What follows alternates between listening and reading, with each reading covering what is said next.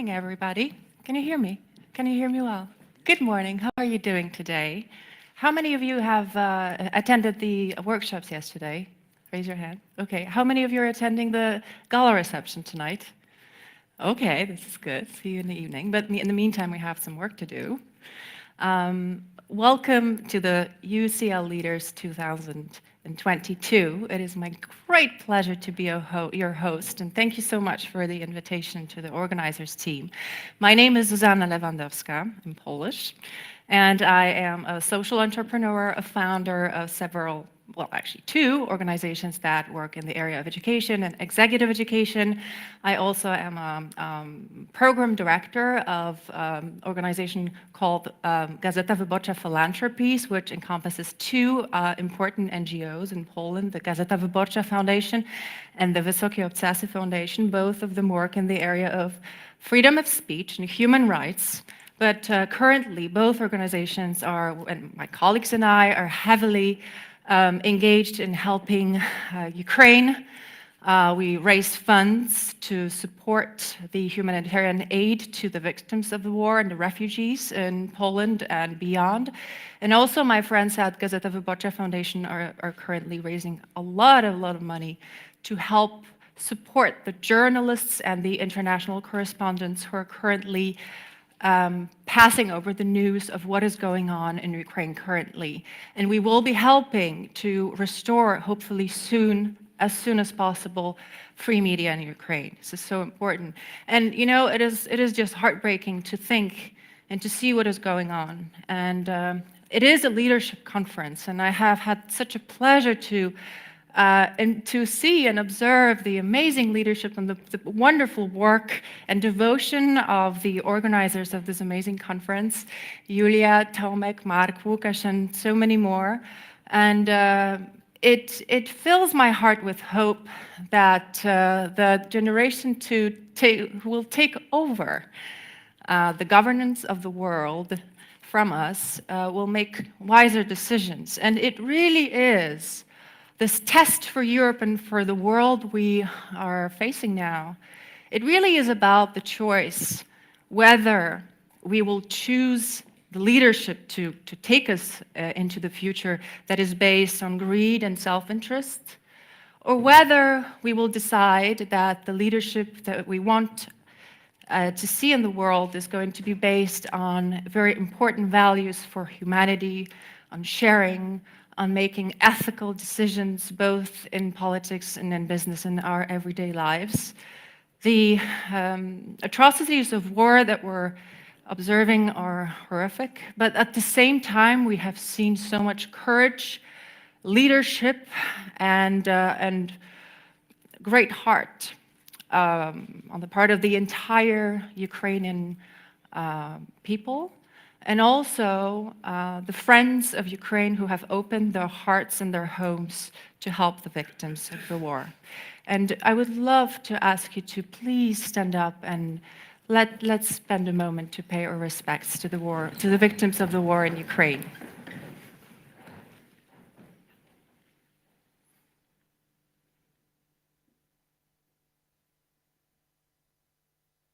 Thank you very much. Let us begin. We have a full day of very interesting events, but before I have the great privilege of inviting to the stage our keynote speaker, I would like to ask Julia Wojciechowska and Tomek Farysz on behalf of the organizer who will give you their opening remarks. Julia, Tomek.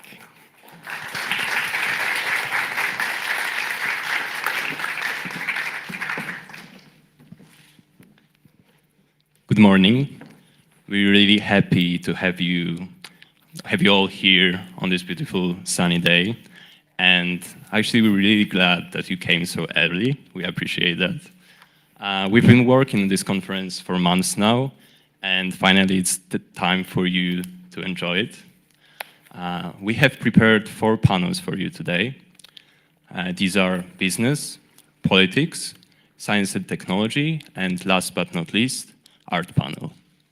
Yeah, interdisciplinarity is very important for us, and also that's why we wanted to really bring all the different perspectives and disciplines to this conference. And it is for you. After every single panel, there's going to be a 30-minute time just for questions. And this is your time to speak up, to share your views, to talk to our fabulous experts that I am so grateful joined us today, and really have that discussion and debate. We haven't done this for nothing, I guess. So without further ado, it is my greatest pleasure to declare this conference open. UCL Leaders 2022. Let's do this. Thank you very much. Thank you.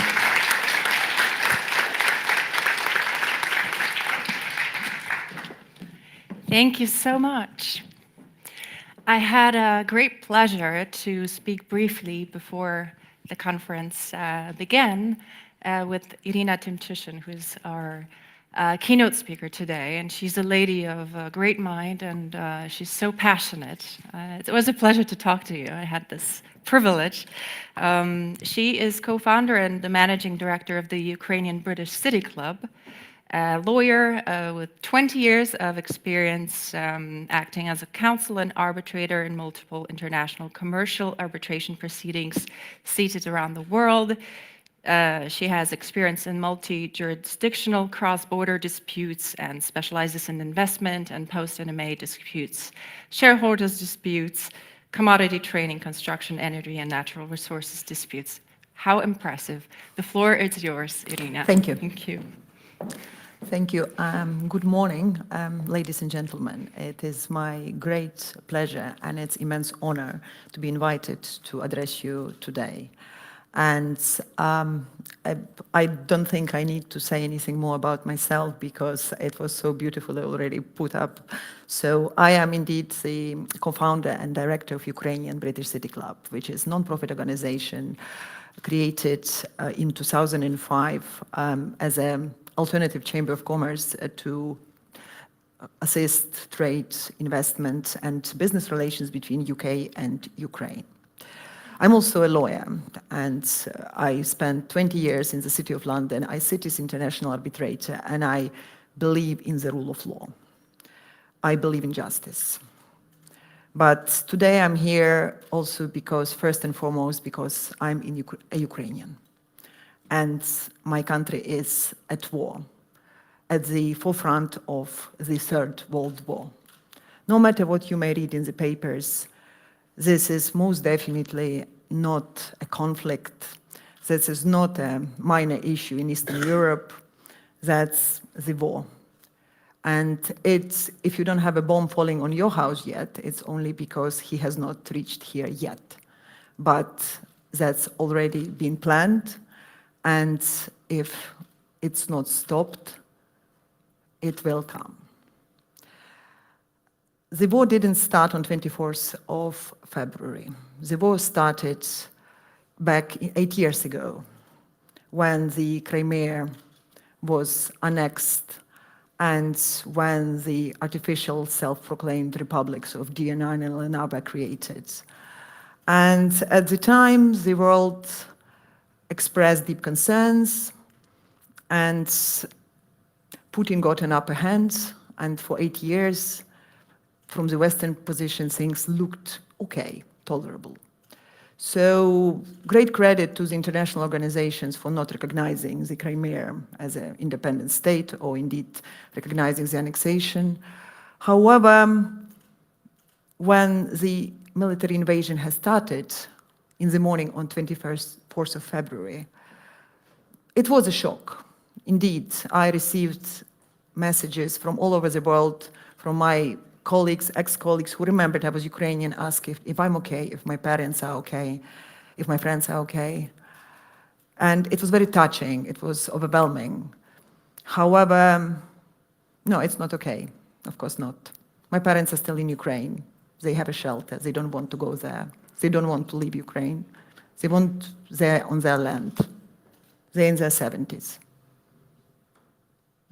My father would like to fight, but he cannot. He is almost 80. But they actually are determined to remain where they are because that's their land. Most of my friends, Ukrainian lawyers, are fighting, either on the front line or in the territorial defense. They haven't left Ukraine.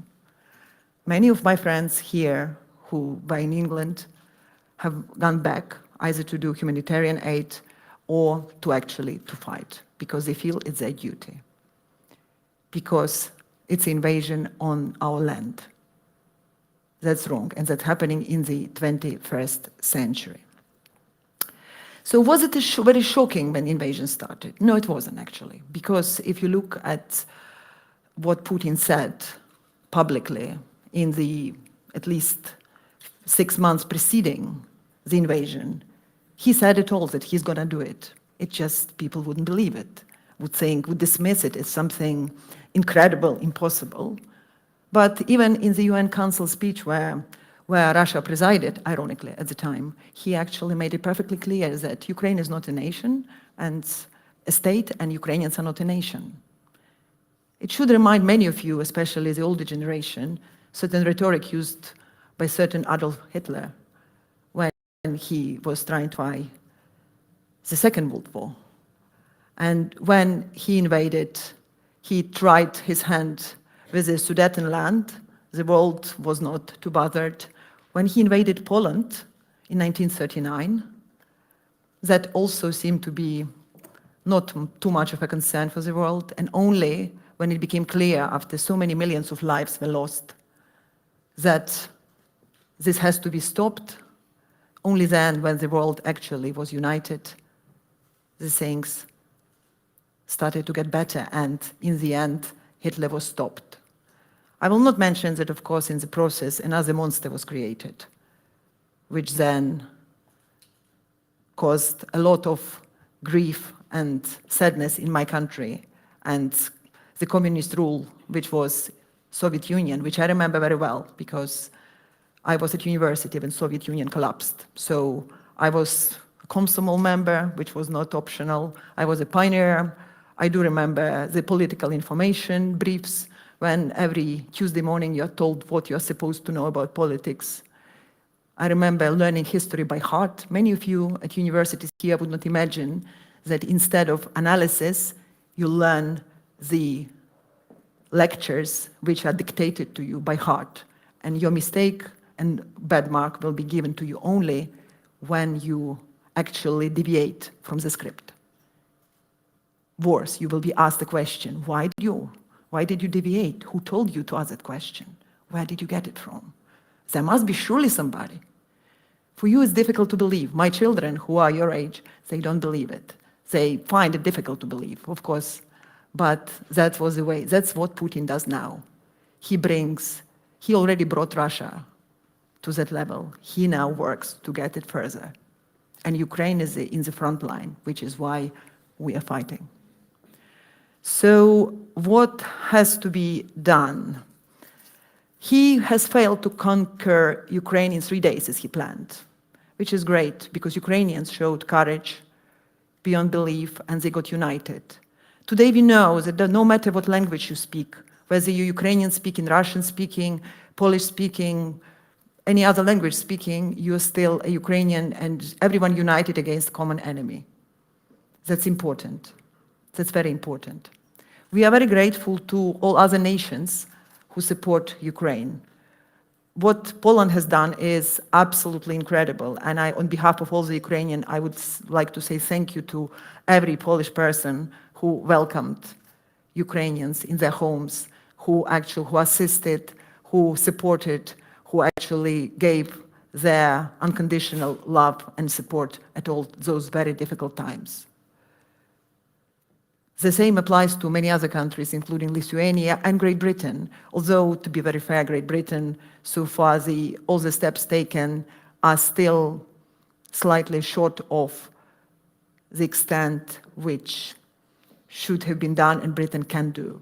But I have to say it's a vast difference from 8 years ago when, unfortunately, US and Great Britain did pretty much nothing and tacitly accepted the status quo because it was convenient. And even today, many politicians, British politicians, say that, well, it's not our war, let's just leave it, let's have peace. There is nothing more insulting for any Ukrainian today than to hear, let's shake hands and make peace. You don't make a peace with a rapist. You don't make a peace with somebody who actually comes in your home to rob. That's impossible. If someone comes to your land, they have to leave, or you have to destroy them because you don't have a choice. Because if you don't do that, or if the former doesn't happen, they will destroy you. That's what they are doing today. Another question which is very important, are Russian people complicit in that? Because there is a great argument, which is unfortunately coming up, that, well, if Putin is toppled, everything will be fine.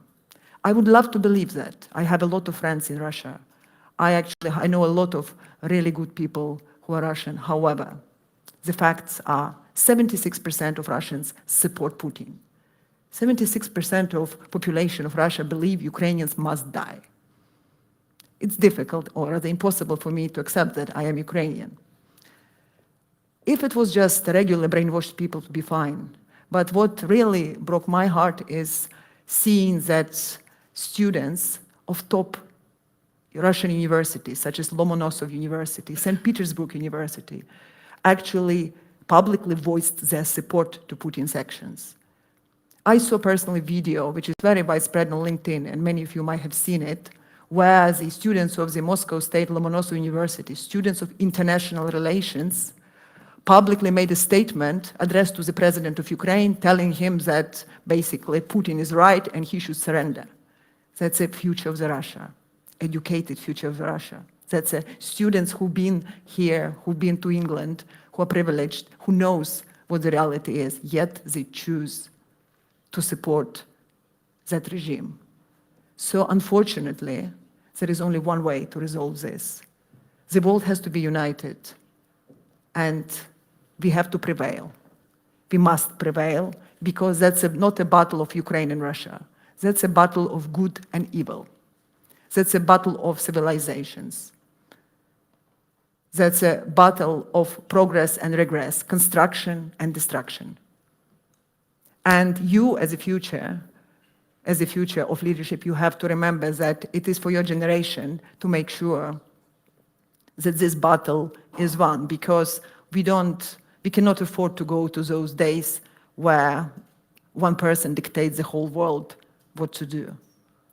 In all fairy tales, the good conquers evil. This is not fairy tale. This is very harsh reality, which my country lives right now. But there is definitely a way to make sure that it ends up as in all fairy tales, that the good wins. In the meantime, Ukrainian soldiers fight it for all of you today, now, as I speak. So please do support Ukraine. Do everything you can to make sure that the truth comes out and that everyone knows that battle in Ukraine is battle for your future and battle for the future of the world. So thank you so much for everything you do, and glory to Ukraine. Slava Ukraini.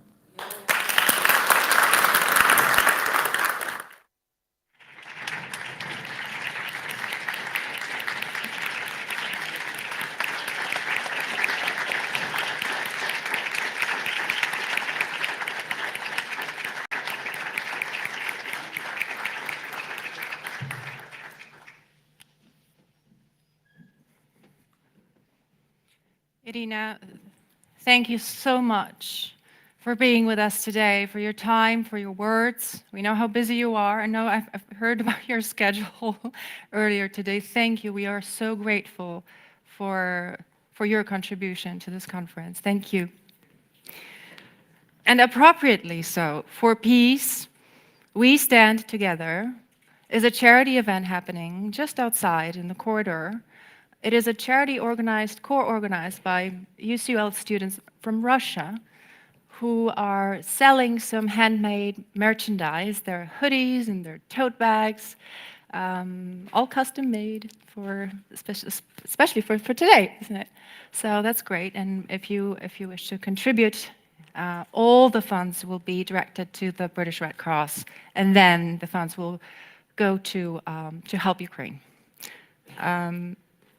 We are about to open the first of our panels, which is going to be the business panel, the green business panel, to be more specific. A few years ago, I had such a privilege of listening to Professor Jeremy Rifkin, who, as you well know, is one of the co-architects and has been an advisor to the European Union on preparing the strategy, the green strategy for Europe. And when he was speaking, it was back then, right before the European Union announced its green strategy. And I just, if I may, would like to read to you what he said then. The greenhouse crisis is the bill coming due for the Industrial Revolution. It is not an accident. It's the logical outcome of our worldview, the idea that we can control the forces of nature, that we can have short-term expedient gains without paying for them, that there are no limits to exploitation of the environment, that we can produce and consume faster than nature's ability to replenish.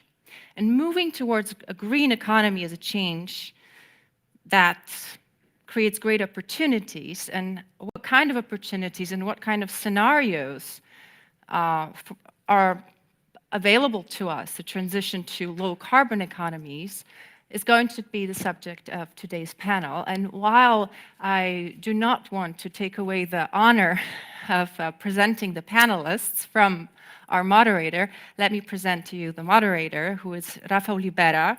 He's a Group Integration Manager at Action Group, which is a global marine energy and infrastructure services provider. And Rafał is also an energy and infrastructure expert at the Sobieski Institute, and he's also co-founder and chair of the Transatlantic Future Leaders Forum and the president of Polish City Club. Rafał, the floor is yours. Enjoy.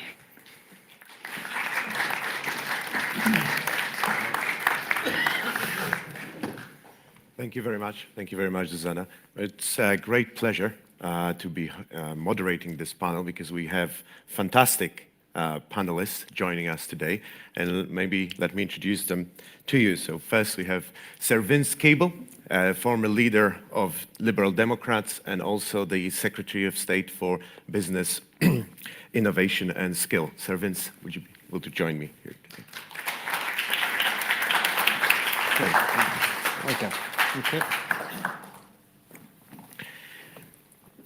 Next, we have Sally Bridgeland, who's the chair of Impacts Asset Management and who was also the CEO of the BP pension scheme for a number of years. Thank you, Sally.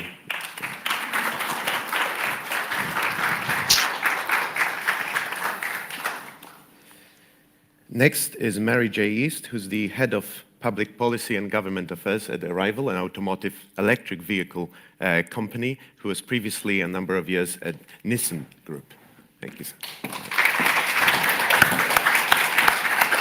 And last but not least, Artur Radziwiłł, who is the Director of Country Economics and Policy at the European Bank for Reconstruction and Development, and who some time ago also was the Deputy Minister of Finance in Poland. Thank you. Excellent. Just two administrative points. One, we're going to speak among the panelists for around 45 minutes, after which we'll open up to the floor, and I really look forward to your questions. As was mentioned before, we'll have half an hour for the Q&A. So please, by all means, if we don't touch upon a subject that is very dear to you, or you disagree with anything that was said here, please, we would like to hear from you during that half an hour slot. So that's number one. Number two, while our distinguished panelists obviously represent institutions like Artur, for example, EBRD, they'll be speaking in their personal capacity on some of the subjects that will be discussed today. And with that, I think we can begin. And we've heard very moving remarks from Irina Tymczyszyn regarding the current war in Ukraine, Russia's invasion in Ukraine. We're obviously going to have a separate panel in the afternoon regarding exactly that topic. But, well, it would be amiss of us not to consider it and talk about it in the context of the green transition, transforming the energy sector and businesses in Europe and globally. Therefore, I think it's rather fitting to begin with a question that has been discussed for the last month as well, is what are the implications of Russia's war against Ukraine? Because what we can definitely see is that the war has had implications on not only the prices of oil, which obviously everybody who has a car can see at the pump, who has a combustion engine car, that is. Also, we can see the prices of gas skyrocketing, and a change of tack also from the UK government here with regards to exploration in the North Sea. Energy security has become a buzzword. Winning of supplies from Russia and other petrostates, as they're called, is something that is very much top of the agenda. So, with that in mind, I wanted to address the first question on that subject to Sir Vince Cable and ask, what the events of the last month, Russia's invasion in Ukraine, what does it mean for the energy transition? Does it, if you consider certain scenarios, does it mean that nothing has changed? Or two, that is, be a short pause on, let's say, the commitments to net zero, for example? Or, number three, it's going to even accelerate the move towards green economy. What's your view on that, Sir Vince? Well, I think, we're all trying still to absorb the implications of this horrific invasion of Ukraine. And, I think we all hope that Irina's vision of who wins, the right wins, prevails, but we don't know. And I mean, the first thing to say is that we're dealing with massive uncertainty. We don't know, for example, whether the American proposal to boycott Russian oil is going to be followed through. We don't know whether the Saudis, the Emiratis, the Venezuelans, and others will respond by increasing more, so we don't know the impact on oil prices. We don't know whether the Russians will switch off natural gas supplies or whether the Germans and others will agree not to buy any. These are massive uncertainties. I mean, all we have, in a way, is historical precedent. We can look back to 1979, 1980, when Saddam Hussein, who was then supported by the West, invaded Iran. And we had several years of extremely high energy prices, which began what you might call an energy transition, though we weren't then thinking about climate. I think the second point I would say, apart from uncertainty, is that you're getting movements in contradictory directions. On one hand, the British are licensing again North Sea exploration. The Germans are extending the life of the lignite mines, coal. On the other hand, some renewables, say wind in Britain, solar in Italy, are being given a new lease of life, and it could go either way. I think one thing I would add, and it isn't yet being discussed, is that we're probably heading into a severe recession, because that was what happened after the 79-80 oil shock. It's when we have rapidly rising interest rates, which we're going to get, I think that our growth is going to stop. We're going to go into recession, and that will suppress demand for energy and other things. My final point about business, and is a personal thing. I mean, I happen, as it is the case, to be director of a small company which is making hydrogen for, not making, but transporting hydrogen for infrastructure. In other words, we're taking electricity from wind farms where there's a surplus, passing it through an electrolyzer, which then creates hydrogen, and then we're transporting it to heavy truck companies and bus companies to use instead of diesel. And all I can say about it is that the value of the company, which is going to be AIM listed shortly, has doubled in several weeks. So here's the new renewable technology, green technology, which has suddenly been given an enormous boost because of the preoccupation we all now have with energy security. And I think my conclusion to your question is, yes, there will be a preoccupation with energy security, but this is not incompatible with having a move to renewables and a zero carbon objective ultimately. Understood. Thank you, Sir Vince. So maybe as a follow-up to those remarks, Sally, we'd like to turn to you on the view of business and finance of asset managers, because obviously the transition to a green economy requires substantial investment that, whilst to some extent will be from governments and certain incentives that will be allocated to, for example, projects that aim to wean off fossil fuels, let's say, move into more renewable generation, support a renewable generation, it really falls on the private sector to finance those investments as well. And the question therefore becomes, is, from your point of view, at the moment, is it business as usual, or is it doubling down on investments that, as Sir Vince mentioned, guarantee energy security, but energy in the sense of one that doesn't, is not dependent on imports of particular resources?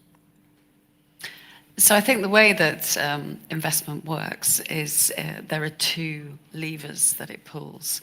One is to stop doing bad things, to take capital away from, to make the cost of business more expensive for those businesses that are doing things that people regard as being undesirable.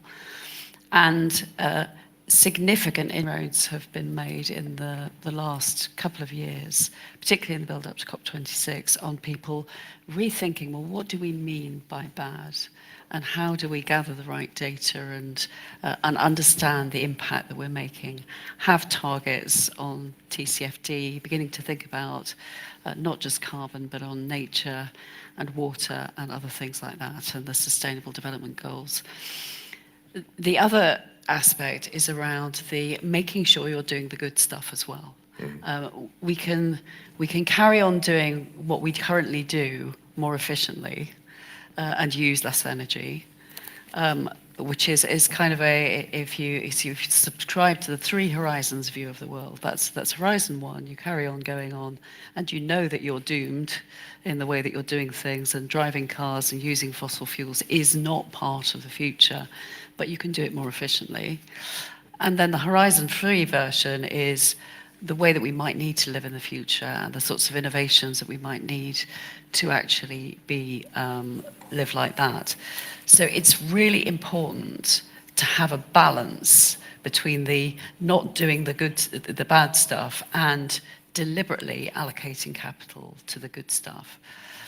My sense is that, and I'm an optimist, if you'd asked me the first question, I'd have said 3. It'll speed things up because it makes people think differently about things. It makes you have that pause for thought. Hopefully it won't get in the way of the gathering the data and being able to be more analytic about what we're doing. But it might help us be braver and take bigger steps towards the things that we knew were the right things to be doing anyway, and be more imaginative about that. And that's where an active management approach, and it really does allocate capital to those companies that are going to be part of the longer term journey into the future. Understood. Maybe just a follow-up, and a bit challenge you on that point. Please. Because, you know, with COP, we mentioned COP26, which obviously was on everybody's mind at the end of last year. And in particular, the, for example, Glasgow Financial Alliance for Net Zero, and the commitment of asset managers to allocate capital for green purposes, for projects, investment companies that are sustainable. And yet, and maybe this is something that is, in a way, necessary, if you look at the recent disclosures on financial institutions, private capital in particular, they're very much still invest in fossil fuel companies, oil and gas companies. Now, as Sir Vince mentioned, in the North Sea, for example, there is going to be additional activity. Companies like BP that previously, under the new CEO, Bernard Looney, was definitely saying we're going in one direction, and that direction is energy transition. However, the counter-argument is we need to finance that energy transition by investing into fossil fuels, into oil and gas projects, especially now, could say, where the oil price is so high. And therefore, that gives us additional cash flow and capital to, in the long term, invest in fossil fuel projects. So the question is this: are we seeing a lot of, especially in private capital, because we'll move to publicly listed companies in the moment, a bit of, I don't want to say a greenwashing, but in a way, a kind of two-way approach, two-pronged approach, where yes, we do invest in good project, do good things, but do not necessarily, let's say, freeze our investment in dirty projects because we need that let's say that in the interim investment in fossil fuels to then finance the transition in the long term. So I was a group leader at BP for 7 years, 2007 to 2014. That included the global financial crisis and the Gulf of Mexico tragedy. I joined at a time when the previous chief executive, Bob Dudley, was in hiding in Russia because of the relationships there and some issues around the involvement with Rosneft at the time. It felt to me, as someone where Gorbachev's announcement about Russia was made on the radio when I was returning from my honeymoon, that actually the Cold War was not dead, but was being fought across about oil between Russia, who had the supply, and America, who had the demand. This is me just as an actuary with no knowledge about oil, just coming to a big energy company and feeling that dynamic. And that's when the debate, it was 2007, when we were already talking about stranded assets, we were already talking about energy security, and America was already trying to build up an alternative source of energy for, so that it wouldn't be so reliant on Russia. BP had been involved in the Baku-Tbilisi-Ceyhan pipeline. There were all kinds of issues. My chief risk officer at the pension fund had been the treasurer, trying to negotiate between the 9 different parties along that. So politics, oil, business have always been heavily interlinked, which is part of my source of optimism of it's going to improve and accelerate those kinds of decisions. The reality, though, of an energy company with 2 million shareholders is that they want it to pay good dividends. They're not actually paying for it to be the largest solar supplier in the US, although BP was when I was there. The conversations I had with the chief executive of the solar business was, Sally, is there any way that you as a pension fund could own us? Because you might be a better owner for us thinking about our future than BP, where we're kind of lost in the rounding. So it is genuinely difficult for large companies to be innovative. And I think that's a problem with the way that we allocate capital and think about capital. The vast majority of shareholders in BP do not want it to be a solar company. They want it to be an energy company that is producing efficiently and in a well-governed way the right kind of the habits that the current market wants. The people at the pump don't think about how dangerous it is to get this stuff out of the ground. People at BP do, and they understand that. You have Texas City, you had the Gulf of Mexico tragedy, we had the Economies in Libya. Terrible situations where BP killed people. That's how we talked about it. When you're filling up your car, you don't think about that. So you need that combination of, and the most dramatic change in American car usage happened when I was there, when oil prices went up to $145 a barrel. Suddenly, people thought, blimey, why am I using this big gas-guzzling vehicle? It changed dramatically, which is another reason for hope. Sir Vince, you wanted to? Well, I just wanted to reinforce what Sally said about the way in which big energy companies think about these things. I was actually with Shell before I became a politician. That was 25 years ago. And actually what was happening in the energy industry, I mean, we adopted in 1990 the idea of sustainable worlds, stopping treating gas as a waste, but actually as a resource, and moving out of heavy oils and so on. And we're moving towards a hydrogen economy. But the problem was that the political world at that stage was not interested. We proposed a carbon tax to the European Commission. They weren't interested. So, you know, they just drifted back into things that produce the highest return to the shareholders, which sort of heavy oils in Canada and things of this kind. But there is this sort of popular view that the energy company is a big bad company. They're not, actually. They're very thoughtful. They have a long-term perspective, but they've got to be given very clear long-term incentives by the policymakers.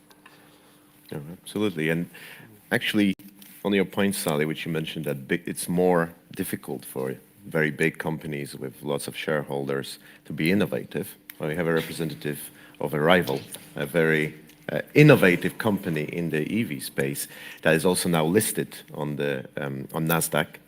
And perhaps, Mary J, you'd like to give us kind of a brief introduction as to how a company that is a challenger in this very, very competitive environment, you being for many years at Nissan, prior to that, do you see that with the current climate where the companies, it takes them a while to turn a tanker, so to speak, and change their policies, it is exactly you know, young emerging companies, innovative ones, that change the way things are done, and by doing that, they incentivize, or in a way pressurize the incumbents to change the way they become sustainable businesses. Is that a fair assumption? Yes, absolutely. And I think that, I mean, I would start by saying that the only way forward here is technology and innovation. And to do that, you need money, you need funding. So Arrival was privately funded for about 5 years, and that enabled us to hone in on the innovative technologies that we have. Key among those are our composite materials. So we don't use steel for the body panels of our vehicles or our internal components. We're using a composite polypropylene carbon fiber. So we had the advantage of having those years to really hone our innovation. Then going forward, what we decided to do was we became a publicly listed company last year, an IPO in March 2021, and that raised $650 million.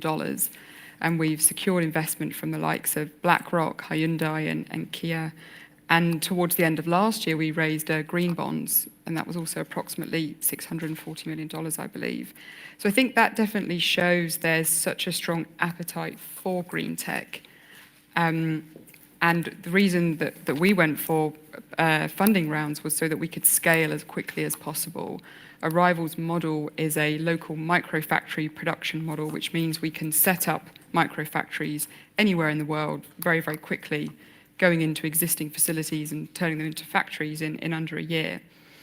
And why we have that scalable model is because we see the demand there.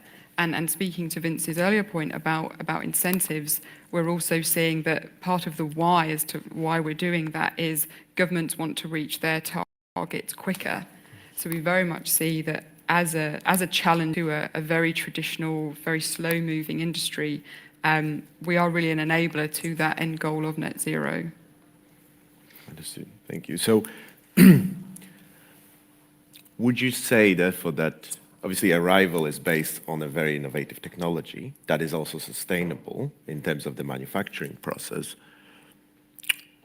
Would you say that that was because the way Arrival works is because you found a gap in the market and how you can differentiate yourself? Or is it because sustainability at the moment also in terms of what of the two, which is the bigger driver here? Is it the fact that Arrival is sustainable because it sees a gap in the market in the EV space, or is it because there are such strong government incentives to be sustainable that it was in a way as a catalyst in a way for Arrival becoming or manufacturing its cars the way it does? I think it's a bit of both. I think that what Arrival's done that's so different is changed how we design and produce vehicles from a completely blank sheet piece of paper. As a still quite a new company and only focused on zero-emission vehicles, we left behind all the legacy of the internal combustion engine. So we could move very quickly. We could really design a zero-emission vehicle from the ground up, how you would if you didn't already have the sunk costs of your previous production models and production methods. So that was already, you know, a very, very different starting point. It's also ingrained in the DNA of the company to consider how can we make more affordable, more equitable transport solutions. So we are very much focused on the commercial vehicle sector because that's where we think we can have the biggest impact. So that is zero-emission van fleets. You know, I'm sure during the pandemic we all ordered a lot more online, and there's a lot more vans driving around our cities. And also we're focused on buses and commercial ride-hailing cars. So we also chose, you know, very deliberately to focus on an area where we'd have the biggest impact, and where I would say needs to go faster and quicker in terms of, you know, cleaning up the air in our cities. But I think that primarily it was Arrival's innovation in designing it from a very blank sheet approach. That makes sense. So that kind of brings me, Arthur, to you, because here we have a company that is making its mark in the market through sustainability, because it, in a way, decided to employ a sustainable manufacturing model. And on the other hand, in the macro scale, we have talk about ESG, environmental, social, government ratings, that all companies now should become sustainable. The question I had for you, as a person who represents a very big financial institution, international, but at the same time has worked in finance and macroeconomic, with macroeconomic models for a long time, is do we really already have arrived at a point where we know exactly what sustainability means? We have objective criteria for measuring companies' performance on that front? Or is it more of a question that we are kind of know the slogans and try to employ them in our new, as companies, in corporate mindset, corporate strategies? But unless we have companies like in the case Arrival that decides of its own volition to become sustainable, many companies are still paying lip service to sustainability, because while ESG sounds good, it doesn't, not many people know actually what it means. So that's a very tricky question. So thanks for asking it. You characterize EBRD as big financial institution, but in the way it is special purpose vehicle that was created after the fall of communism in Central Eastern Europe, with specific mission to achieve. And from the day one of our creation, I was not there, I was still at primary school at the time, but even then I kind of followed it from the distance. There was the question how to actually capture this impact, how to capture what we want to achieve. And we are struggling with the same question like 30 years later. However, it is possible. It is possible, and we are really making sure internally and with our shareholders that each of our operations making the world a better place, as ridiculous as it sounds. And sometimes it's difficult to capture this impact, this special character of the projects through very objective measurements, although we try, frameworks. But we see kind of rest of the world kind of converging to our business model, actually make profits by making good. In our work, we have these three principles. So one is sound banking, so we have to make money. We need to have a transition impact, So that's this changing the world for better. And interestingly, even in the beginning of 90s, green element was very strong there. And the third one is additionality. And that's kind of our special thing, meaning that we help to make sure that things happen that would not happen without us, shortly speaking. So to have all the financial institutions in the world and corporates plugged in, it is more tricky to have this this framework for measuring impact. Are you really green, or you just pretend to be green? And one example, which sort of I think is important, and it's also very much in line with what Vincent and Sally were talking about, is that it's quite easy for us to be green by investing in renewable energy, in energy efficiency, in electrification, all the things. But very often, the biggest impact we can make is by working of the dirtiest, by helping them to improve.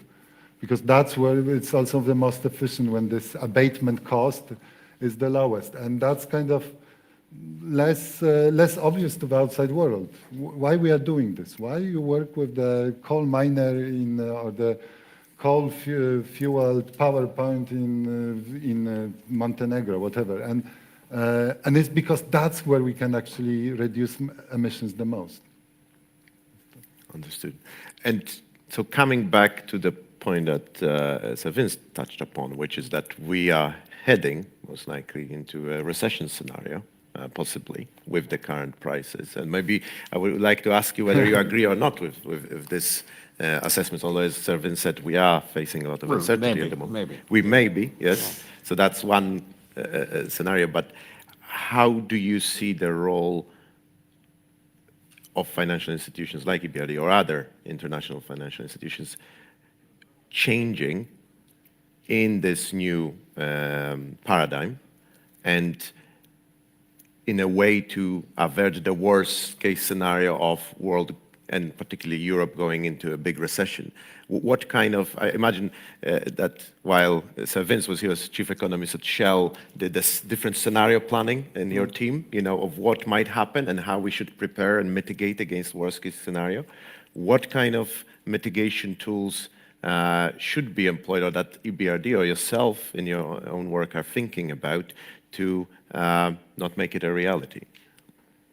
It's a very multi-layer question. I mean, do I believe that we'll end up in recession? Actually, I'm not as pessimistic. I think that all these events will knock a percentage point or two from the growth rates kind of all over, but I don't think we'll see much of a recession. So that's the first point. Second, maybe on scenarios, I like going back to your original question, what scenarios we'll see, what the current situation have an impact on the green transition. So I think there's this short-term impact, and there's a medium and long-term. So on short-term, everybody is looking for any solution that will help us to survive summer and maybe next winter, with less dependence on Russian Russian supplies. So that's a little bit of a backlash against the kind of main climate risk agenda. But actually, in the medium to long term, I think we are at this serious wake-up call. I mean, for me, the most captivating metaphor of the climate problem is this frog in the boiling pot. I mean, the water is getting warmer, and the frog never jumps out because this is kind of very incremental. And I think now we are a little bit in the situation that actually somebody smashed this pot. And I think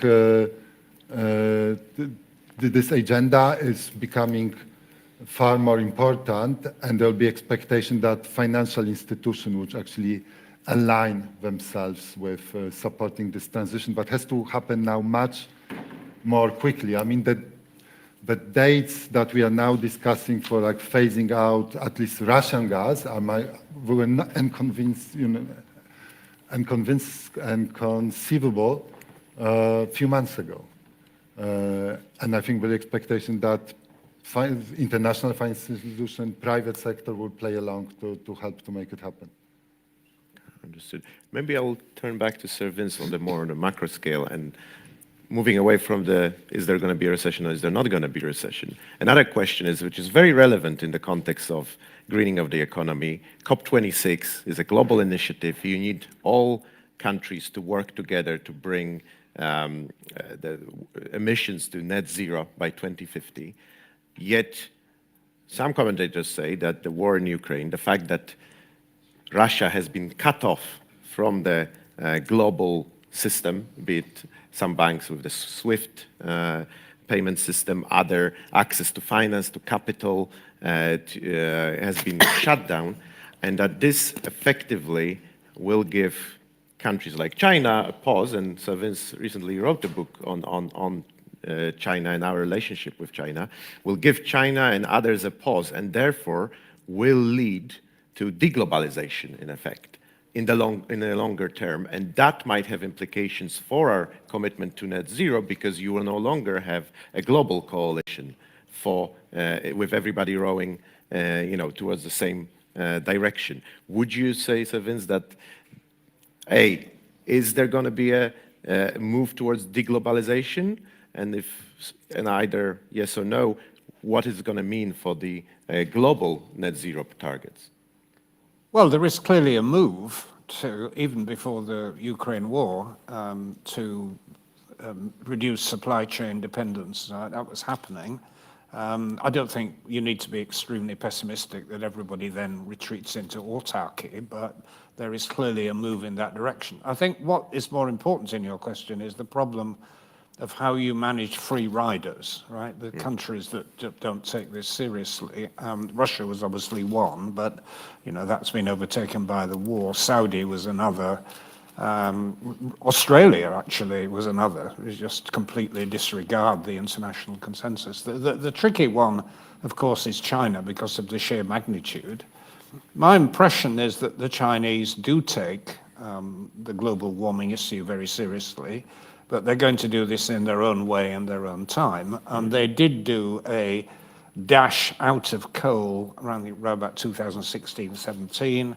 They didn't manage it very well. They ran into power shortages, and therefore they started pitching back into coal and more coal-fired power stations and so on. But they do understand that they are going to, in their own interests, quite apart from the global interests, are going to have to decarbonize. They have already built up a formidable renewable energy industry. Their nuclear power sector is very advanced. But they're not going to be dictated to. It's going to happen very much from within rather than from without. So I'm not, totally pessimistic about globalization. We go back to zero, but there is going to be something of a retreat in terms of interdependence. Understood. And maybe I address similar question to Sally, because for many years you worked in the insurance industry, which is very globalized, centered in London, of course.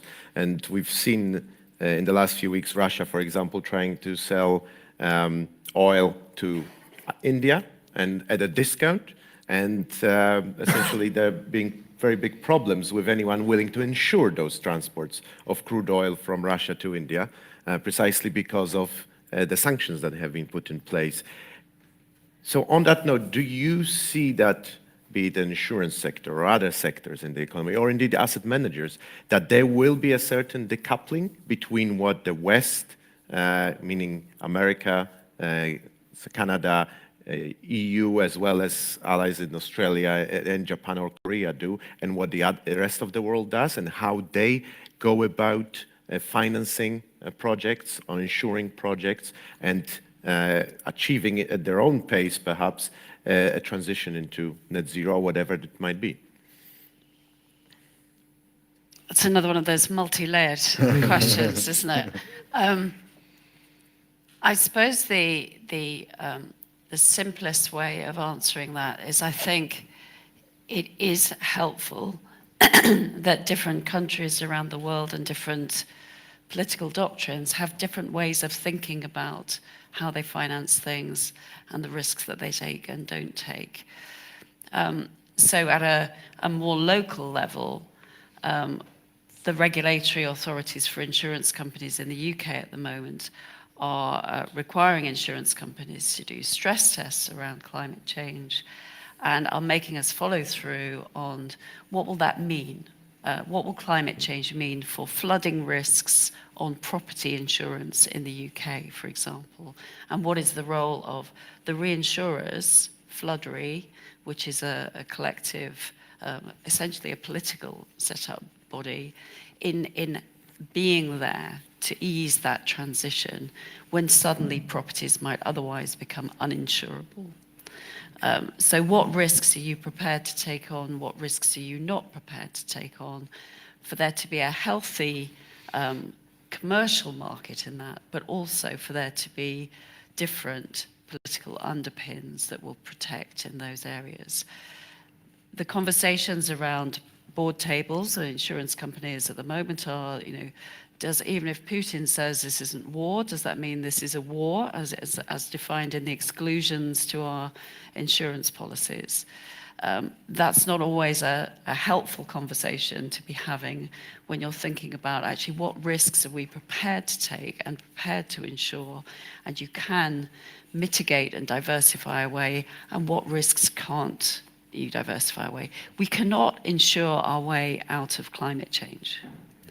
Enough action has to be happening where insurance can help is to make it a more palatable path for those who need to take risks as part of their journey towards climate change. And they want to make sure that if scenarios don't work out according to plan, that actually they have some protection.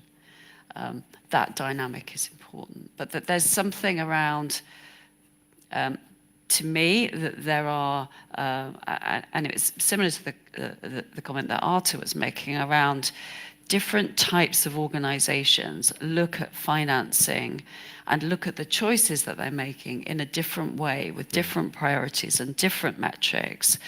And it almost rewinds me back. I thought the little video at the beginning, the shot of the girl with the book over her head. In 1989, after I qualified as an actuary, I read the Green Consumer Guide. And that was me after reading that and thinking, oh my God, it's irresponsible to have children. All of this stuff was going through my head at the tender age of 24. And I just didn't have the data to be able to make other choices back then. Even deciding whether I used washable nappies or disposable nappies. I did not have the data. The question is now that we've got more information and more transparency, that might mean there might still be greenwashing, but it's not quite as bad as it was before because there is more transparency. I told you I was an optimist. That there's more information available to us that can help you decide and make sure that you put a financial value on the things that you value. And that might be different timeframes and different aspects. That, I think, will help answer your question around different companies, different financing mechanisms, being interested in different solutions and backing them. Excellent, thank you. And we'll be moving to questions from the audience in a second, so please prepare your questions very, very shortly. We hope you have many of them. Mary J, about transparency, EV market portrays itself as very sustainable. Obviously, you mentioned the manufacturing processes at arrival and how they completely, let's say, remodeled the way cars are being manufactured, or vehicles, commercial vehicles in this case, are being manufactured. At the same time, we've spoke about dependence on petrostates, on oil and gas. Well, the green transition, be it, cables for offshore wind farms, or indeed all the electronics that are put into commercial electric vehicles, the rare earths that are required to be mined in order to build batteries. So we have copper, lithium, cobalt, lots of minerals that are, like we're talking with BP, oil and gas, very difficult to extract, dangerous as well. Here we have dependence potentially on mining in countries that perhaps do not have those standards of behavior in terms of how they resource or extract resources and minerals. How is Arrival, as a company that would be dependent, you're already producing, but if you go really mass and scale the business, what kind of resources strategies you employ to ensure that you're not sustainable only when it comes to manufacturing processes, but also when it comes to bringing the components that you use in your cars? So I think to be a sustainable business, you have to consider everything. You have to take that complete end-to-end view of the impact that you're having. So as a producer of zero-emission vehicles, it's not just about removing the emissions from the tailpipe. I mean, that's hugely beneficial because it cleans up our air and makes our cities nicer places to live. But it's looking at the whole life cycle of the vehicle, from how it's designed, to how it's produced, how it's used, charged, and crucially, what happens at the end of its life as well, and considering the end at the beginning and planning for that. So Arrival committed to the climate pledge to reach net zero by 2040. So that's 10 years before the Paris Agreement. And what we're doing is we measure and report very regularly on the greenhouse gas emissions. We implement decarbonisation strategies, including efficiency improvements. And we have credible offsets, so to neutralise emissions in quantifiable, real and permanent offsets. When it comes to the components, we select our suppliers very, very carefully. Our suppliers of components, they have to meet certain ethical and sustainable standards. So for example, our battery cell manufacturer would have auditing and risk management programs in place. And one of the other ways we look at this is, well, what is it about the design that we can therefore use the minimal amount of raw materials, of precious materials as possible. So we have a very modular design. We would only give the vehicle the battery size that it needs. Rather than a one-size-fits-all approach, we work in the commercial sector, so van operators, bus operators, they know the range they're doing, they know their routes, they know what battery size they need. We don't need to give them a bigger one. There's no point them just driving around with a heavier battery if they don't need to. So it's also coming at it from that practical point of view. How can we look at the design and make that more sustainable as well? We also have a collaboration with Lifecycle, which is a leading lithium-ion recycler in North America. And as a company-wide goal of ours is zero waste in production. So we have it's all about, reuse, recycling, and we want to have 100% of our batteries to be able to be recycled. And our collaboration with people like Lifecycle are key to achieving this. Excellent. Understood.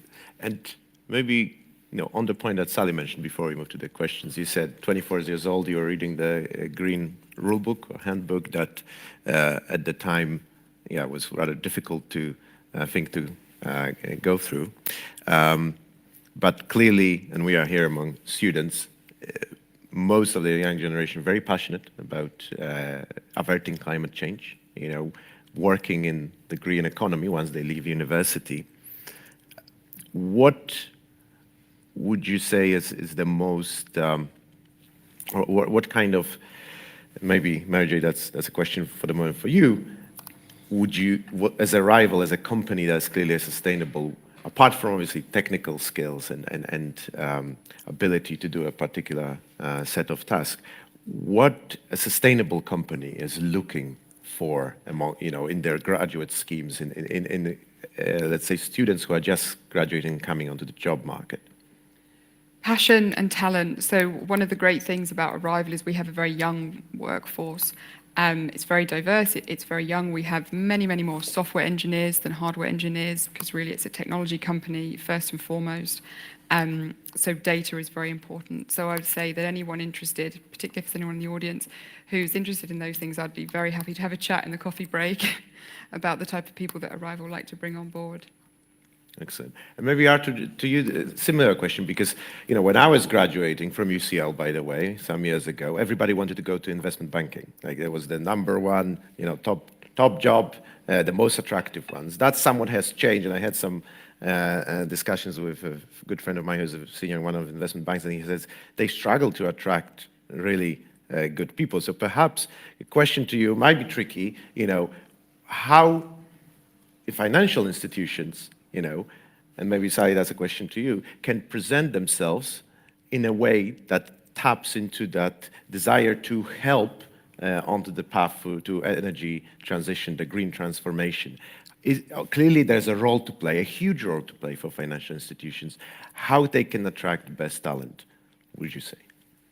I think there's kind of answer is already there in the question. I mean, to be competitive, you have to attract the best people. Best people, young people these days, and we see it from what's recently happening in the labor market, and all kinds of studies are actually interested in not only about making money, but actually living meaningful lives and having this sense of accomplishment from work.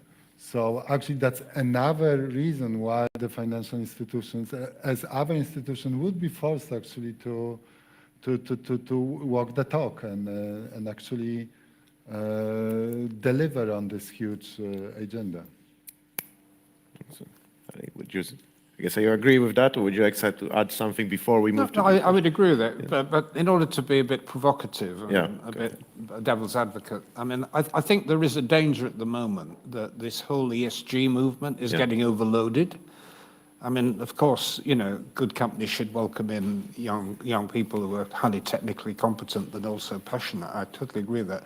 But when you start following these ESG rules and think about the kind of thing that a company now has to do, it's about global environment, local environment, gender on boards, gender pay gap, ethnic position, not having unethical products, arms, drink, cigarettes, gambling.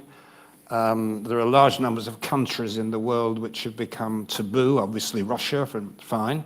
But then China, or parts of China, Myanmar, large parts of Africa, the Middle East, where do you're getting to a point where almost every corporate activity is flawed in some way. And I think we've got to be a little bit more realistic. I mean, public companies have to produce a return. Otherwise, the capital simply migrates into the private equity space. So having these formal guides to ethical behavior is fine, but it is now becoming horribly overloaded and actually counterproductive. Sally, would you like to respond to? Yeah, I suppose one of the most disappointing conversations I had recently was with the son of a friend of mine who has recently set up a consultancy around helping companies design their green ESG strategy. And this chap has said to me, well, the trouble is I'm not very good at maths, and I've been told to go into asset management, you have to be good at maths. And I thought, well, that's a bit odd.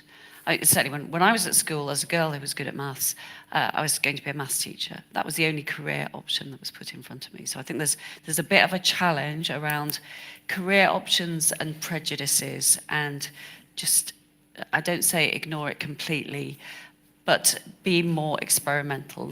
You have a long life, I'm an actuary, you've got time to explore and go around the different parts and find out what you're really interested in and passionate about. And maybe doing that, rather than having a gap year, having a sort of midlife crisis early and trying lots of different things, is actually no bad thing in working out what you're really passionate about and good at, because it doesn't fall under those academic categories. But the reason I think he was being told that you needed to do maths to do asset management is because of all the data. And you need to be able to handle the data and do the reports, do the analysis, do the carbon footprint, do the water consumption, all of that stuff, which is a shame in a world where we want diversity in the workplace, and we do. You want people who can actually find out what they're interested in and passionate about, and can bring that in, and it doesn't have to be just about the numbers and the metrics. I happened to be an honorary group captain in the RAF. Long story, ask me afterwards. But I was sat next to Sir Stuart Peach at a dinner last week, and he was saying, geography begets history, and history changes geography, and it was all to do with Ukraine and the boundaries and all, and the Azores and all of that. I had to choose between history and geography when I was at school. I couldn't do both, which is a real shame. So I know I need a historian and a geographer together to be able to make sense of some of the issues that we're grappling with now. Excellent. Teamwork is what I'm looking for above all. Totally important. Excellent.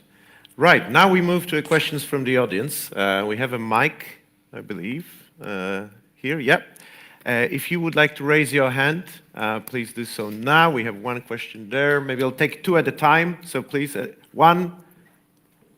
Okay, we'll go with those two questions there, and then we move to the upper row. So two questions over here in the second row. Please introduce yourself briefly and ask the question. If you want to point the question to a particular panelist, please say so. My name is Julian. I just had a question for the panel as a whole. Who can take responsibility for underpinning a framework for net zero or sustainability, which clearly needs to be generational when we're working on a 5-year democratic cycle, which tends to mean that governments commit to fads at the time to try and tick the box. The downside, as we've seen demonstrated, is the unavailability of wind, the massive construction costs from building wind turbines, the need to turn the energy from secondary to primary energy using things like the hydrogen generation that Vince referred to. Drax power station burning wood pellets, we're not sure that's very green anymore, and so on and so on and so on. Where does that driver come from a proper plan? Okay, excellent. So what question number one, and then question number two, gentlemen next to you, and then... And my name's Lowry. Sir Vincent, what are the characteristics of a leader which are necessarily supported so that that leader can survive? What kind of support does the leader need?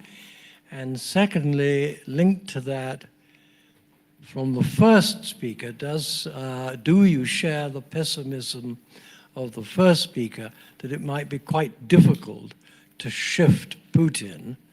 I mean, in the old days, Gorbachev just sent him on holiday to the Black Sea, and when he came back, they changed the locks on his front door. Wasn't that difficult? Excellent. Thank you. So maybe, Sally, the first question on the response. I'd love to take that question, because the political issue and the political timeframe was always a problem. My heartland and my career, the first 27 years, was in pensions, and you needed that cross-party agreement on policy around pensions to have any hope of sustainability and planning horizon, which matched your horizon there. But some of the questions we were being asked earlier are presented as a kind of a multiple choice question. Who's to blame? I've worked around all the different parts of the system, and a great mentor told me once, and this is slightly sexist, but against my sex, it's that women grow old in two ways. You can either become an embittered old hag or a wise old woman. Choose the latter. So I could be an embittered old hag and point the blame at all the different people around the system who could have done something differently. And I know that there are things that I could have done differently, but there were good reasons at the time, and it felt like that. The reality is to get these kinds of changes, it's not a multiple choice answer, other than the one at the bottom of those multiple choice questions, which is all of the above. The reality is I started riding a bicycle in London in 1984 because of Margaret Thatcher. And I didn't have much time for her otherwise, apart from she was the first female Prime Minister, because she banned the London student travel grant at the time, and I couldn't afford a tube pass. So I bought my bike from South Oxfordshire to London and started riding a bike. And that was because of a spat that she had with Ken Livingstone at the GLA at the time. Why are so many other people riding bikes in London now?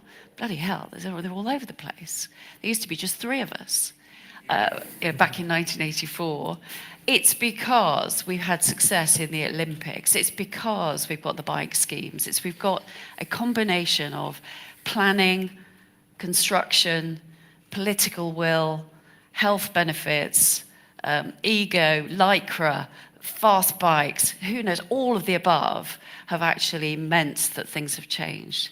So you need all of those at the same time, which is why something like COP26 and the regulations for insurance companies, for asset managers, for pension funds have all pushed in the right direction. But there are those of us that have been wanting this to happen for more than 20 years. So Vince, would you like to I think I'll go back to the first question, which I thought was very appropriate, which is how you get a long-term perspective when we have political time horizons which are very short. And I think the point about the political time horizons is terribly important. I mean, I was in a 5-year government, which is now becoming a very rare phenomenon in the UK. We had an industrial strategy, but it had to be scrapped when the government ended because it was a change of government. They had to reinvent the wheel. Similarly, the Green Investment Bank, they're now having to reinvent it, but having in the meantime scrapped it or sold it because there's a new government. I mean, there are areas where you do get genuine cross-party consensus, and I think pensions is one, actually. And until very recently, we had a remarkable degree of cross-party consensus on zero carbon. Remarkable, actually, and started with, I think, Labour, Coalition adopted, then Conservative, and even Mr. Johnson is pro-zero carbon. That's amazing in British terms that you've got that cross-party consensus, but it is now under threat. And I had a debate yesterday with a man you'll hear a good deal more of called Richard Tice, who is Nigel Farage's successor, basically, and who is preparing the ground for a big Brexit-type campaign on zero carbon. This is the rich elites trying to impose the costs of energy on the poor. It's a complete waste of time. It's based on spurious science. Get off our backs, And unfortunately, there are real issues here. The renewal obligation adds £150, I think, a year to energy costs. That may be only 5%, but at the present, that's quite burdensome. If you're talking about the conversion from diesel to electric cars, I mean, what's the price of an electric car? Can you get one under 30,000 quid? I mean, how are working class families going to do that? Changing from gas boilers to, the new type of renewable heating, very expensive. I mean, who's going to pay for it? And I think those of us who are arguing for sustainability have got to do so not just in technical terms, but anticipating the fact there's going to be a big political backlash against this, not just in the UK. I mean, there already is in the United States. They've hardly got started. But in Europe, there will be a backlash, and we've got to be able to explain, first of all, that there will be a cost, and it will have to be distributed fairly, and how to mitigate it. But your point about political sustainability is absolutely critical. Arthur, you wanted to add something? Yeah, just to support what Vincent said about this absolute importance of building genuine national consensus beyond certain topics and agendas. And if you manage to achieve this, then the mechanism and parties and the benchmarks do not really matter that much, in my view. And it sounds very kind of abstract, but I give you two examples, or maybe it's actually one example when I actually have seen it. And that's the story of the accession to the EU and NATO in Central European countries. That was absolute priority for everyone. It doesn't matter which party you're coming from, what are your views on all other topics. This is kind of the sacred goals that everybody has to contribute to. And if you screwed up, whatever else you do, you are out. And that was something that was driving the successful transition really in Central Europe. And I have a sense that in some Western countries, including in the UK, we start to see something similar. around the climate emergency. And one thing, okay, the most recent is this dependence on fossil fuels coming from bad guys, but previously we've seen this wave of this weird climate events when people started to feel it's really affecting their lives. This is kind of civilization projects, and it really affects me personally. And I care deeply enough about this to go and punish anybody who is kind of going against it. So I hope we will have it soon in the UK, in Western Europe. I don't see it in many other places around the world, unfortunately. Yeah, maybe just to add on that, because I think you're right. I think that international coalitions are really important, and there's some issues, whether it's EU membership, NATO membership, or the net zero, the climate crisis, that do galvanize. And I think that if we look back at COP21 and then we look at COP26 just last year, I think there's consistency there in terms of international coalitions. Of course, there are challenges, China, everything at the moment. So the system will always have shocks. But I think that international coalitions are incredibly important, and there is some good news there in terms of consistency. If you look at just the EU, for example, all of those EU member states have agreed to net zero by 2050. Absolutely. Right, we have 5 minutes. There were two questions there. The question, the second question. Sorry? The second question about leadership. Oh, yes. Well, that was addressed to you. Sir That was Vince. for you. Would you like to say a few words, or shall we? Well, I sort of hogged the floor quite a lot already. Yeah, so I'm okay. happy to Because it pass was on. addressed to Sir Vince. Okay, go ahead. All right, so I'm Jakub, and I wanted to touch on ECG investing. So quite a while ago, I came across the article saying that hedge funds managed to buy the energy stocks at a high discount, and while they searched, they have remarkable returns. And in this case, would you think there's a threat that the returns will become so big that they cannot be overlooked anymore, and investors will turn back to these dirty investments? And this ECG movement in investing will kind of backfire because it was a little bit premature? So, was there a second question there as well? Just briefly. Yes. I'm Michał, and I want to ask you about coal and potential coal dependency in Europe. So after the first day of the war in Ukraine, the stock prices of Polish coal mining companies increased by 30–40%. The carbon credit price decreased by a third. So my question would be, are we expecting a huge coal dependency in Europe, and what would be its extent? And are there any other sources of energy, like maybe nuclear energy, that we could develop? Understood. Maybe let's take the second question first, Arthur, because you mentioned how EBRD is investing in projects to help the biggest polluters go greener. Perhaps you want to just briefly address that point, and then first point about ESG, it was something that Sir Vince already mentioned. Maybe Sally, you want to address briefly that remark regarding ESG being, in a way, overwhelming and there being too many requirements. So Arthur, if you can just briefly speak about Maybe just to clarify that we work with the worst polluters, but we will never ever these days invest in any capacity creation with coal, neither oil, neither gas, most recently. I think that there will be this short period of increased reliance on coal in Europe, mostly in Germany, because if you're phasing out nuclear and you want to phase out gas, and before you build LNG ports and ideally you build all the renewable energy base, you have to generate energy somehow. So it might happen, but this is kind of short term, and I would discourage any investor to put their money into those projects. Yeah. We see that the EU taxonomy as well is not allowing financing of any coal projects. Maybe Sally, would you like to comment on the first question regarding ESG? Yeah, and I can link to the second question too, because I think Artur makes a really important point about short-term effects versus long-term effects. I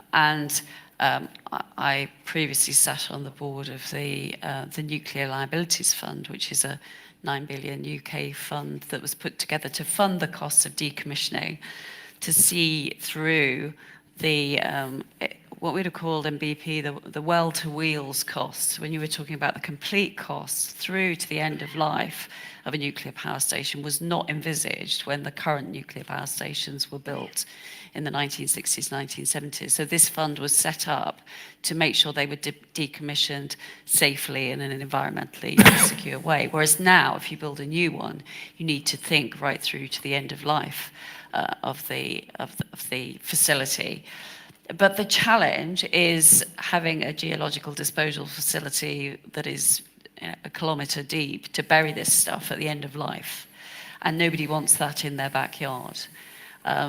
Otherwise, the UK might have a similar policy on nuclear as France does. So it's interesting how, and as I said earlier, different countries have got different policies around this area. And Boris Johnson has been thinking about nuclear again recently as being part of the equation. But that doesn't happen overnight. So the coal, there may be a arbitrage opportunity, a hedge fund opportunity in the short term. I don't like hedge funds because to me, while they can help the market be more efficient, actually short selling a company that you don't like because it's bad and not really wanting it to get better, to me, doesn't feel right in what is capitalism and what is a responsible owner of a company all about. It's been an interesting experiment, and most hedge funds have had some real ups and some real downs during the sort of bull markets. It would be great if they weren't part of the future from my perspective, if I can be slightly controversial. Excellent. And there was a first question about leaders. This is absolutely final question to each of the panelists. We are at UCL Leaders 2022. We are talking about the green transformation, green economy. One sentence from each of the panelists. What does it mean to be a leader in 2022 in the context of the green transition? Start with Artur and just one sentence each, and we'll wrap it up.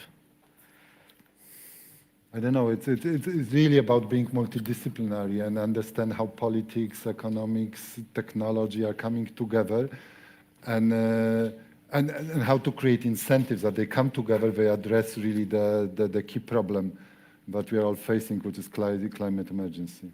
Thank you. I think it's about being authentic and being ready to work with others. Excellent. Sally? It's about remembering you've got 2 ears and 1 mouth and to use them in that proportion. I think the issue of leadership is linked to the issue of consensus, building it and then defending it. If, like Macron, you go out too far ahead with your carbon tax, you get shot down. So you've got to build a consensus first. Excellent. Well, thank you very much, Sir Vincent Cable, Sally, Mary-J, and Artur. Thank you very much, and thank you for your questions. Thank you for being here.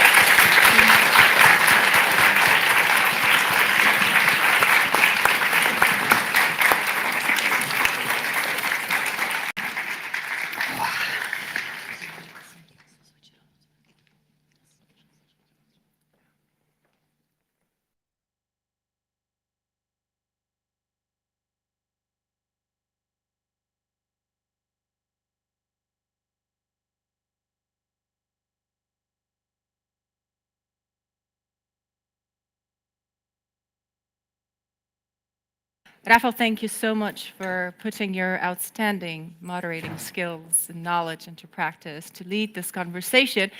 And indeed, it will be very interesting to see how the discussion just ran about the transition into green economy, energy security will perhaps be picked up upon during the politics panel, because obviously these things are correlated. So we will find out about how this topic is being continued after the break. However, before I invite you for a coffee break, there are two important guests that have some information for you and a message, because of course we did talk about how we have to educate leaders. So these candidates need outstanding education, and unfortunately, after Brexit, it is much more difficult to finance one in the UK for the European students. And Marta Konkol and Nathan Kromik represent SAFE EU students and will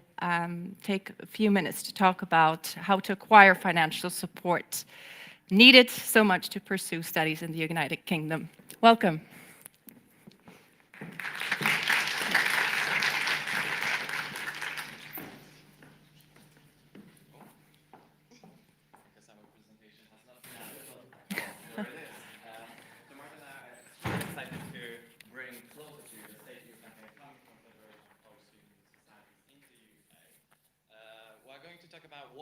What federation is and what is the aim of the federation, as well what we do and what is the Safe EU student initiative.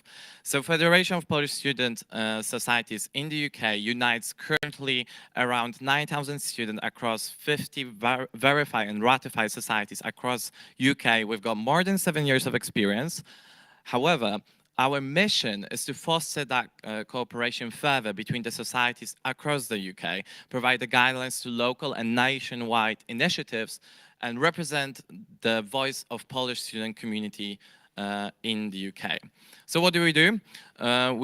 Congress of Polish Student Societies has actually been started due to federation, is taking place next year at King's College London. So I warmly invite you to do that, to come and attend our conference. Also, we have run many social and mentoring initiatives and meetings, as well as we collaborate closely with the Lambert magazine. However, we also try to represent the current student voice and the issues that a lot of us potentially have already encountered. As it has been announced that in 2020, EU students are no longer eligible for home fee status, meaning that the overall cost of studying in the UK has increased from the price range shown on the left to the price range shown on the right, which potentially had already impacted some of you gathered here today. Nathan, let me talk about the consequences of Brexit. As some of you might have already experienced or heard about, a lot of students are not going to be able to afford their studies in the UK, which doesn't only have consequences for the students themselves, but also for the country itself and for the universities, because you decrease the academic diversity and the cultural experience within the university, and at the same time, you don't offer a large chunk of Europeans world-class education in the UK.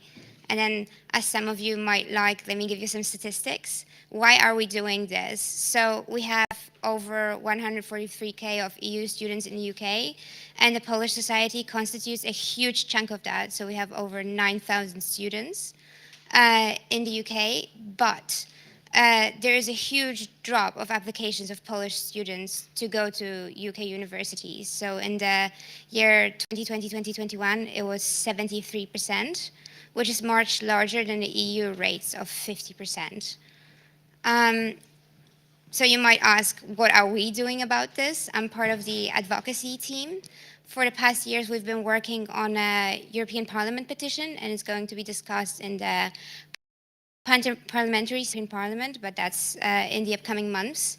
And in the meantime, we're trying to reach out to various organizations on a supranational, international, national level, as well as individuals, and try and create a top-down as well as a bottom-up transition to ensure that there are more equal chances for EU students in the UK.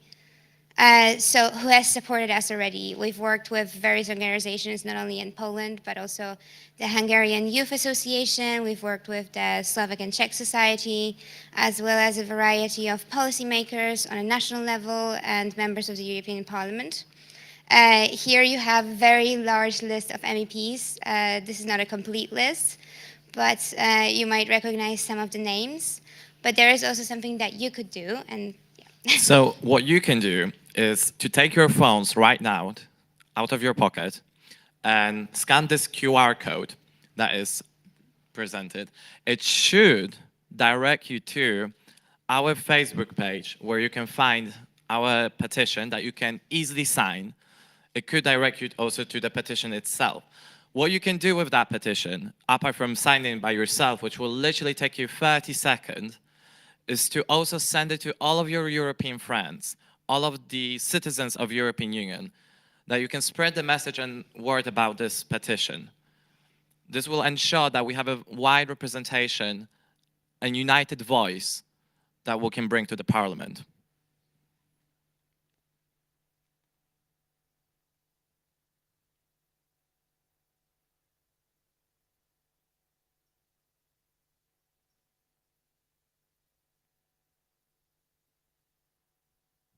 Or you can also follow us on Instagram, on Facebook at the Federation of Polish Student Societies and the Save EU Students campaign.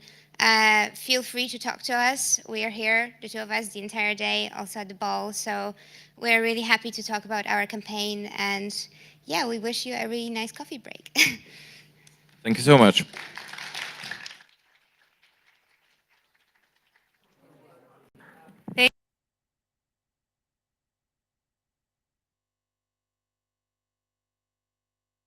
30 minutes, but we're running a little bit late, so I need to cut a little bit of it.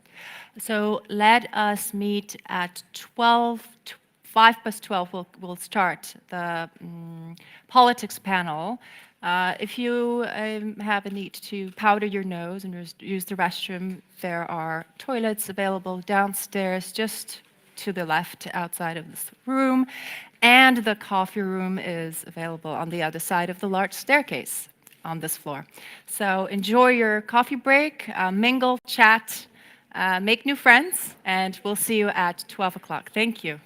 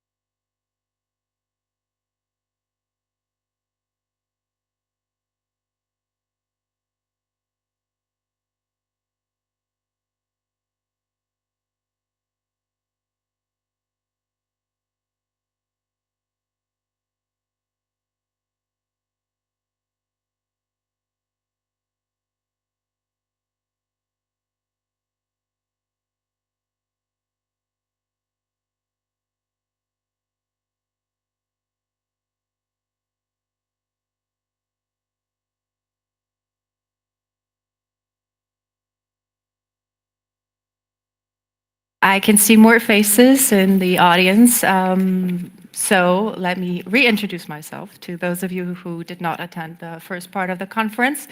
My name is Zuzanna Lewandowska. On behalf of the organizer, who are students of UCL, it is my pleasure to be your host today.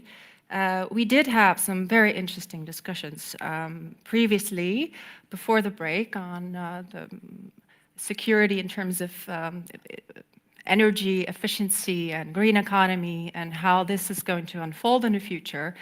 And it is my great pleasure to announce right now the much-awaited politics panel. In light of Putin's aggression on Ukraine, it is quite urgent that we discuss and perhaps redefine the security, the future of the security and the future of Europe and entire world in terms of the world order. It is quite apparent that the invasion on Ukraine is an attempt to do a larger reshuffling when it comes to geopolitical relations globally. And the moderator of our panel is Professor Katarzyna Wolczuk. She is Professor of East European Politics and at the Center for Russian, European and Eurasian Studies at the University of Birmingham. She holds an MA in Law from University of Gdańsk and MSc and PhD in Russian and Eastern European Studies from University of Birmingham. And she is Associate Fellow at Chatham House. And I will give you the honor of presenting your panel members. So the floor is yours. Enjoy the conversation.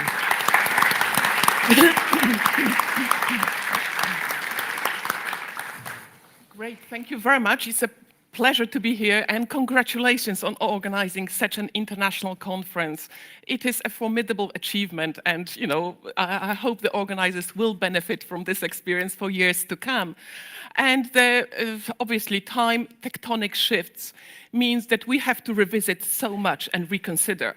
And I'm afraid this panel is likely to be quite expansionist and not just focus on politics, but also international relations, security, and economics, and energy perhaps as well, because there are so many things that we cannot compartmentalize our thinking, because this is not the time where sort of our categories that we used to deploy can explain what's happening now. So we have a splendid panel, international panel, with lots of experience of working on Russia and European sort of foreign policies and security as well. So our first speaker is going to be Bill Browder, who is a well-known sort of businessman who's worked for a long time in Russia and has paid a heavy price, including his colleagues. So he's a founder and COE of Hermitage Capital Management investment fund, and who's been very active in Russia, investing, transforming, basically, bringing sort of foreign investments and know-how to Russia, and only to realize the limits of it. And as a result, in 2005, he was blacklisted by the Russian government, denied access to the country, and branded a threat to national security. Now it feels like a badge of honor, actually.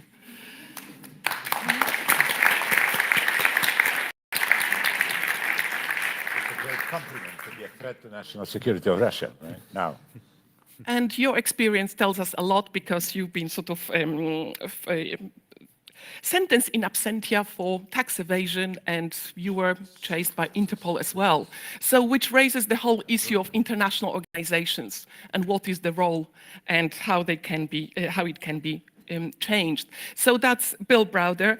Our next speaker will be Edward Lucas, who, like Bill, having worked on Russia, on Russia's foreign policy, on energy and espionage as well, has turned in a bit of activist, a campaigner for better understanding Russia. So Edward Lucas is a journalist, and he's a senior editor and Moscow bureau chief of The Economist, and he's worked, and been affiliated with a number of international think tanks, including SEPA, and he's a columnist of The Times. His latest reincarnation is being a Lib Dem candidate in this very constituency. Is this correct? So, and focusing on dirty money in London. So, Edward Lucas bringing again a lot of expertise. And our third person on the panel is Rasa Jeuknevičene. I've ticked the box here in terms of pronunciation. Rasa is extremely experienced because she's been involved in, she's been a Minister of Defense in Lithuania, but also she's been a member of the European Parliament, and she's chairing the Committee on Security in the AFET Foreign Affairs Committee in the European Parliament. She's also been a chair of the NATO Parliamentary Assembly. So lots of experience working on security and defense in Europe, and again, we look forward to hear your experience on having worked on those issues for a long time. Where are we now? What's going to change? And finally, our sort of speaker is Professor Dariusz Rosati, who's, like all our speakers, has done so many things, it's difficult to list them, but he was a Minister of Foreign Affairs of Poland in the 1990s. He knew what it was like when we talk about NATO expansion versus enlargement.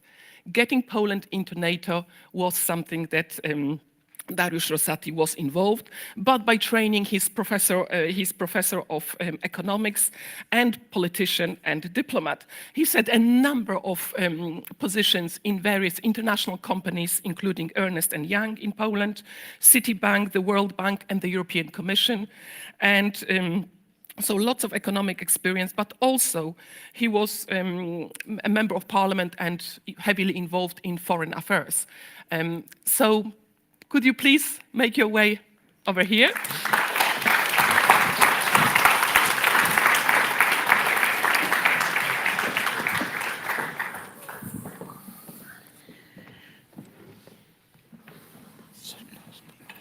So we'll have a bit of moderated discussion to start with at the beginning. I hope to pose some challenging questions, and then after about 40 minutes or so, we'll open the floor and have some questions. So please listen and feel free to disagree and challenge, okay?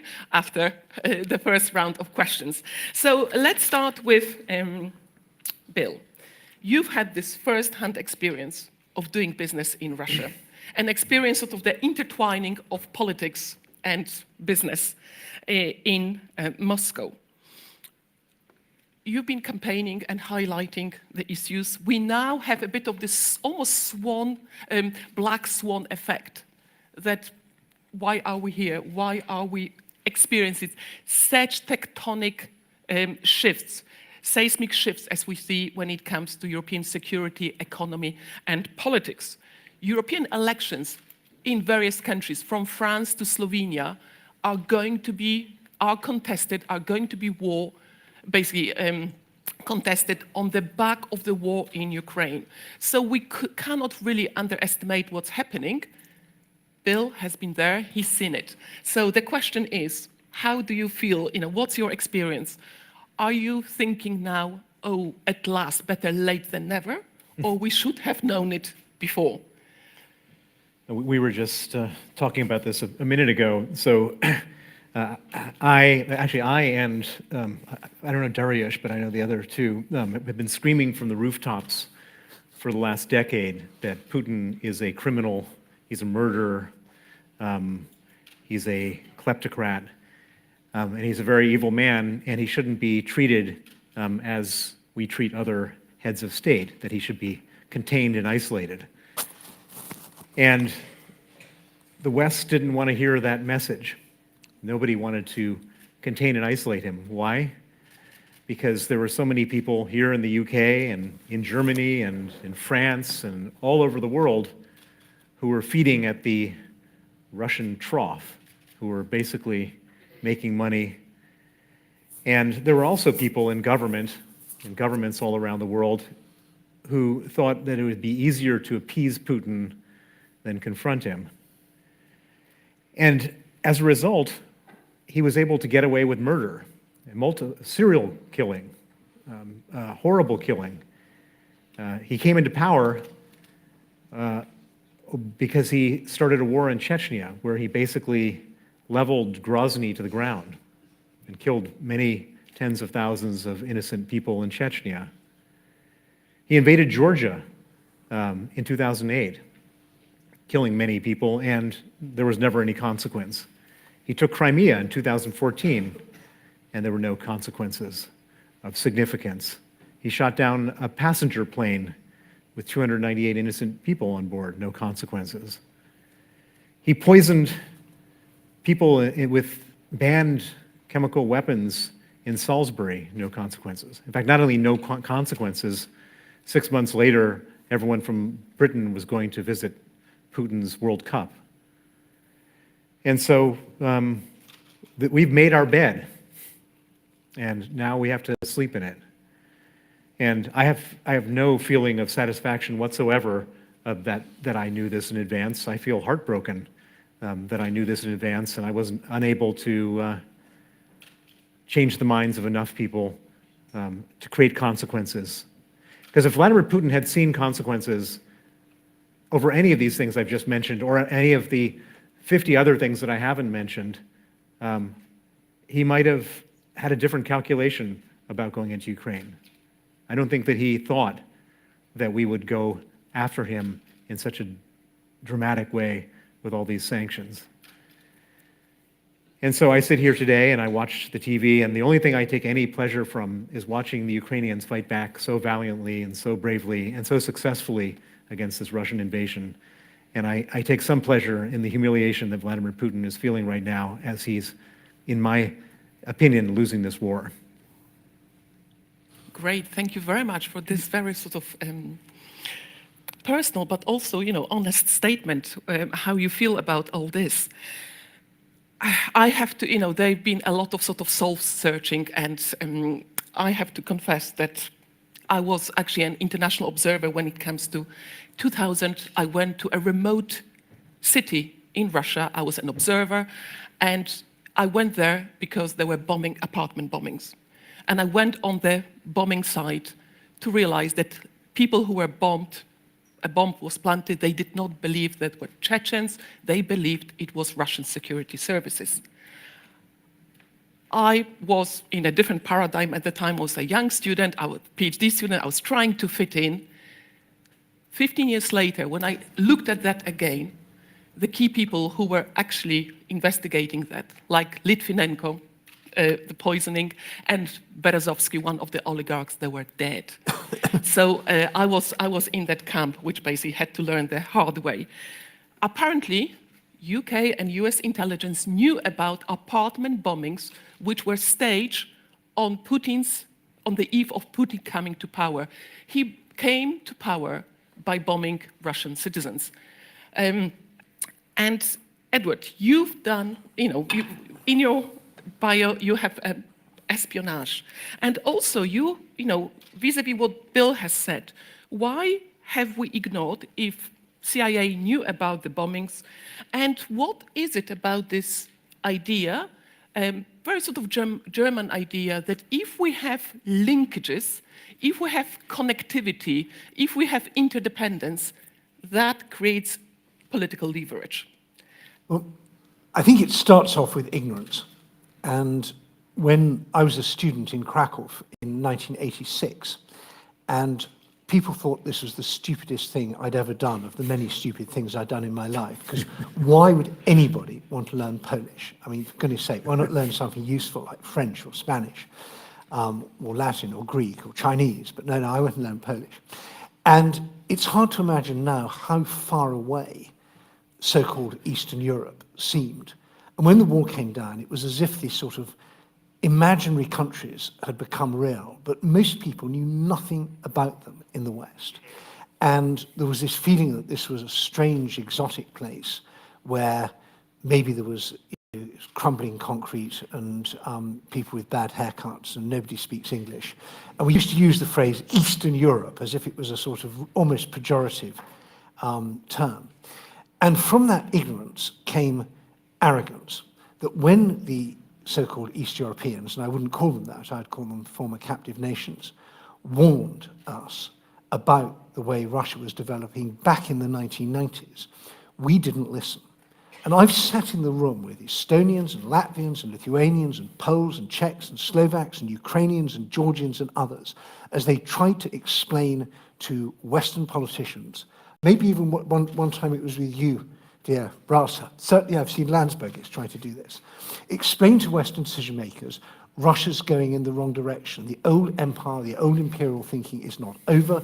The old KGB is still there. They still want to dominate their neighbors. They're using new techniques, but for old games. That warning was delivered loud and clear in the 1980s. If anybody doubts this, just Google Lennart Meri, Hamburg, 1994, and you see the president of Estonia giving a speech in a conference in Hamburg where he warns with crystalline clarity of the danger of the Russian, what was then called the Karaganov Doctrine, the idea that Russia has the right and duty to intervene on behalf of compatriots everywhere and anywhere, and the combination of that and the cynicism and naivete of the West. Just Google it. Anyone wants, I can send it to you. I tweet it on a regular basis.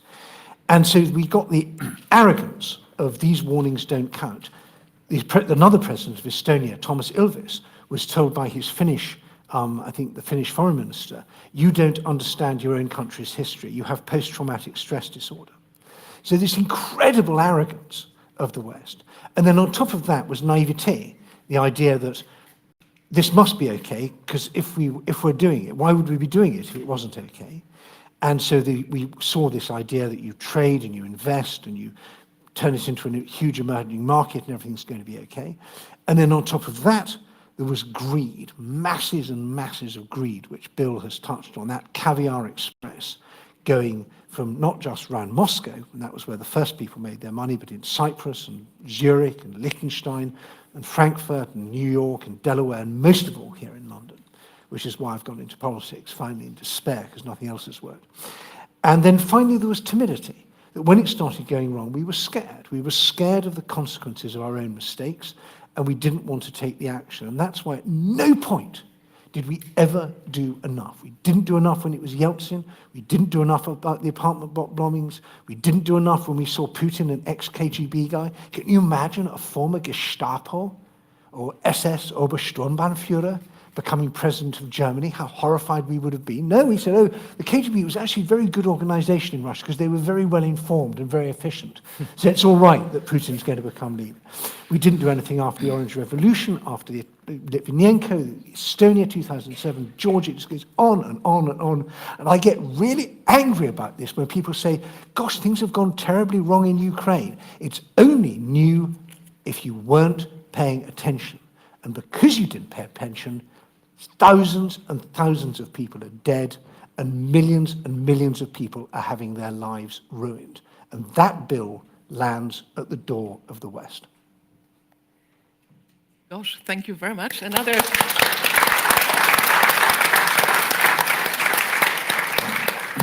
punchy positioning, but we will come back, not at this point, but we will come back to this issue of the collective West. I understand your point about the governments, but when it comes to business,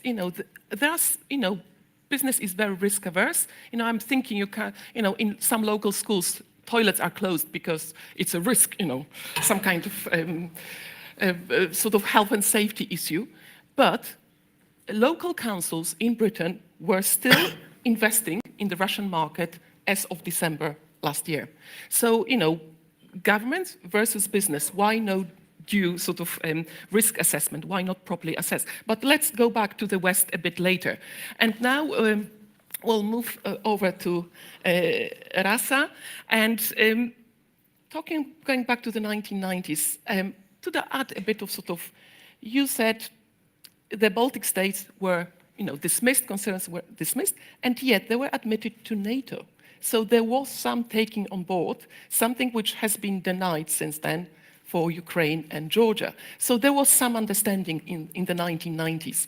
So in terms of security and defense, the whole discussion about where is Russia going, what are the risks, what is your view, Rasa, on the development over the last 30 years? Yes, thank you so much, first of all, for inviting me here. And before speaking, I would like to introduce my shared blues, Vyshyvanka.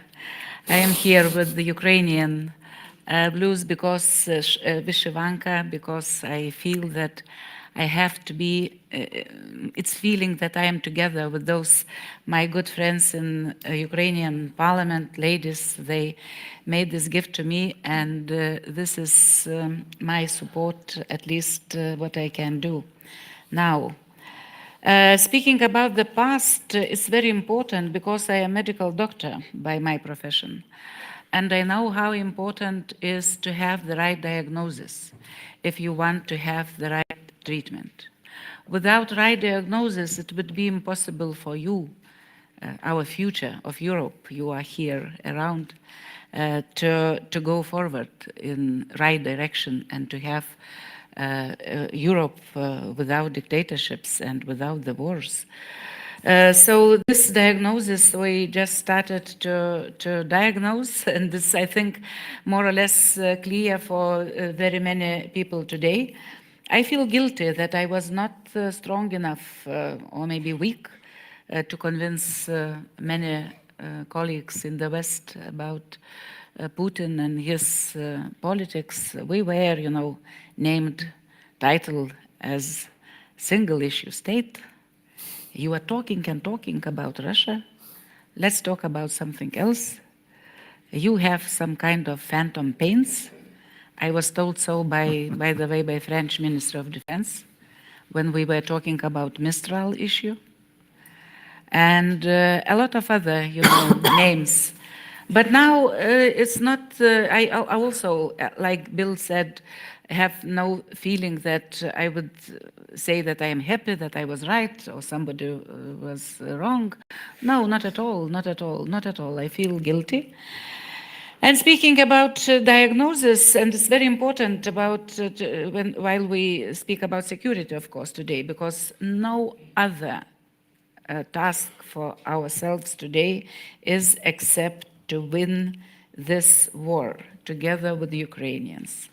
To win this war, not just to get peace as many others, of course everyone wants peace, but not just to get peace and to leave Putin as it is, you know, as it was, as he was and his regime was before, and to have business as usual, to be back to business as usual, but to win this battle.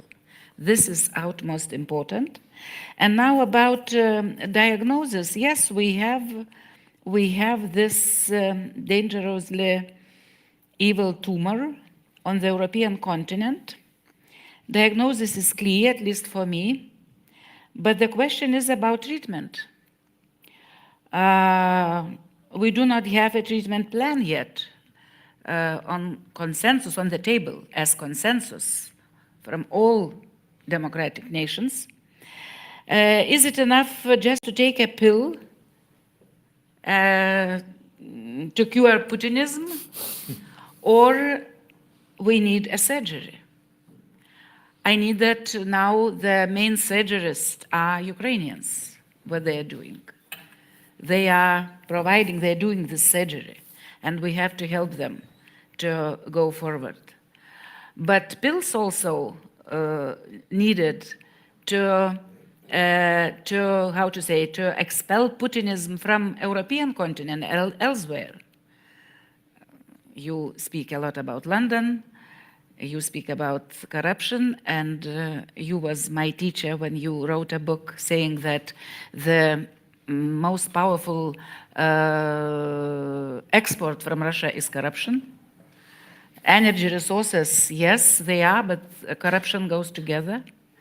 So it's a lot to do inside our countries to when we think about this treatment. And about Putin, it's not enough to speak about Putin. We started to speak about Putinism and deputinization of Russia. It would be very complicated. And it's very important today to speak about the future, because you will be those, you will live in this different European continent. But you asked about security issues. Maybe I will surprise you saying that despite these horrific pictures, videos coming from Ukraine, despite thousands and thousands already were killed, and maybe they are killed now while we are speaking here and will be killed in nearest weeks.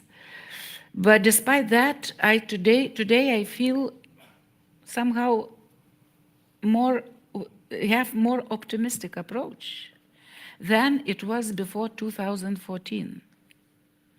Before 2014, when I was Minister of Defense, for me it was really some schizophrenic feeling to understand who is who, what Russia is doing.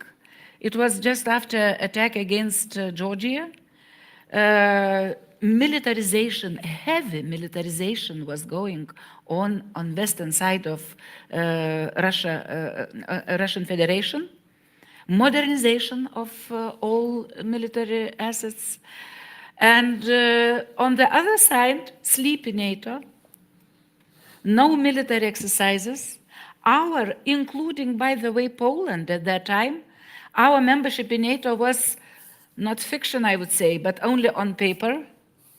No deployments from NATO allies, nothing, nothing. And I will finish by telling you, it's not maybe still classified, but today, because we are at war, it's necessary to tell. My last visit to Pentagon was 2012 as minister, and I met some people there, of course, Secretary of Defense and others. We had briefing on the security situation around us, and their assessments were exactly the same as ours, because militarization, a heavy militarization was going on. But my question, of course, was the same as was asking myself, why Russians are doing this? Because we are not a threat. Poland is not a threat. NATO is not a threat to Russia, but they are spending a lot of money, billions and billions, to militarize this western part of Russian Federation. So the answer of Alexander Verzbol, you know him very well, at that time was, look, if everything will go the same way as we are doing now, Russia is militarizing itself, and we are decreasing, spendings decreasing, and nothing on this part of European continent. In 2019, Russia will be ready to test NATO. And then I was back home, looking into our budget. It was not more than 1.7%. I knew that we are almost naked. And after that, Maidan happened. And Ukrainians saved us from testing NATO at that time. That would be tragedy if Russia would be able to do this. Now they are testing NATO via Ukraine as well. But now we are different. NATO woke up. And we can, I think we will survive. Thank you, Ukraine. Slava Ukraini.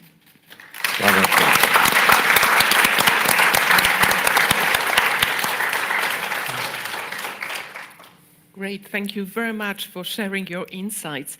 And now we'll continue both on the sort of security dimension in terms of actually NATO but also we have the diagnosis now. How are we doing? And one of the discourses now, the West is so united, this is unprecedented, we're doing so well, and we're deploying this new type of warfare, economic warfare, which is like a new weapon of the 21st century, turning interconnectivity, interdependence, and turning it into a weapon. Does it work? The other side is, this is incredible, but it's still too little, too late, and it cannot change the calculus on the ground. So in terms of sanctions, the timelines are different. weeks, months, years for Russia versus days and hours for Ukraine in terms of lost lives. So, Darius, what's your position on sanctions and in terms of this basic congratulation of the West that we are so united, or is it just temporary and the cracks are going to kick in very soon? What's your take on this? Okay, thank you very much. Before I come to sanctions, maybe let me say a few words about the security context of our discussion. I'd like to follow up a little bit on what Rasa just said. Boris Johnson visited Kiev 2 months ago. That was at the beginning of February. And speaking to British ambassador there, he said he didn't believe that Putin would attack Ukraine. And then he added that Putin must have been crazy to do it. Well, he was wrong on the first count, because Putin finally did attack Ukraine, but he was right on the second, in my opinion. Putin is crazy, of course not in a medical sense, but in a common sense, in this colloquial sense. And by the way, that reminds me of a meme who has been very popular recently, portraying the leader of North Korea, Kim Jong-un, saying, "Wow, I'm not the craziest leader of the world anymore." Unfortunately, Putin lost touch with reality, perhaps because of the string of events which you have just discussed, because of this Western policy of just, not realizing what was going on there, putting a deaf ear or a blind eye on this, what was happening. And there were so many warning signs, Georgia, Crimea, and so on and so forth. So he thought probably that the time has come, maybe not 2019 or 2014 during Maidan. He decided to do this right now. He considered new American leadership as weak. He thought that Germany is now ruled by a coalition which is much more pro-Russian than before. He made this calculation and he started the war. But he, at the same time, has committed 3 or 4, perhaps, great errors and great strategic mistakes. He underestimated Ukraine after 5-6 years after the first, Crimea occupation and so on. He overestimated the capacity of the Red Army, allegedly invincible, but as we see, this is just a myth. He underestimated the ability and willingness of Western countries to get together and to react. And finally, personally, he underestimated President Biden, whom he probably saw as a sleeping Joe, or someone who really is not able to confront him. And this has been one of the biggest surprises, of course. What the position President Biden has taken is something that tells us that we were lucky, and we are lucky, that this attack has not come under the watch of President Trump. Can you imagine when Trump, what he was saying about NATO, this is just an obsolete organization, and probably he never wanted to confirm the commitment under Article 5, for instance, publicly.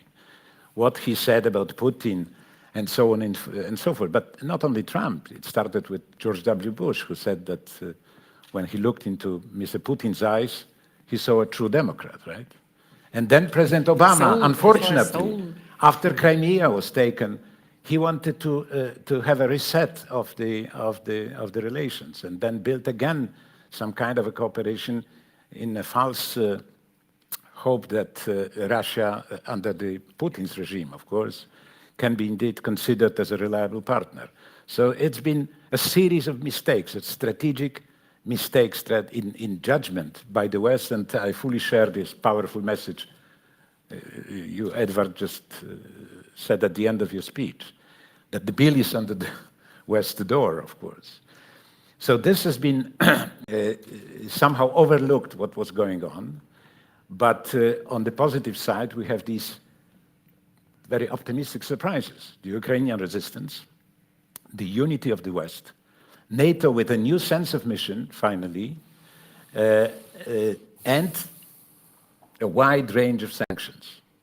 And now let me go to sanctions.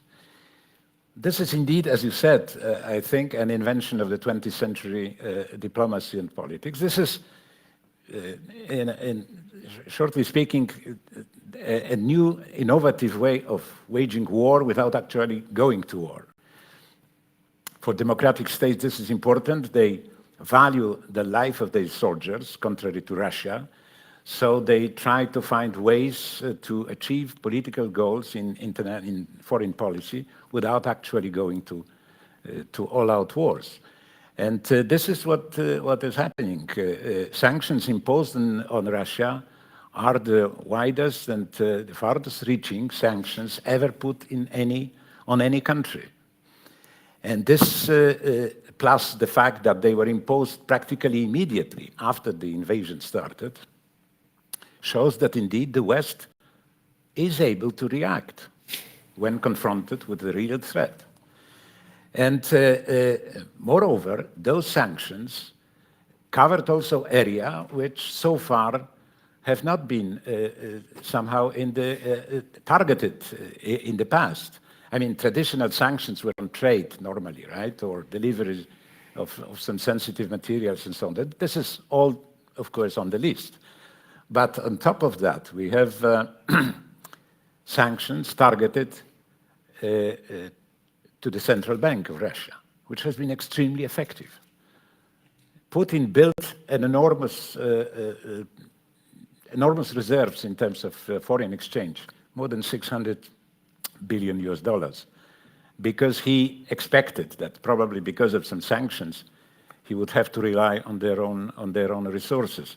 But with a stroke of the pen, Americans and Europeans practically eliminated 50% of these reserves because they are all kept in banks in the West.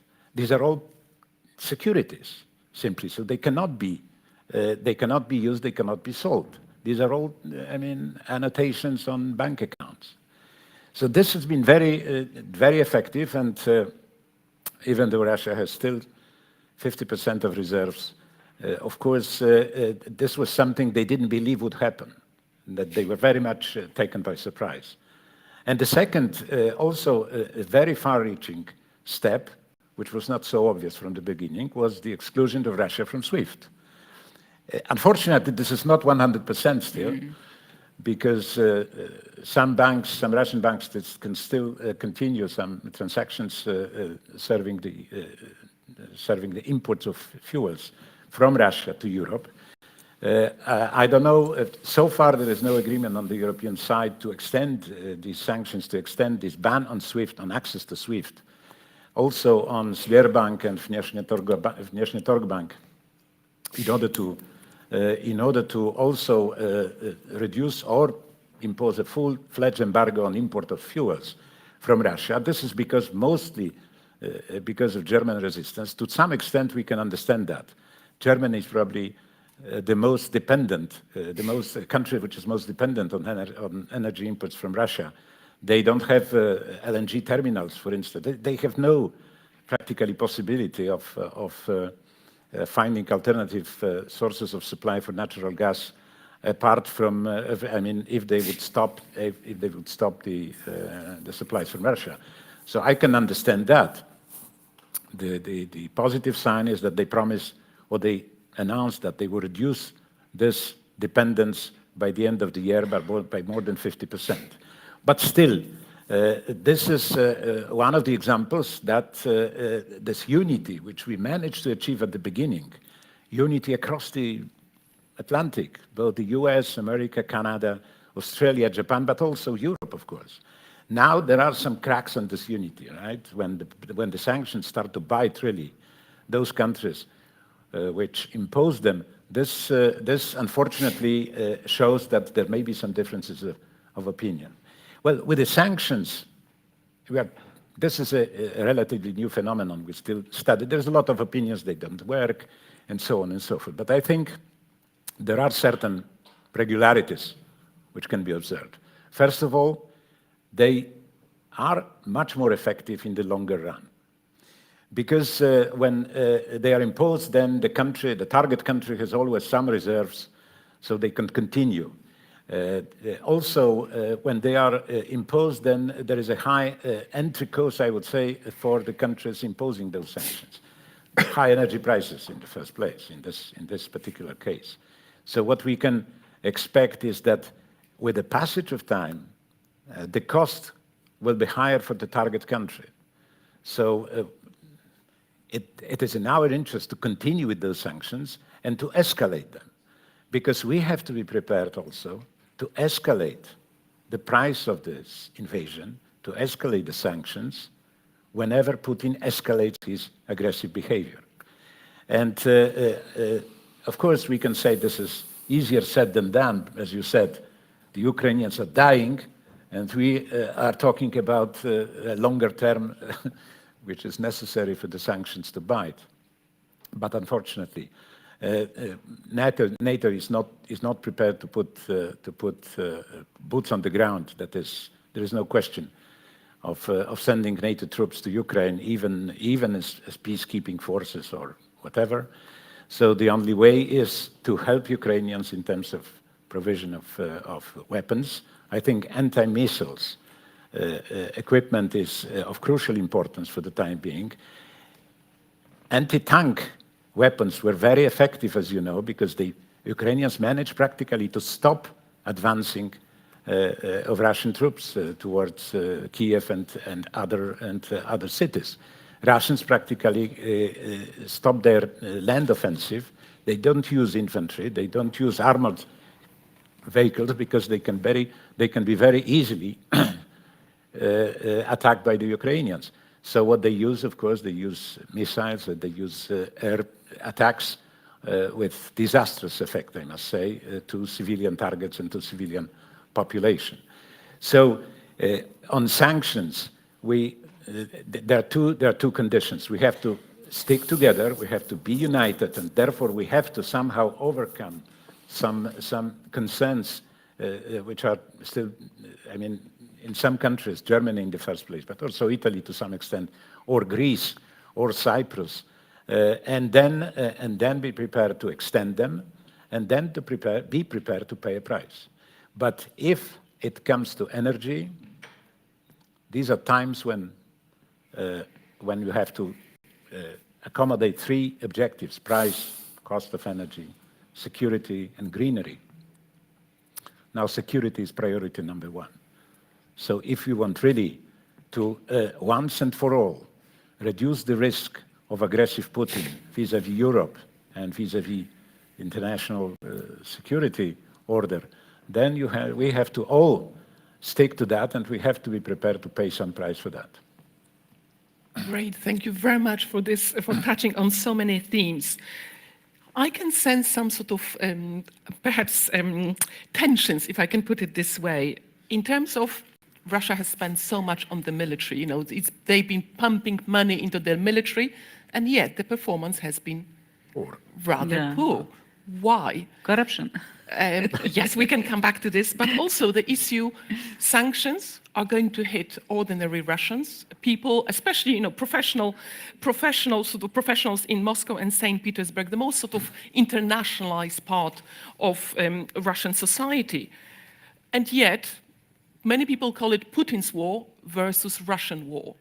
Putin is not fighting in Ukraine, it's the whole state machinery which is actually supporting and fueling and engaged in this war. So this, perhaps we can come back to this, to those issues. Lots has been, so we've opened so many issues, but now it's time to open and have the questions from the floor. So anybody who feels great, so I can see one question. We will collect 3 questions, or 2 or 3 questions, and...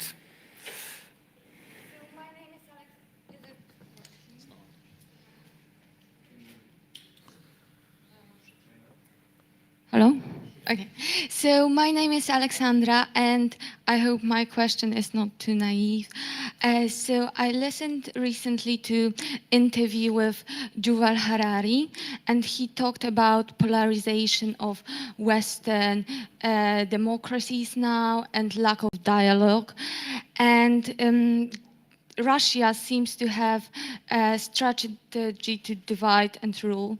And do you think it's effective strategy right now? And do you think Western countries can rise above the political divisions, and also maybe linking to previous panel and energy, like Nord Stream 2, so pipeline linking Germany and Russia? Do you think Western countries can sacrifice economical benefits for common good? Great, thank you very much for the very pertinent question now. And so this is a question about the long run, and it somehow relates to the previous one. I think we'd all like to believe that we live in a world where terrible actions such as unprovoked war lead to consequences. But on the other hand, there is this thought at the back of my head that maybe in the long run, there might be some drive to business as usual because of some personal interests, or maybe it's simply more convenient for certain governments. On top of that, we see that putting economic burden on countries and societies is effective. But there are examples in the history, such as Germany after World War I, that societies under a lot of pressure tend to radicalize quite quickly. Finally, you can argue that putting a lot of pressure on Russia in the long run might sort of lead to a scenario in which the ties with China are much closer, which might not be NATO's preferred endgame. So I was simply wondering, in that very complicated picture, can you clarify this for us by telling what do you think the long-term equilibrium between the West and Russia will be in 10 years from now? great, thank you very much. And a question from above, perhaps. All right, yep. There we are.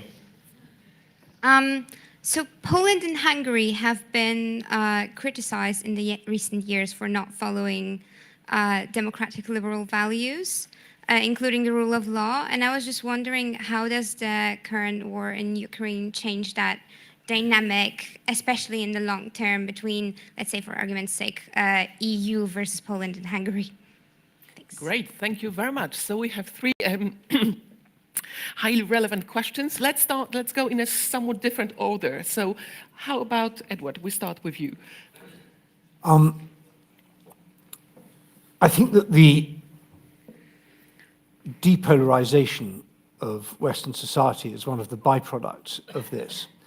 I've just come back from Poland, where people I know who don't speak to each other because one of them is pro-peace and the other one is anti-peace, are working together across that partisan divide on dealing with the enormous humanitarian challenge of the refugees. And I'm pleased about that because they're both friends of mine, and now they're willing to talk to each other and realizing that they don't have horns and tails. And we see the same in the United States, that this is one thing on which Democrats and Republicans are able to agree. And so that's important, and I think that was one of the points that was made. I think in the long run, I don't think Russia is fundamentally stable, so I don't think we'll get a fundamentally stable equilibrium with Russia. I think that it's possible that Russia evolves post-defeat in a good way. I don't think that's necessarily the most likely outcome. I think post-defeat Russia could evolve in a bad way and could become even more difficult or even break up. But I think it's just possible that in 10, maybe more likely 15 years' time, we have a kind of post-imperial Russia, which is we are able to find a deal with. And I think that there one can see that Russia would then be part of the kind of wider West, rather like Japan is. It's not geographically in the West, has specific characteristics of its political and judicial system, but it fits in quite well and might be quite worried about the rise of China, but I think we're way, way off that. I also just want to say I'm not confident about sanctions. If you look at Cuba has been sanctioned I'm 59, and all my life Cuba has been subject to sanctions. It hasn't toppled communism. We have the toughest sanctions we've ever had on anyone against North Korea. They just launched another missile. We've sanctioned Iran. We haven't really made much difference there. We tried driving Zimbabwe into total poverty to deal with the regime there. The people went into total poverty, the regime didn't. So I'm in favor of sanctions as an expression of political will and of solidarity, but they're not a substitute for the real thing. I think we need to be far, far tougher. Every red line, it's not a question of if he crosses red lines. He's crossed red lines already, many of them. And we should be throwing everything at Russia right now, because what we did was not enough. It wasn't enough to deter him from doing it, and it hasn't been enough to punish him sufficiently that he stopped doing it. So I don't want to sit around congratulating ourselves on the fact we've agreed to do this and that. Whatever we did, it wasn't enough. We need to do more. So we need to turn every iPhone, every Android phone, every Microsoft computer in Russia into a brick tonight. That might have an impact. Those are sanctions. Yes, but we need a quantum leap. And what we've done is great as a way of putting pressure on, but it hasn't been enough. We've signaled our disapproval, but we are not here to send signals. We want to send the equivalent of bombs and rockets into the heart of the Kremlin and destroy their ability to make war against us. Thank you very much. Rasa. Is it effective, Putin's strategy? I think this alternative world of Putin is without any perspective. Despite that, many of us know that about 70% people of today in Russia, they support Putin according to opinion polls. It's very difficult to say are those opinion polls we can trust or not. I know that maybe here in this audience we have young people from Russia, and they feel at least yesterday I met a lady from Russia and we talked a little bit. So it's not easy time for those. They really are against Putin now. In Russians, they live with that guilty, feeling inside. But despite that, this alternative world, it's this bubble. Will be destroyed. I am sure it's not possible because Edward, Cuba is one thing, but Russian people, I don't think is the same because many young people already used to live with computers, internet, and everything. So at least it's not majority, of course, it's minority now in Russia. They are different, but I am maybe too idealistic person still, but I see that I still believe that in my lifetime Russia will be different and Russians can live in democracy if we will help them to do this. And this is why sanctions are important. This is why we have to use this surgery, as I already mentioned, not to stop in between. That's why we have to decide ourselves, at least, to have sanctions until the last occupier will leave Ukrainian soil. This is very important message to Russian generals and others that this war is useless. You will do nothing, despite that you will be able to take one or another city in the future. So, of course, first of all, it was utmost important from our side not to be back to business as usual. I feel we have politicians in our countries, especially in countries like France, Germany, and others. They would like to be back to business as usual. I was really shocked. Some of them, they were at least maybe too strong to say waiting when Ukraine will collapse. because, but still, I had this feeling that we had some politicians, they were they had strong belief that it's not possible, Ukraine has no chance to win this war. And then we will be back to business as usual, and look, the peace will come back, and we will have this season of tourism in Greece better than last year, and that will be very important for us. So this is what when I speak about the pills and surgery, if we will think that we will, how to survive until next election, somewhere in France or in Germany and in Lithuania, other countries, we will lose. But if we will have strategy to have Russia different in the future, so that will help Russians as well to become, to live in different world. I don't agree that today Russia today will become as Germany after the First World War.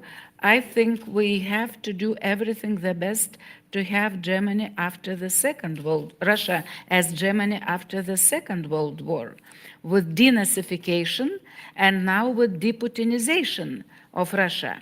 It will be difficult, complicated. I don't know the outcome. Maybe it will be also some bloody wars inside Russia. It's some kind of bad scenario. And I'm afraid that many are afraid somewhere in Washington, D.C. and other capitals. They are afraid to go too far, fighting with Russia and not being brave enough, to go to this deputinization. But this is question marks, just question marks. I cannot predict the future today. I can say only what I would like to see in my lifetime, different Russia with the young generation, people like you, educated, running their country as all of us we are doing now. This is my dream. Thank you very much for being so optimistic. Darius, over to you. Okay, just referring to these hopes, I also suggest that we hope for the best, but let's get prepared for the worst. Yes. I'm not that optimistic as far as Russia is concerned. I think it will take generations to change Russia profoundly. And the experiment with democracy from the early 90s did not work with them. The Russians, whether they support in 70% or 60%, this is not really important. They support the imperial idea, which is very popular there. They consider it as their national myth, to be the largest country in the world, which won the Second World War, and then they are prepared really to sacrifice a lot in order to get this myth or this empire recreated. They consider the West is decadent, and for the weak, democracy is not attractive for them. They have contempt to the democratic values and fundamental values. This is a question of profound change of mentality of the Russian people. Replacing Putin with another leader, that wouldn't change much, in my opinion. There would be probably another ex-KGB officer, maybe less crazy than Putin, and probably more willing to stop war and perhaps stabilize the situation, but it will not change the general orientation of the policy of the Russian Federation for years to come. So we have to, I agree, we have to stick to the sanctions, extend them, and which is crucial, be together. And I come to the question here about the divisions within the Western camp in general. We are democracies. And we are not,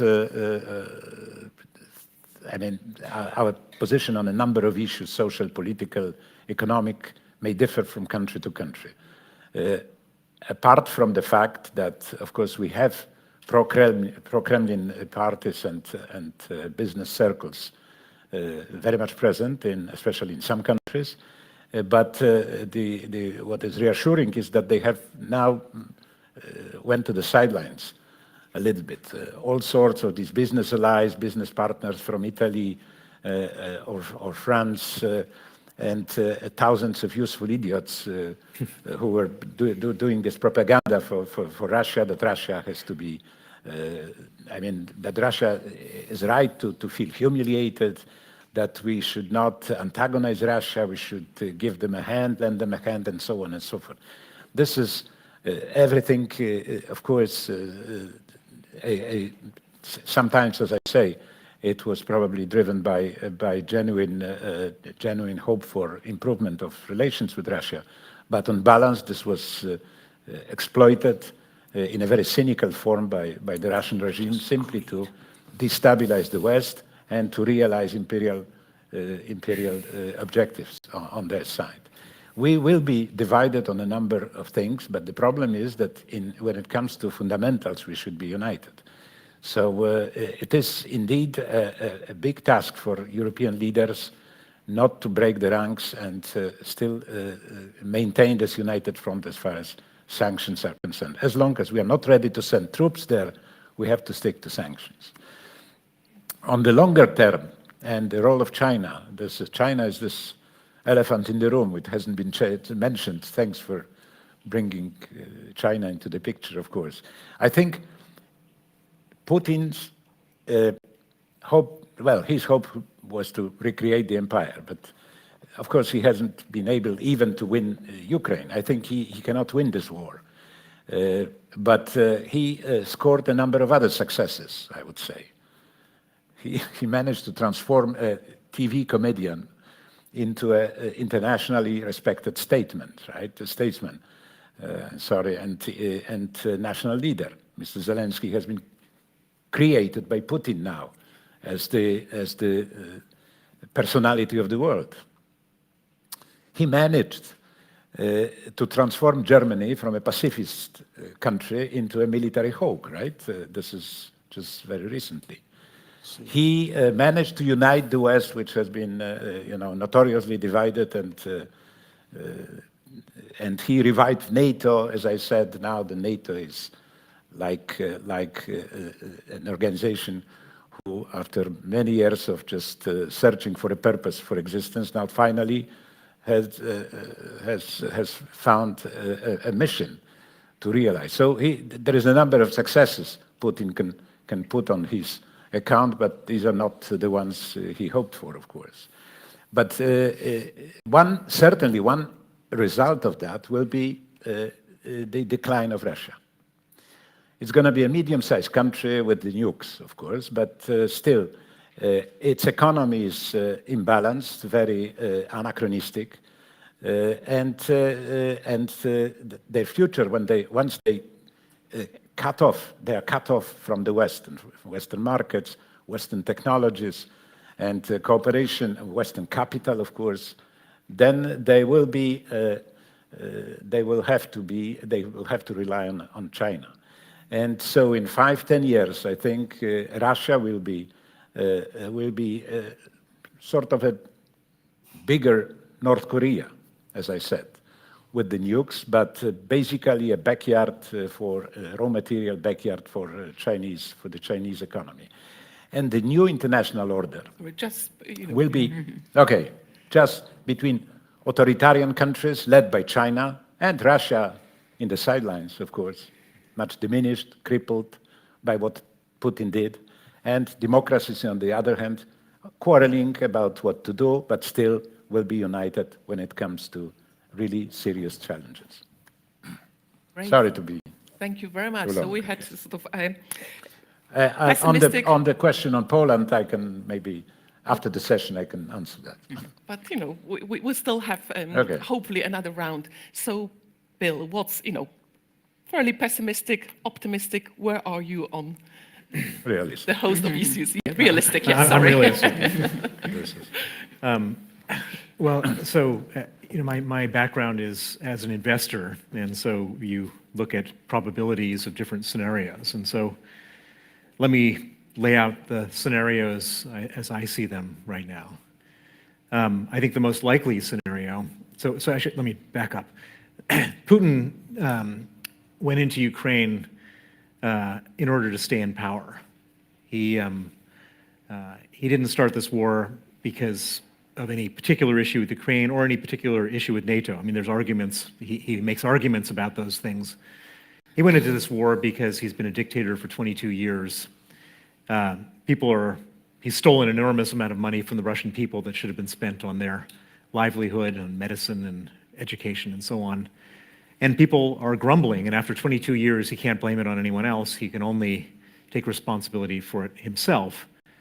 And he's looked around, and when we had the Arab Spring, that was too far away for Russians to become infected by overthrowing their dictators. But just in the neighboring country, a few months earlier, Kazakhstan was, or the Nazarbayev dictatorship was completely wiped out in a matter of minutes.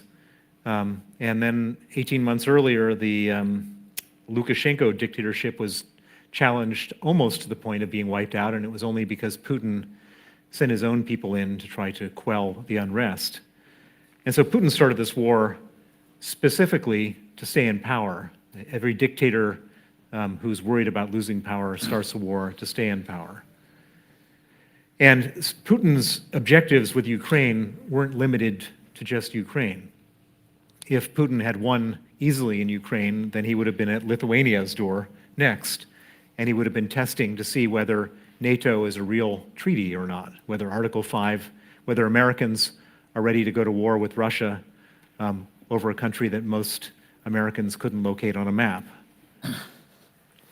And so this war is much, much bigger than everything that we're looking at right now. This is an existential war for all of our peace and security. And we should be very, very thankful that the Ukrainians are fighting the Russians for us, because we'll eventually have to be fighting the Russians if they weren't. And the Ukrainians are doing a very good job fighting the Russians, as I've said and as we've all said, and a remarkable job. And so where does this all, so what happens next? So the best case scenario is that Ukrainians completely and absolutely defeat the Russians and drive them back beyond their border, including all the stuff going on in Luhansk and Donetsk, etc. If they were to do that, I think that would be the end of Putin. I don't think that Putin can survive a situation where he's embarked on a war and lost it. He's a man who has to exude power, and if he shows weakness, and this would be extreme weakness, he wouldn't survive. And of course, the reason he started this war was not to have that scenario. And so I think that there is a very low likelihood that the Ukrainians are actually going to win this war outright. I would put it at 10–15%. I think the 70% scenario is that this war carries on in some reduced format indefinitely. And what I mean by that is that this war actually didn't start on February 24th. This war started in 2014. And I believe that this war will continue in some format. And you've heard the announcement of the Russians last night saying that actually all this other stuff is just a distraction because they want to focus on the Donbass. Mm-hmm. I imagine that this war will continue to focus on the Donbass, and I don't think that the Ukrainians, if they weren't able to win it before, I don't think they'll be able to win it now. And so we're going to be in this, what I would call extended conflict for a long time going forward, where the Russians don't win and the Ukrainians don't win. And then the really horrible scenario is, so I put 15% at Ukrainians winning outright, 70% at this being sort of a frozen hot conflict, if such a thing exists.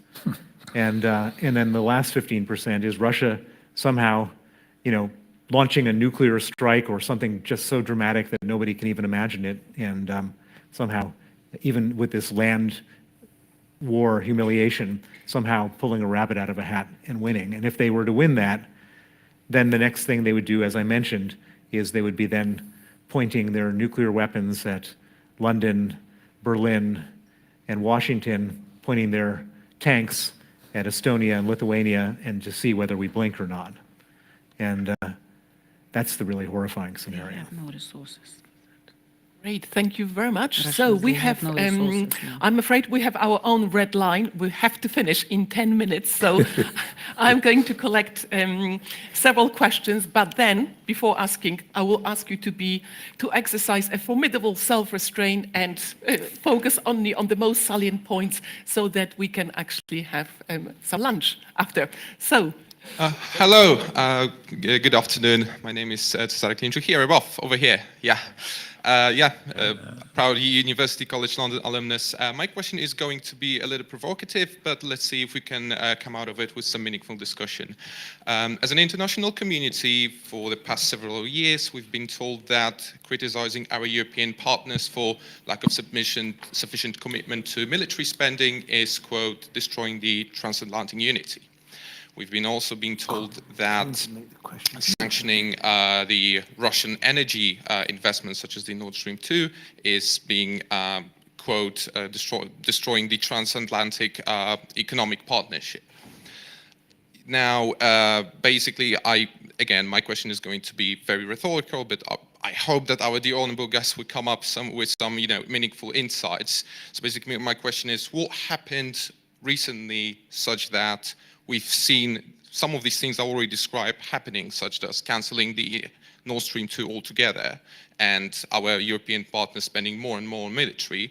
What has happened? Because over the past several years, we've been criticizing the ideas of that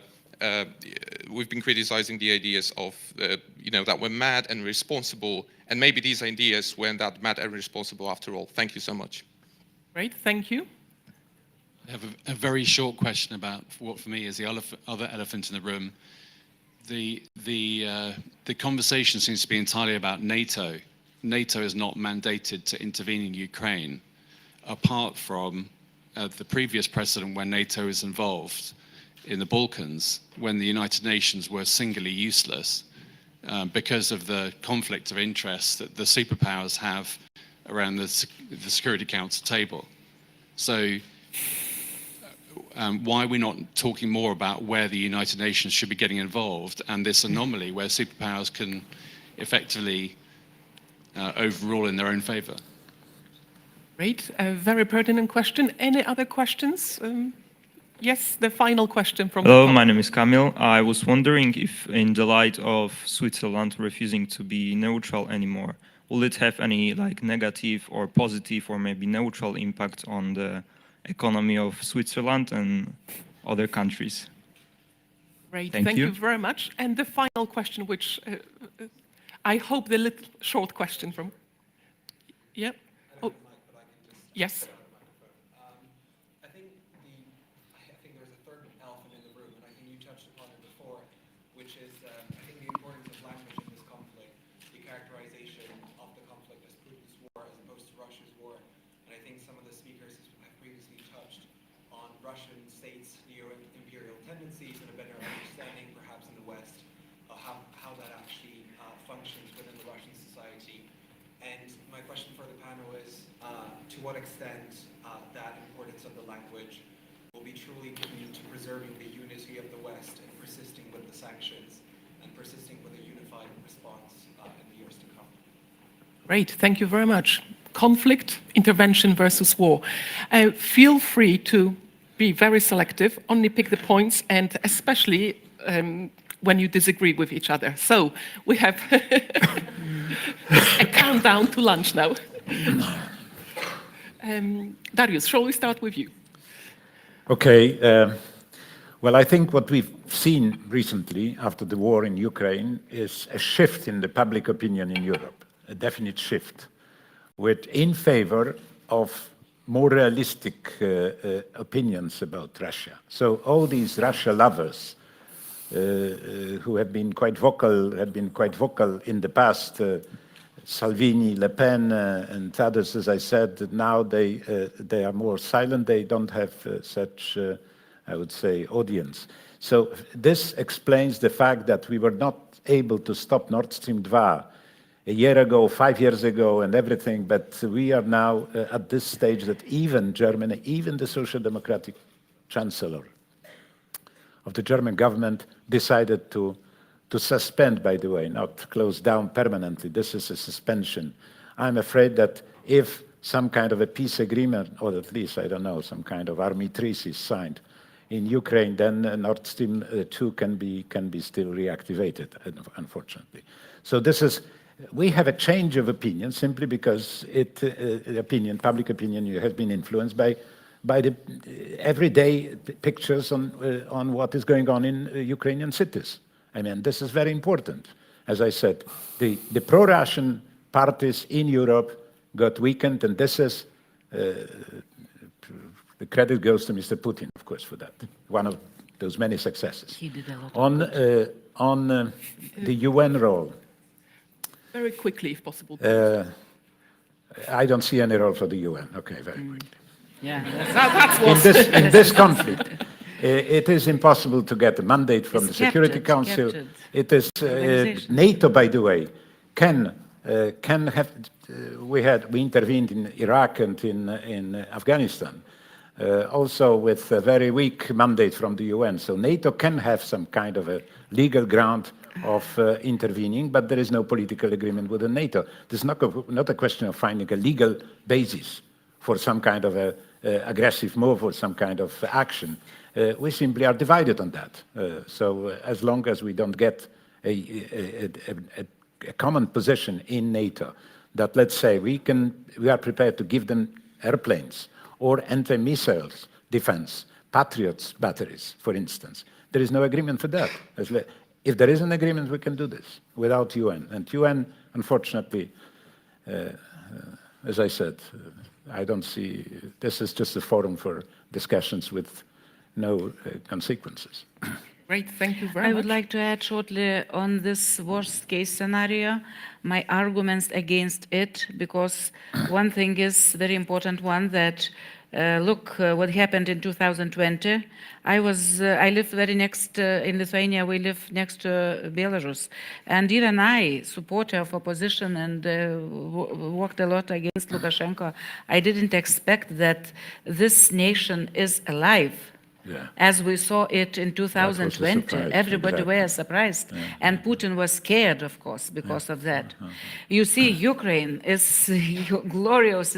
It's European nation, which we are taking example. Everybody, Moldova. This nice woman, Maya Sandu, won election against directly supported Dodon. By Putin. So it means that people, they don't like Putin's world, and his alternative world. Georgia the same, despite that they have problems. Kazakhstan, elsewhere. So it's impossible, this worst case scenario. And also because Putin will not have resources anymore, even for military intervention. To keep Ukraine today, occupied, he has no resources at all. This big country, he has no resources. What he has, of course, nuclear, chemical, biological, which is really very dangerous for next weeks. Really, it's very dangerous. But it's just, to attack and nothing more. He will not keep those countries, in his hands. On NATO and UN, you told everything about UN. On NATO, we need separate panel on that to speak more. Very good questions, but it's not easy to explain. It is not simple. Answer is not as simple as you mentioned, that it's just political will. Look what situation is. NATO also is with limited resources.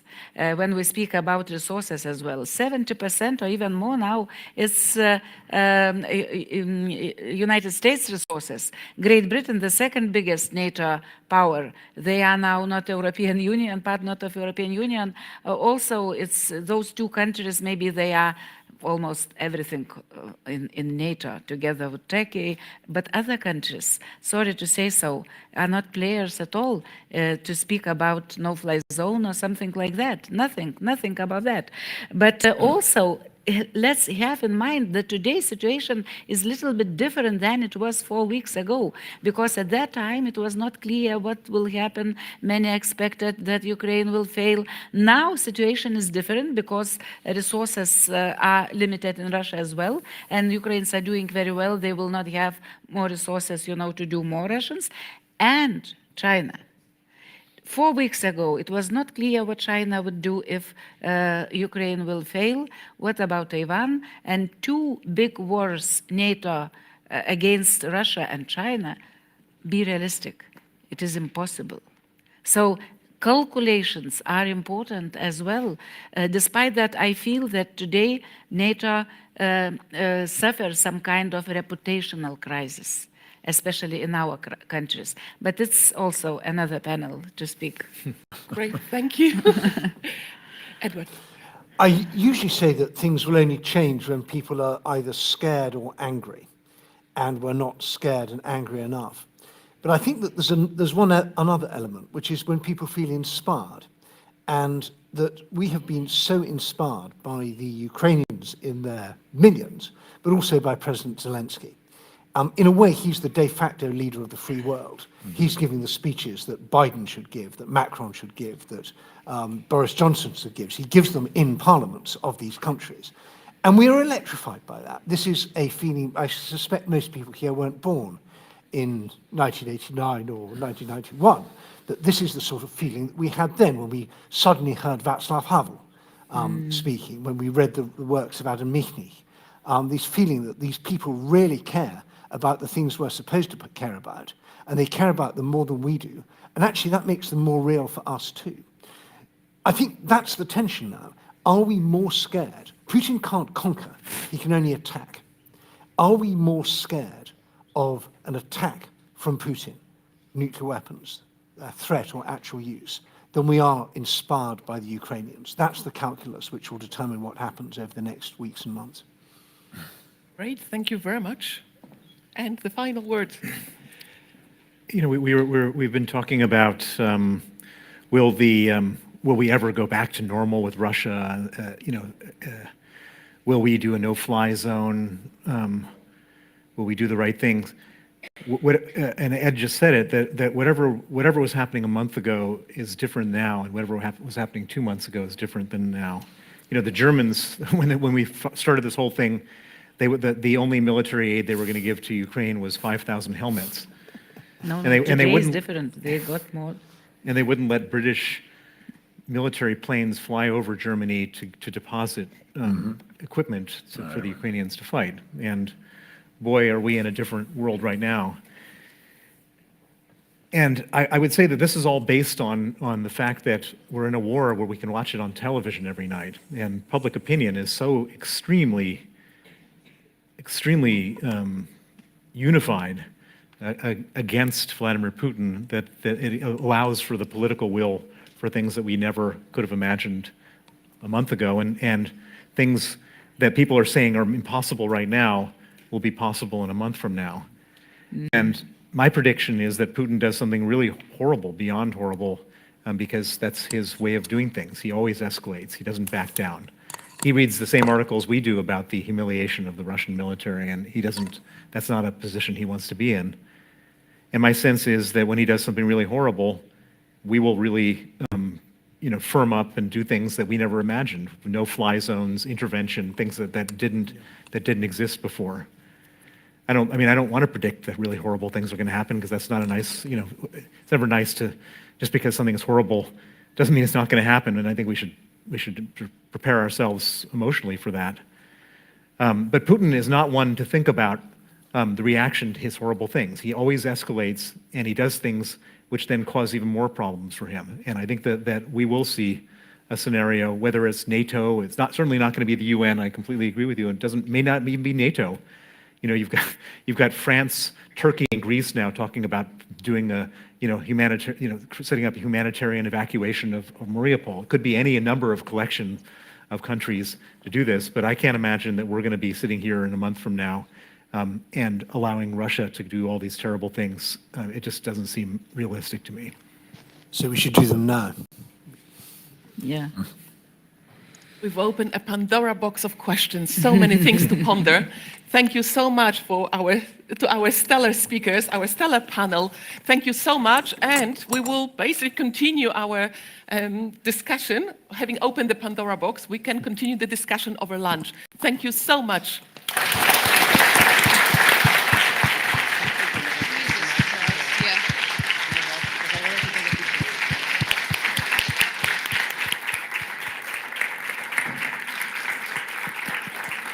I think it's working. Thank you so very much for your contributions, for your time spent with us. We really appreciate all your views and observations. Katarina, thank you so much for preparing such an interesting panel. We really appreciate that.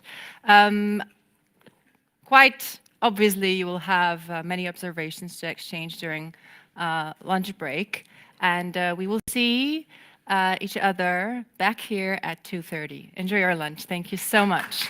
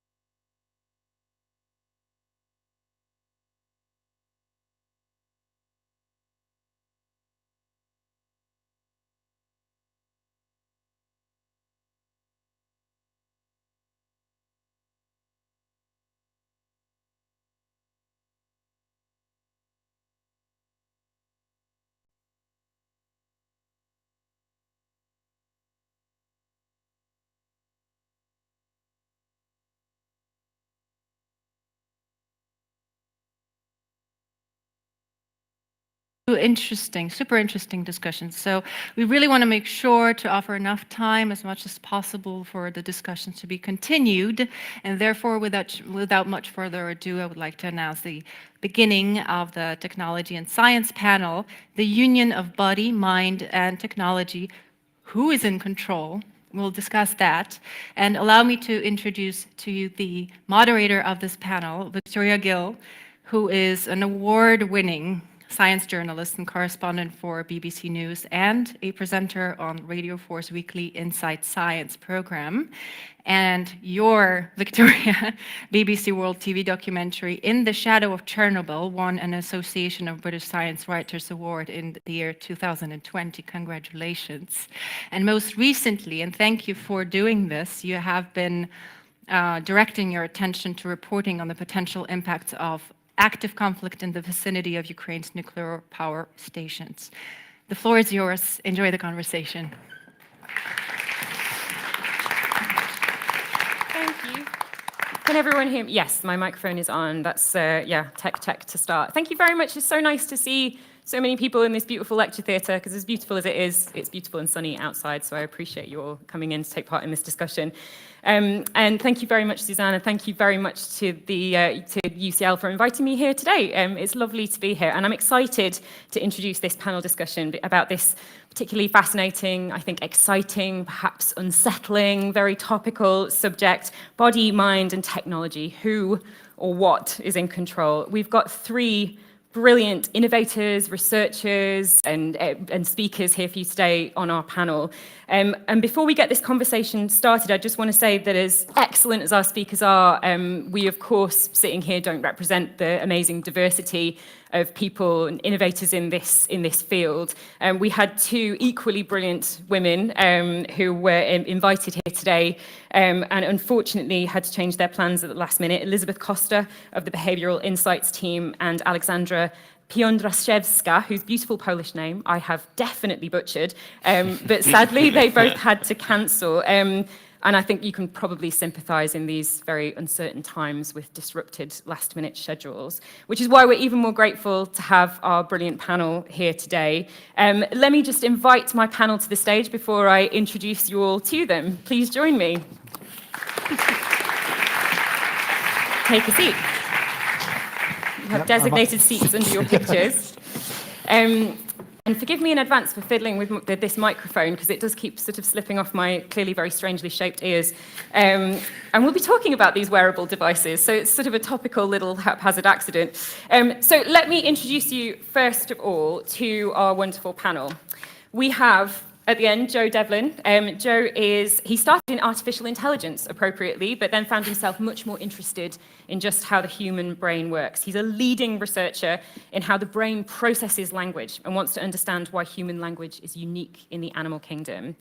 Leo Scott Smith is CEO at Tended, the business he started in 2017 to save lives, to create transformative technological solutions to put an end to occupational fatalities.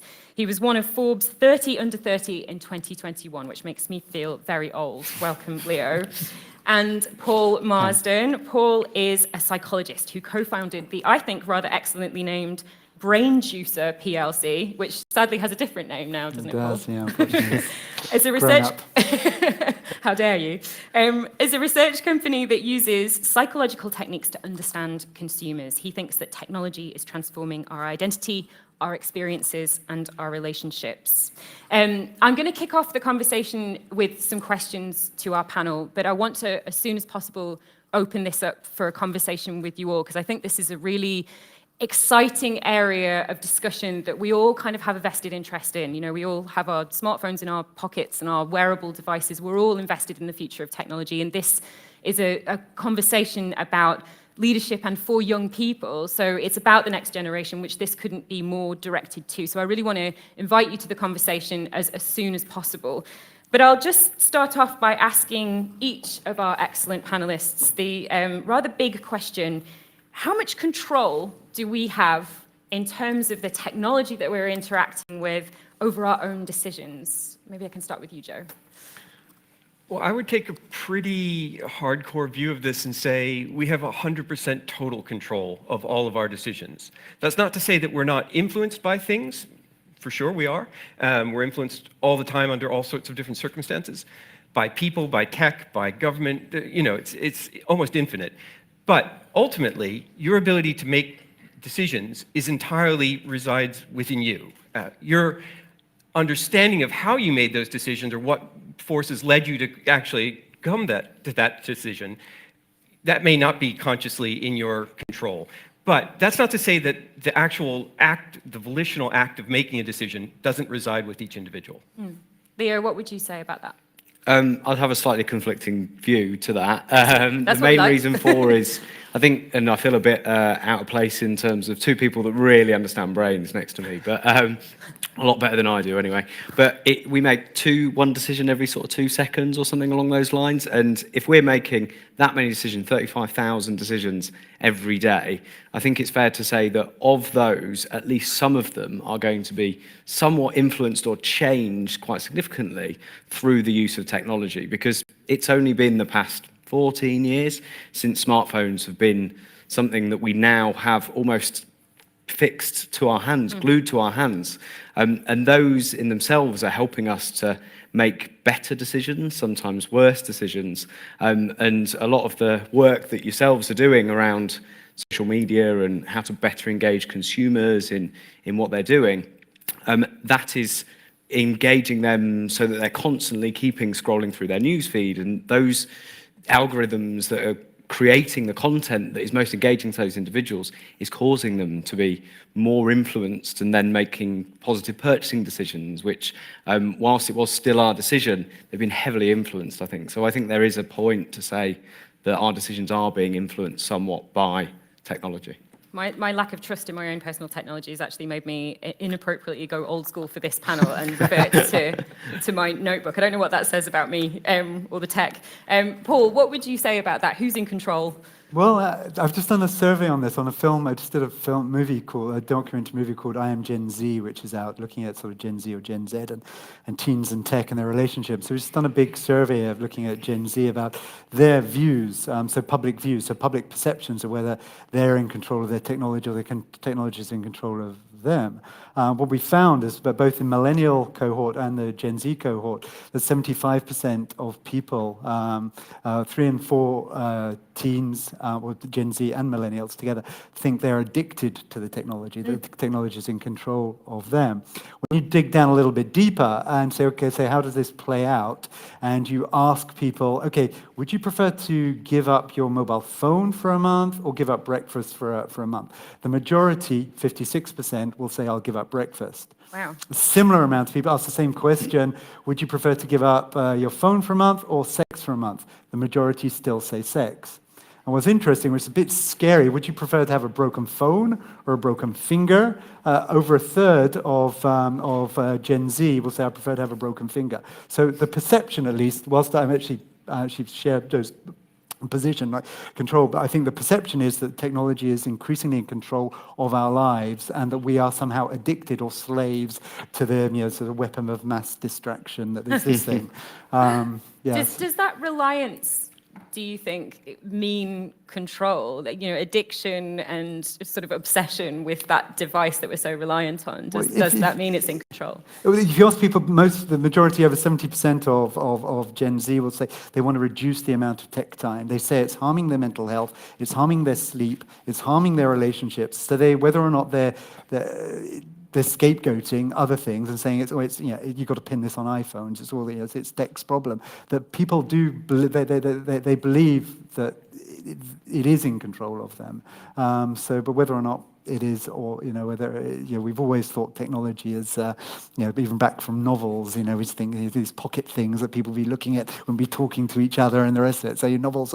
So we kind of demonize technology, but there is something about this generation. They do think it's adversely affecting them, but it's just so necessary, vital for them. And that seems to be a generational a generational shift, Yeah. and it's about sort of It's access literally to that half. So I mean, it's technology. odd. I mean, so I'm sort of old age, old Gen X, and we're certainly not going to give up sex for a month for our give up our phone. So, I'm not giving up breakfast. I don't know about you. Joe, what are your thoughts on that? You know, somebody that studies the human brain, like, what is your reaction when you see that sort of generational shift and this fixation or addiction and reliance?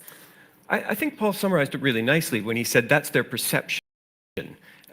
So the thing, know quite a lot about addiction in the brain and how that changes part of your brain's reward system.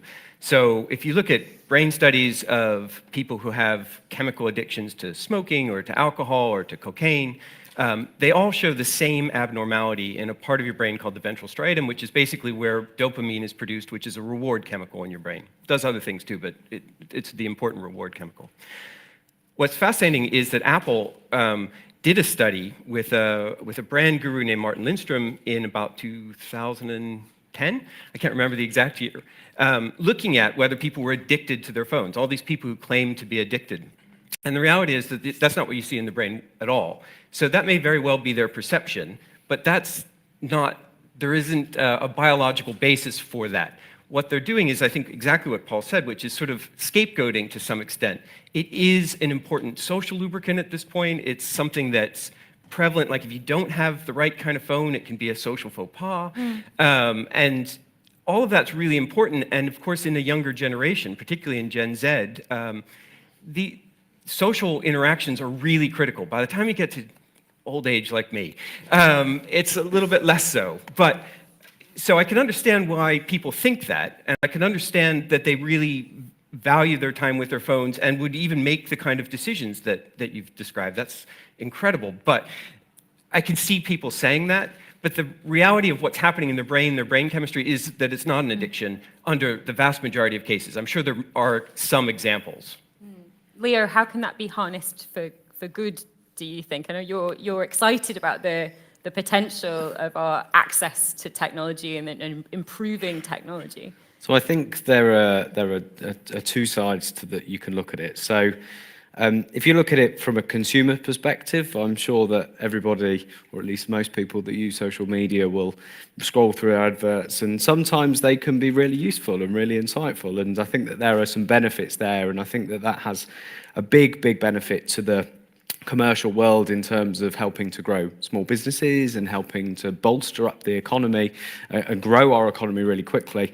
But I think that there are also some significant negatives that come with that, which is that the kind of almost wealth inequality that comes from the split between having people like ourselves who are all very privileged to have access to technology, which means that we can better ourselves and we drive this consumerism that unfortunately has a drastic effect to about 75% of the population through the requirement for more natural resources and the fact that we're kind of creating this greater split, and it's only going to get worse as we sort of continue to go on. So I think there are some ways that we can benefit. I mean, a good example from a behavioural perspective is what our company does, and I'm definitely not trying to tag that here at the moment, but we work with behavioural psychology and safety, and the view there is we look at the behaviours of individuals and how they work within a workplace, and then we use different forms of technologies like nudges to help change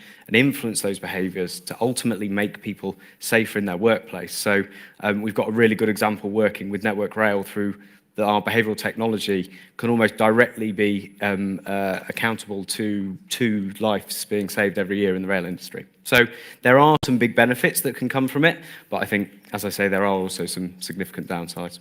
Well, before we go too far down the sort of unsettling fear of technology realm, I wanted to ask each of you what new technologies you're most excited about in this area of kind of influencing or interacting with our decisions and our behavior. Paul, what do you think is most fascinating, inspiring, exciting in our future? I'm quite excited. I lecture at the London College of Fashion, and the whole fashion industry uses influencers. So, we get celebrities to wear stuff, we get stuff that's sort of put in product placement, and we work with influencers. Problem with influencers, you cannot control them, and they often go off, they go off script and say things you shouldn't do, sort of Britney or whatever. It can all go horribly wrong. So there's a new generation of virtual influencers which basically just digital avatars, but they're used by LVMH, used by Gucci, used by Porsche, and I think it's really interesting. And some of the research we're doing, people actually trust fake people, so virtual influencers, more than human influencers, because that there's no ambiguity about it. They're being paid to wear the clothes. They're being paid to promote a product. You never really know whether it's Kim Kardashian. Does she really like it, or is somebody paying squillions to do it? And so I think it's really interesting seeing the rise. So I think the rise of sort of digital virtual influences is really fascinating, and it's one step into the metaverse and this kind of hybrid living where you kind of start having sort of virtual humans. So I'm a big fan of that. That unsettles me for some reason, the virtual influencer, the bot influencer. I don't know. Joe, what about you? What really kind of inspires you in the technological realm? I think the prevalence of biometric devices, so the fact that everybody's wearing an Apple Watch or a Samsung Watch or a Fitbit or whatever is transformative, actually, because we're doing it for nominal health purposes. You can monitor your steps, you can keep track of your heart rate when you're doing, you're working at the gym, whatever.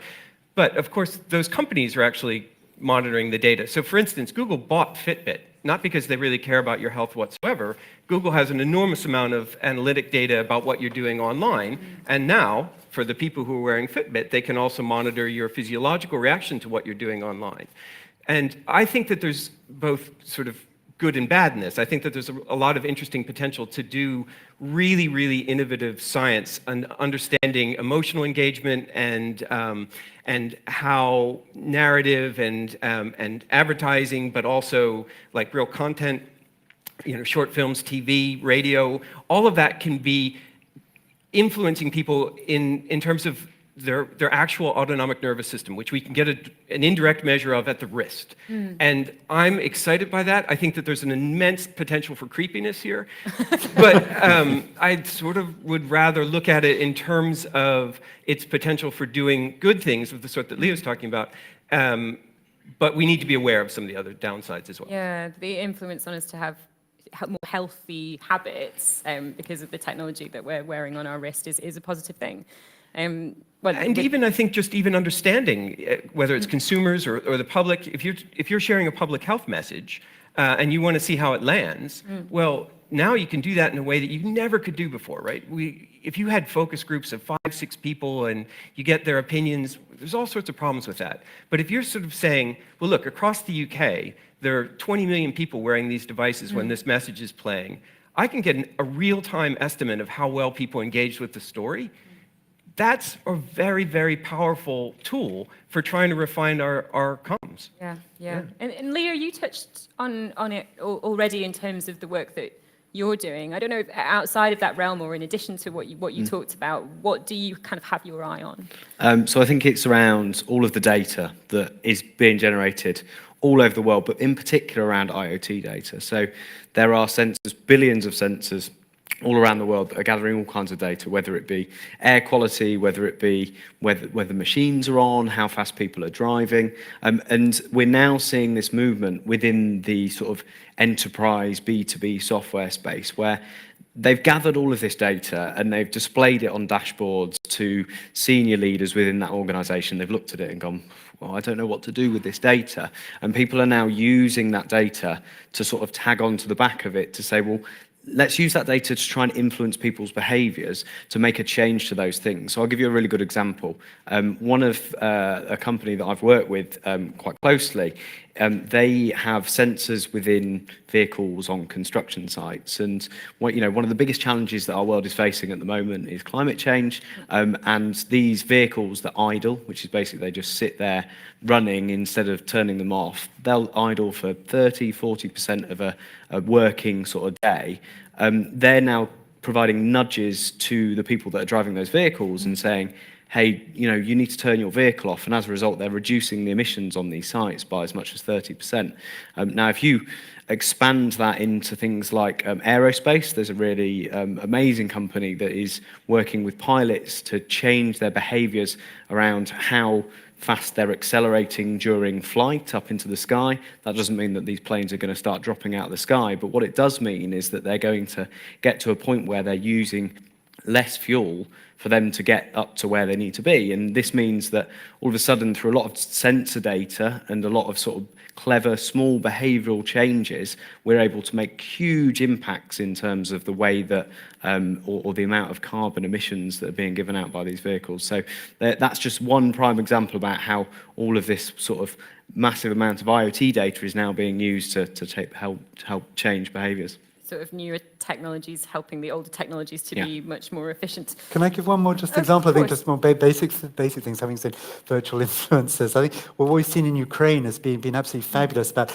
technology being used for good. You're seeing charity NFTs being sold to raise money. You're seeing Elon Musk Starlink, so you got mobile internet. But every day, people around the world who are familiar now with big platform technology, going to Airbnb, being able to book a place in Ukraine that you're never going to stay for, buying digital downloads from Etsy. You're seeing people seeing the public mastering technology and using technology for good. And that's really uplifting, and I think it's a really real positive thing. We need some uplifting elements for it, with the news at the moment.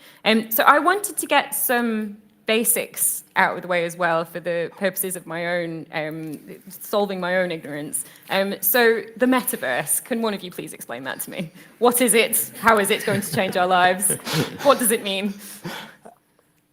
I mean, I'm happy to take a lead on that. I think the best way to describe it is a virtual world, which is very often required to be sort of accessed through a set of VR goggles or potentially AR, but it's very heavily sort of led on VR.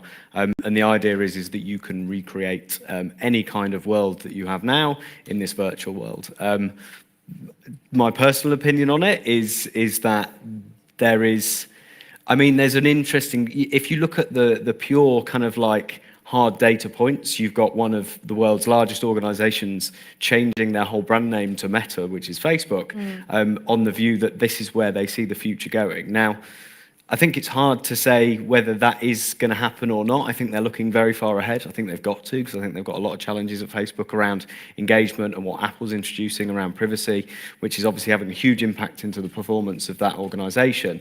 But one of the bigger challenges that you have with the metaverse, from my opinion, is that you need an enabler, which is that piece of hardware which allows you to access and enter into this metaverse. Now, I've had the fortunate sort of chance to try most of the kind of premium right down to the consumer end of these different AR and VR goggles. They're really not that good. Really good example, 10, 12 years ago, a company called Magic Leap was created, $3.5 billion of funding. They released their first product after almost 10 years. It was a massive flop because the technology just isn't quite there yet. And what that means is that this concept of the metaverse is being banked on technology that still has quite a way to go, in my opinion. I mean, the biggest problem is more around just wearing a headset for a long period of time. It gives you a terrible headache. It makes you dizzy. You know, they need to solve some real basics before this whole concept of the metaverse becomes something that I think we can really bank ourselves on. Right. And neuromarketing, perhaps, Joe, you're someone that can explain that for us. Sure. So neuromarketing is a term that's been used to sort of motivate the introduction of neuroscience tools into sort of marketing PR areas. And the reason for that is that for years and years, traditional market research approaches have used sort of question and answer kind of approaches, focus groups, surveys, interviews, things like that. And that's fine. It's a perfectly sensible thing to do, is to ask people why they make those decisions or what's important to them.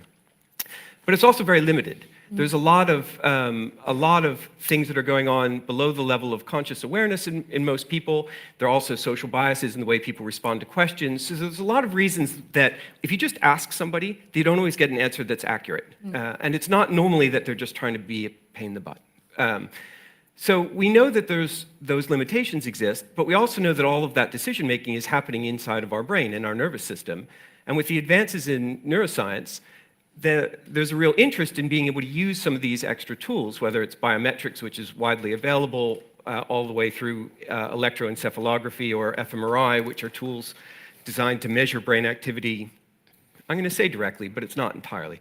And the reality is that there's an awful lot of interesting science going on there. There's some really good neuromarketing going on. There's some snake oil happening. And that's inevitable. Anytime you introduce new tech to a field, there's sort of a boom-bust, Gardner hype cycle kind of thing going on. But I do training in neuromarketing for industries who are interested, because a lot of them want to know what you can do and what you can't do. But if you go to neuromarketing firms, they have a vested interest in saying, well, what we do is really good and what everybody else does is really wrong.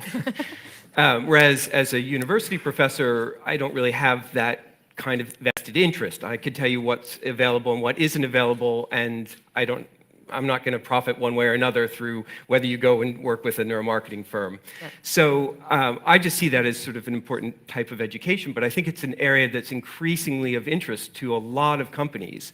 And the reality is a lot of companies have dabbled in it. Some companies have delved deep into it at this point. Yeah, yeah. Can I ask you, Paul, about the sort of ethical dilemmas that what Joe was talking about raises there? Then, you know, how much should we be told? How much information should we have about what information is being gathered about us? How do you know, where does the regulation sort of fall short or tie in? What would you say about? I think there's a big disconnect between the market research, which is survey-based, and I could again subscribe to Joe's stuff, but it's good for getting at least public perceptions rather than reality. That there's a big disconnect. So you've got a bunch of academics such as us and professional people saying this is quite worrying. So you probably remember the Cambridge Analytica scandal. If you actually ask the public, what do you think about Facebook or others profiling your personality based on your likes and then targeting ads to you based on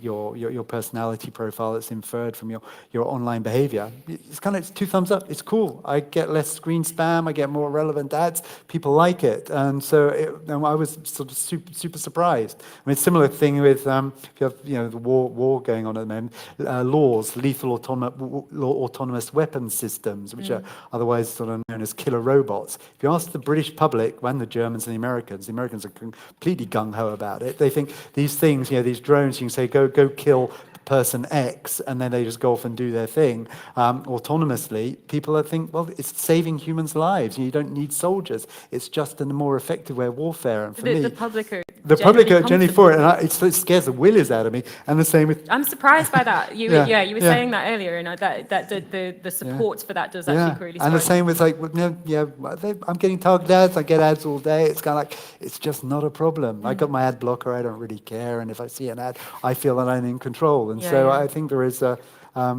we do tend to worry as academics, I think, maybe sometimes too much about the consequences. There's going to have to catastrophize about the effects. Where do you see, I guess this is kind of to all of you, where do you see the technology moving quicker than the ethical discussions and the regulation can catch up? Where do you see that we're sort of marching ahead with what we can do before we've figured out how to sort of control it and whether we should? Leo? We had a very interesting conversation about this before we started, and the challenge that we have is that technology is moving at an exponential rate. There's the Moore's law of the fact that every 2 years the amount of silicon that we can get into a chip is doubling, and that means that our processing power is accelerating massively.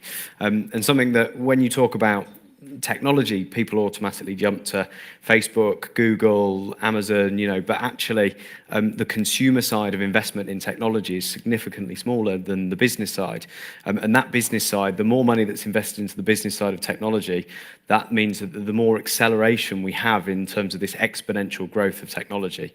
But the challenge that comes with that is that regulatory sort of challenges and the simple process of putting regulations in place is a very complex and long and laborious challenge, which means that technology is always going to accelerate significantly quicker than we're able to put regulations in place. So I would say that in nearly all places, technology far exceeds the sort of state of the regulations around it. And unfortunately, unless we change the way that we structure how we're introducing new regulations, I think that's going to be the case and forever, really. And that does introduce a significant challenge. And Joe, where do you see that challenge that Leo was talking about there sort of coming to a head, or what examples would you give of where it will be a particular quandary with human behavior and influence over it? Right. Well, one of the things that's interesting is sort of what's known as remote biosensing. So everybody knows that if you're wearing a VR headset, you know you're wearing a VR headset. If you're wearing an Apple Watch, you might forget, but you know, basically. The question is, what if we could start getting that information without touching you, without you being aware? So for instance, there have been recent advances in eye tracking technology. So when I was a graduate student back the last century, to do eye tracking, you had this horrible setup with this gross bite bar, and there was kid all around you. It was the most painful and unpleasant thing I'd ever experienced in science. But nowadays, particularly due to the gaming industry, there's a lot of ability that's basically built on that sort of Nintendo Wii kind of technology, right? That you can sort of get fairly decent eye tracking. It's not what we would use in a lab, but it's actually quite good from your laptop camera. So when you're looking at your laptop, you don't tend to think of the fact that it's looking at you, but there's no reason why that camera can't be used exactly that way. And to just give you a specific example of how you can use this that I haven't seen used commercially, but I've seen done in the lab, which is that my colleague Daniel Richardson did this experiment where he asked people to decide on yes/no answers to sort of morally ambiguous questions. Is it ever okay to kill somebody? Those kind of questions. Is it ever okay to lie to your spouse? Whatever. And of course, people vary in terms of, it's not an easy one. And what they did was they didn't put the yes and no up on the screen initially, and then they put it up and they track where their eyes are. And if your eyes are on one of the items and not the other, and you then say, okay, now you need to decide, you significantly change how often people will say yes or no. So you can simply use this basic remote sensor tech that people didn't even know was available to influence. I don't think you can change, but I think you can influence these decisions. And of course, the same kind of thing exists with biometrics. Deloitte is doing this in City Airport, where they have billboards that have cameras in them that aren't obvious to most people. And not only are they tracking your face and where your attention is, but they're actually trying to measure your heart rate as well. That doesn't work that well outside of the lab, but it doesn't now. I suspect it will in the next few years, because there's an immense interest in making it work. You mentioned creepiness earlier. I think we're definitely touching into that territory there, in my view. Is there any information about our behavior or our decisions that technology can't get at that would be valuable, or you don't see a prospect of technology being able to access it? Leo? I think technology, I was going to say technology at the moment can only access the information that you're really giving it, but I think Joe has just proved that very wrong. I think that we're in a state at the moment where, our kind of general thoughts can't really be accessed by technology, but I think that over the next couple of decades, we may see that changing through the things that people like Elon Musk with his Neuralink and the many other organizations working on these products that are going to tap directly into our brain could potentially change. And I also think that one of and I definitely won't know as much about this as my two other panelists, but I would assume that as part of this process of algorithms gathering lots of information around your activities, they can start to pick up a much deeper understanding of how people's brains are working. So even in that sense, you could say that they are still accessing your sort of unconscious thoughts, I guess. But I think there is still a point of, depending on what situation you put yourself in, you can always be in a position where technology can't access everything. And can I get you, perhaps Paul, I can ask you about Neuralink and that kind of technology. That does seem like something that's kind of further into the future. Joe, you probably have some thoughts on this, given your area of expertise. But actually directly tapping into and implanting your brain to have an interface between your brain and the internet. What are your thoughts on that? The possibilities for it, people's willingness to take that up, the possibilities for what it could achieve? I think again, I'll defer to Joe on some of the sciences, more the perceptions. But you've got a lot of people at the moment actually leaving Neuralink, saying the hype and the PR vastly the science just isn't there. Isn't there yet. But you are seeing people getting more easy with their relationships with technology. So, for example, if you ask people, there's a new generation of sex robots that are out there. They cost. I wondered how soon that had come into the conversation. No, I'm all about sex robots. Go to Kakashi.ai. There are these side brothels. Get your questions at the ready. Yeah, all around Europe. So in Berlin, 140 euros an hour to go and see. But because they cost quite a bit, these sex robots. They got personalities, and they basically there for your pleasure and live out your fantasy, your sexual fantasies. But if you ask people today, would you, if you had an opportunity to have a relationship with test out a sex robot, the majority of people, and bizarrely Germans much more than the Brits, would say yes. But then the relationship gets a bit weird, because then if you say, well, if you had if your partner had a relationship with a sex robot but didn't tell you, would that count as cheating? And people think, and the majority of people say, well, actually women more than men tend to say, yes, that would count as cheating if my partner had a relation with sex robot. But we've got this thing in technology called the uncanny valley. When technology gets too human, we kind of it's a bit too creepy. But it doesn't. The research that I do, people are actually getting more at ease with that. So whereas things to the Neuralink, I think people are more open to more technology in their lives, and almost the science fiction version of it, which sometimes is more than the science can actually deliver at the moment. But you probably know a little bit more about Neuralink than me. Well, I would say that that's absolutely my perception of what's happening with Neuralink. Years ago, I did a program with Mike Mosley at the BBC called Inside the Brain. And Mike at one point said to me, well, how much of the brain do you think we understand? And I said, oh, well under 1%.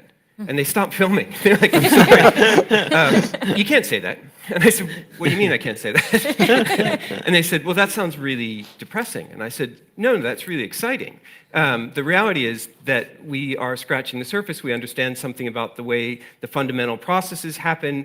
We have really detailed information about how brain functions work at different levels, from like physical to chemical to cellular to systems. But what we don't know is how they work together, and how they work together gives us behavior and understanding and emotion and all that is us.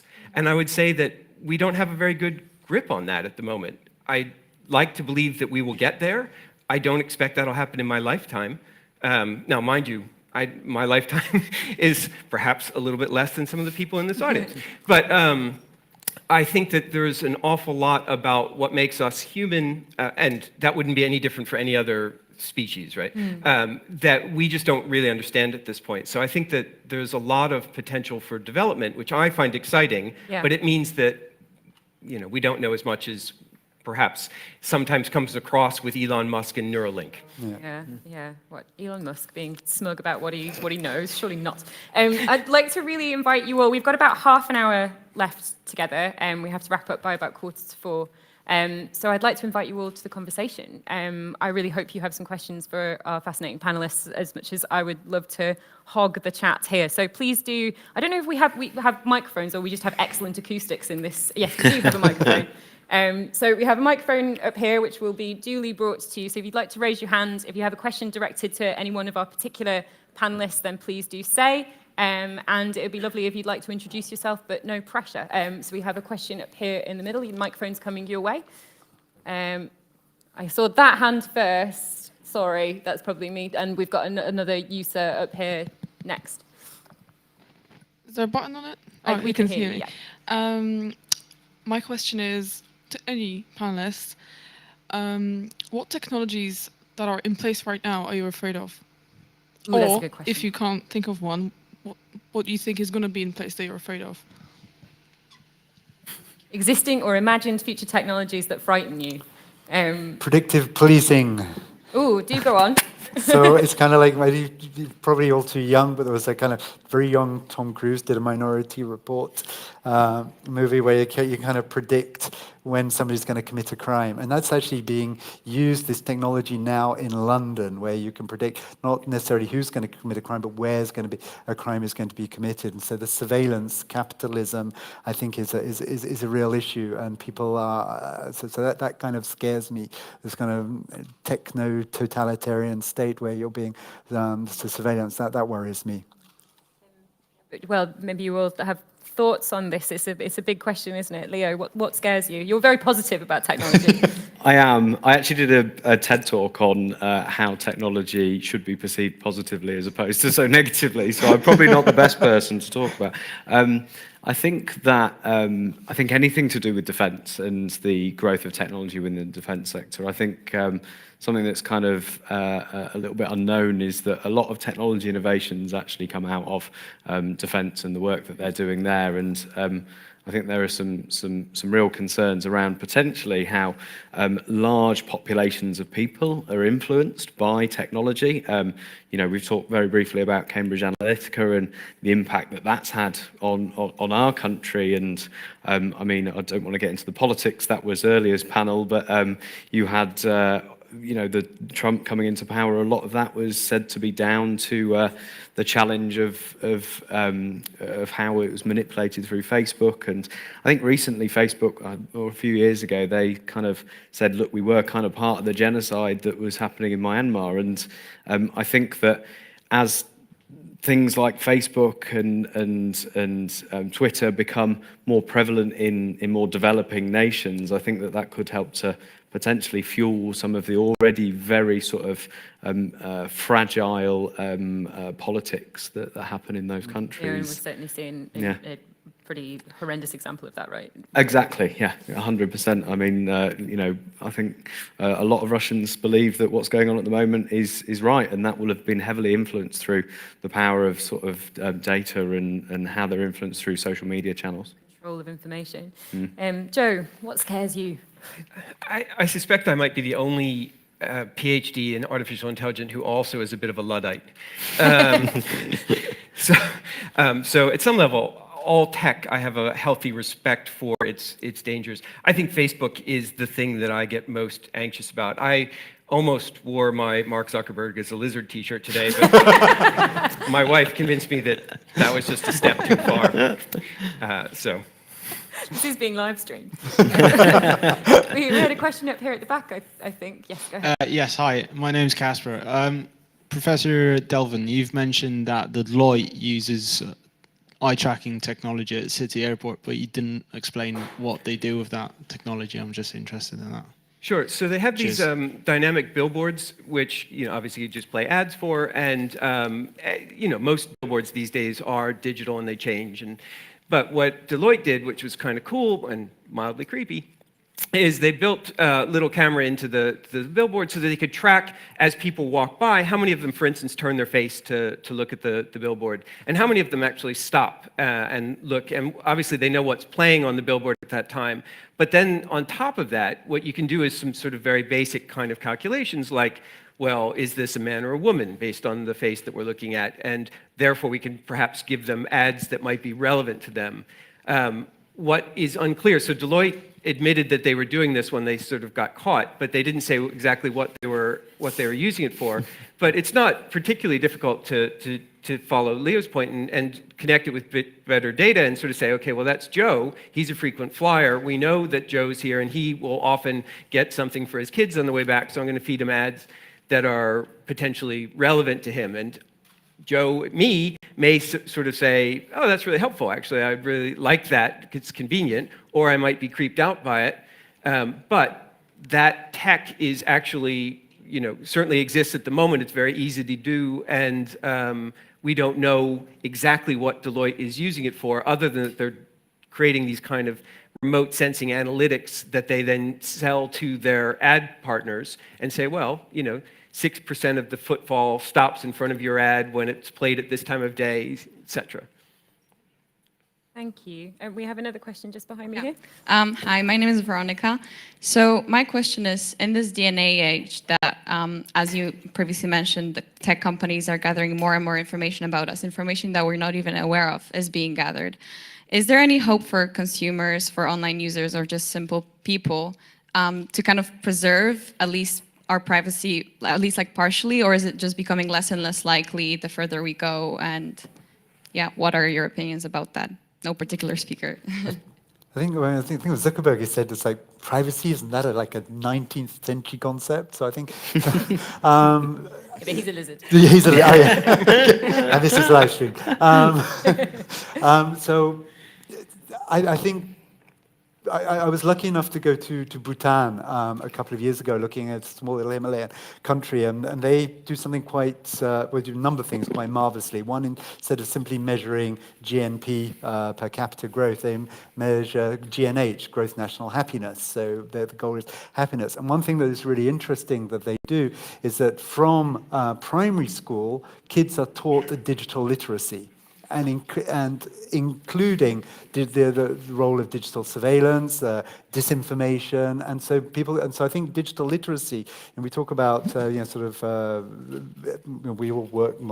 we work in academic institutions, and I think digital literacy is really important. So I think the hope is that we might not be able to control the strings that move us, but at least if we can look up and see those strings, that's sort of one step on the road to sort of liberation from our data masters. So I think digital literacy is the answer for me. I 100% second that. I think that there needs to be more done at a very young age around making children more aware of technology and actually what it's doing and how they can protect themselves better. But I do think that there presents some opportunities as well. So there's a company, if any of you watch Dragon's Den, you might have seen it, but that I know, which they're called Generate with an 8 ads, and they basically have a browser that plugs into Google Chrome, and then instead of you using Facebook or Google or whatever it be, that is then basically generating money off you, you then have the opportunity to generate money by sharing your data with a number of these providers. So, all of us in this room, we are just dollar signs to these big corporations in America, and if there is this opportunity, I think, going forward, where actually, particularly with what's going on with the sort of Web3 and the decentralized sort of network, where we can actually start to be recognized for our value and start to see some gain out of the back of it. And actually, our data and our personal information is sort of recognized for the value it's worth, and hopefully people will start to see some kickbacks off the back of that. I think Apple's going that way as well. Anybody that's got an Apple phone that's got the latest update, and now every app you go on, it says, do you want to share your data? And I don't know about everybody else, but I'm straight into the no, I don't. And I think that is going to be one of the ways that some of these sort of more powerful organizations go, and Apple hopefully is leading by example, much to the sort of anger of the Facebooks, of the Googles of the world, I'd imagine. Yeah, where our data is basically their currency. Exactly, yeah. Joe, do you have any thoughts? Yeah, I don't think I have anything to add. I agree with both. And we had a question up here, and then we had one in the middle over here. So we'll go. Do you have a microphone? Hi, one yeah. and then 2. Thanks. I'm Jacob, and I wanted to ask you, how do you think the government should go about our addiction and reliance on technology? Should it maybe still keep that conservative approach for privacy and non-disclosure, or maybe start actually using and relying more on locational data to understand what's happening in the population? So are you talking about regulation? Yes. So basically, yeah. So I'm talking whether it should be still more like the rules, whether they should be strict about using the data and how actually the government uses the data. Because we've been talking about how companies use and gather data, but I feel like the government still does not use it like properly in terms of, for instance, very, very simple example, census data. We still rely on gaining information about the population from census, whereas actually census every 10 years is particularly not really relevant for us now. But we feel like, you know, we don't use the location, that the government does not use locational data. So basically the question is whether they should be still kind of away from that, or maybe they should, you know, put their feet in. Should the government be using our data, and how should that be regulated? Okay. I think it came in. I think it came into its own in the pandemic when you know everybody had the NHS app, and you know maybe it wasn't necessarily the most reliable when it was looking at contact tracing, but it played its purpose. And at that point, that's a really good example of them looking at how they can use data to their advantage on kind of like a mass scale. On a regulation, on a sort of regulatory perspective, as part of that question as well, I would say that, and we were discussing this earlier as well, is that the government is introducing these huge, significant fines to technology organisations into the billions.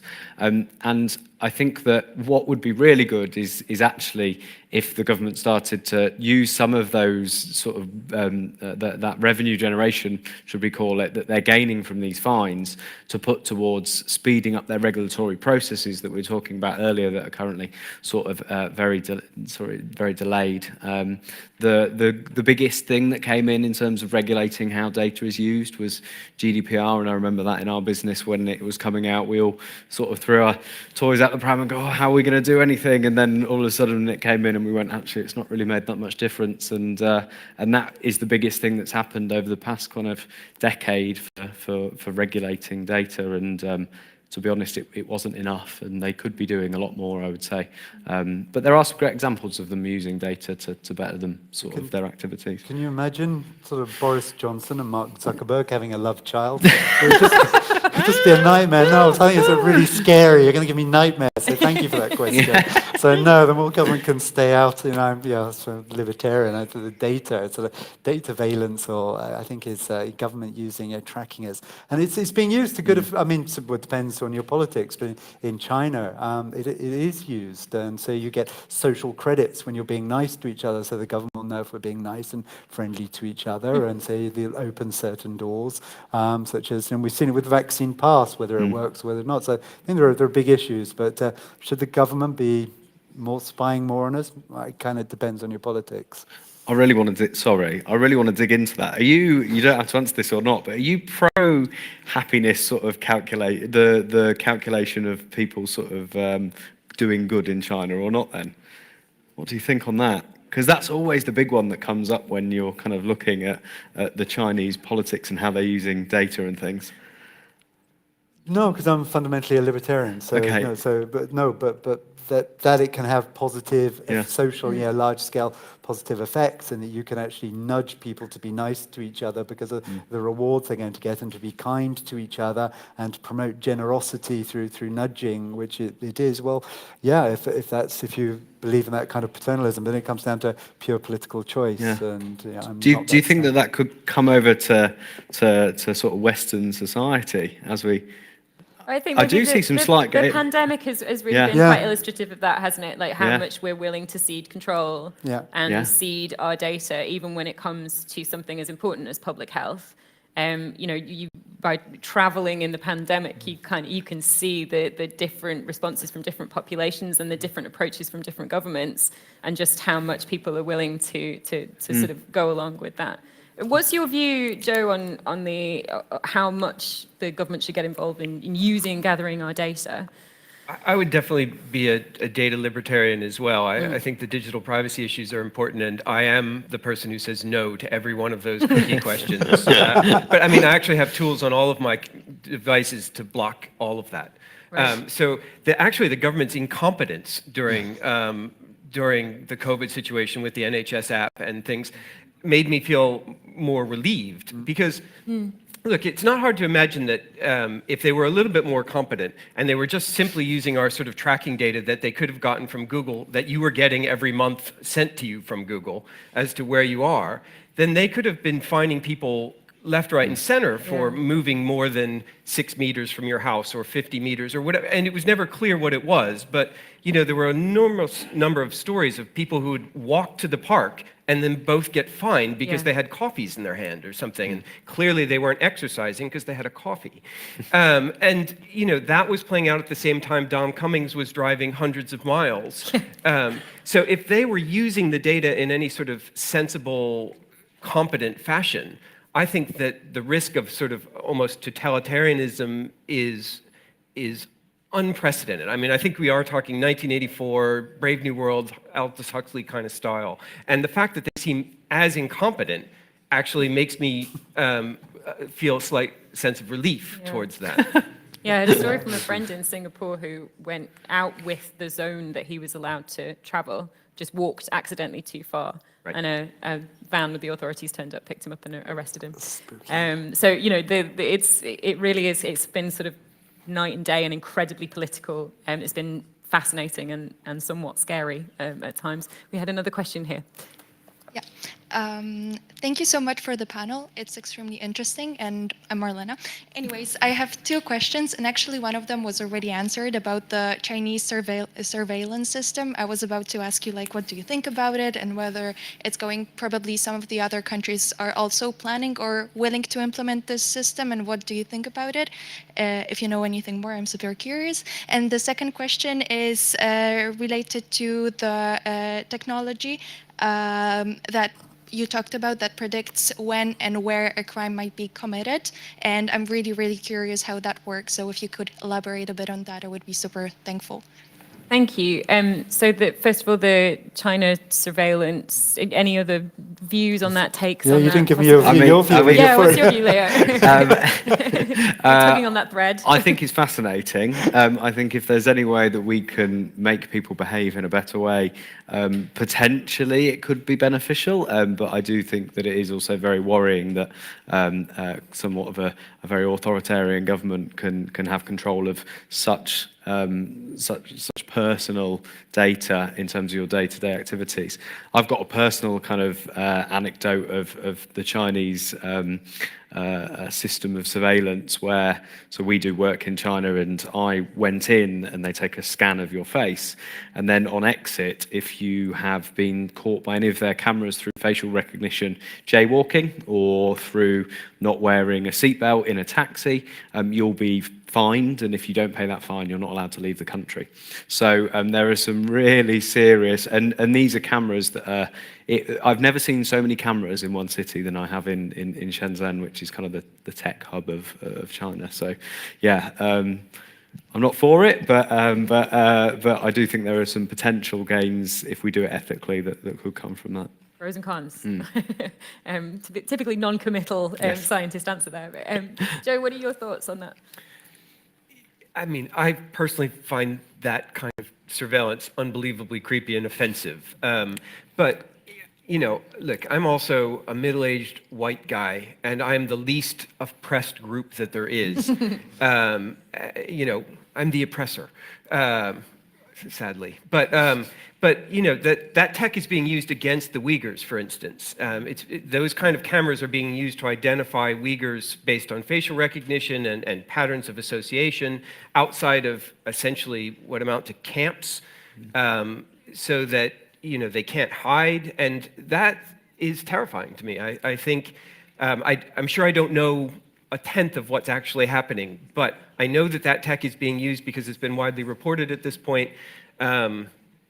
I just think that the potential for misuse is so great by government that although I believe there is potential for good as well, and really strong potential for good, I think that as long as we don't have control over our own data, that's where I get worried. I feel like as long as we have that principle that we can control our data, and you own your data, and you can say what you will and will not give out, I'm okay.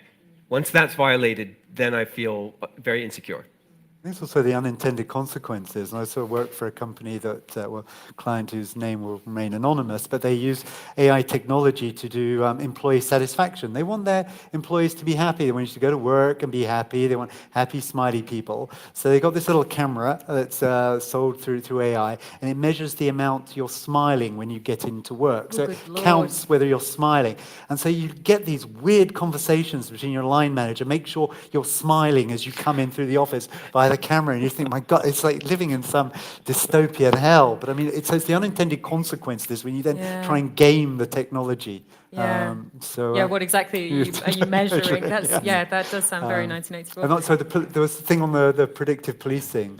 So again, Joe, you'll probably have more intimate knowledge of it, so I know more about the public perception. But the way that it works is that you don't have some, in the movie there was these empaths. You could read the future and see whether somebody was going to commit a crime or not. But what this does, it just uses data. It looks at patterns, where crime's going to be committed, whether people are in groups or not. It profiles people by skin tone, sex, age, and the way you're working, and so can actually predict where a crime is going to be is likely to be committed, and so then you can deploy police to it. What's interesting, if you ask the British public, do you think the police should be able to arrest somebody on using predictive policing technology alone? And the answer is yes. So people believe that this is good technology because they'll need proof afterwards. But should you be able to stop somebody because the public are for it? I don't know what you think, but it's kind of weird. Just kind of using data analytics about past behavior, how tall I am, how fast I'm walking, who I'm with, the time I am, where I am, and based on that, you get somebody saying, "No, I'm stopping you now," and it's like, really? Haven't actually committed a crime yet. So we have about less than 10 minutes left together, and I've got a question here and then a question at the back. Please do save your chats for outside the room, just as a courtesy to our lovely panel. So I think we'll probably only have time for those last two questions. We might have one more quick one, but can I take a question from you? Yeah, so hi, my name is Matthew, and I have a question on kind of corporate responsibility of tech companies, and mainly social media like Facebook. And so in the last 4 years, I think like Mark Zuckerberg has been in the U.S. Congress probably like 10 times, basically. And there's a lot about how there's a lot of discussions about where is kind of the line of how much free speech there should be in tech and social media, and where do these companies kind of cross a line. And where does kind of technology cross a line regarding kind of us being able to post what we want? Because in the last 10 years, I was too young to kind of experience the 2000s, the early 2000s. But I guess like in the last 10 years, technology has influenced so many things in our history. So like politics, culture, economics, like. Where do you blame kind of I'm gonna be politically kind of biased, but like where do you blame Facebook for Trump being elected, for instance, or where do you kind of blame Facebook of not crossing the line in some African countries regarding... So where do the technology companies come in and have a role in that sort of censorship or free speech? How much is it incumbent upon them to take a role? Yeah, quite recently, I think BBC also made a report, like the research team made a report in how the metaverse is supposed to be like a safe virtual space, but already I know it hasn't been like properly like available to the public, but already you can see that there's a lot of harm and there's a lot of explicit content and like vulgar content that shouldn't be there in the metaverse. So how do you address that? How do you go around that in terms of technology? And yeah. Thanks. So let's just take that question, a note of that question. I'll just take this next question because we've not got long left, so we'll take them both at once. Yes. So thank you very much for the thought-provoking talk.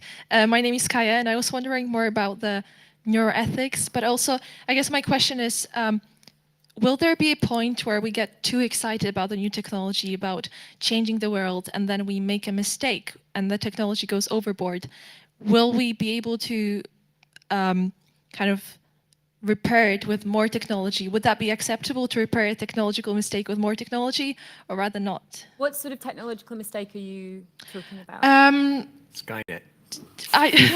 Well, something that could possibly harm the humanity in the future. I don't have a very specific one. Okay, so a hypothetical technology goes too far, and can we fix it? Okay, that's great, thank you. So let me start with this, with your question about, Matthew's question about free speech, censorship, sort of, Paul. I think that's a really, I got a quite strong, and I think there's a simple solution to this. I think it comes down to, I'm not sure it's necessarily free speech. I'm a libertarian, so I believe in that, people's right to say what they want to say. Where it gets tricky is whether or not these big platforms such as Facebook are publishers and therefore responsible for the content. And I think there is a really simple solution. When a post is algorithmically promoted, you see it because it's promoted via an algorithm, then Facebook becomes responsible for the content and has the same duty of care that any other publisher happens. If we can just get that law that algorithmically promoted content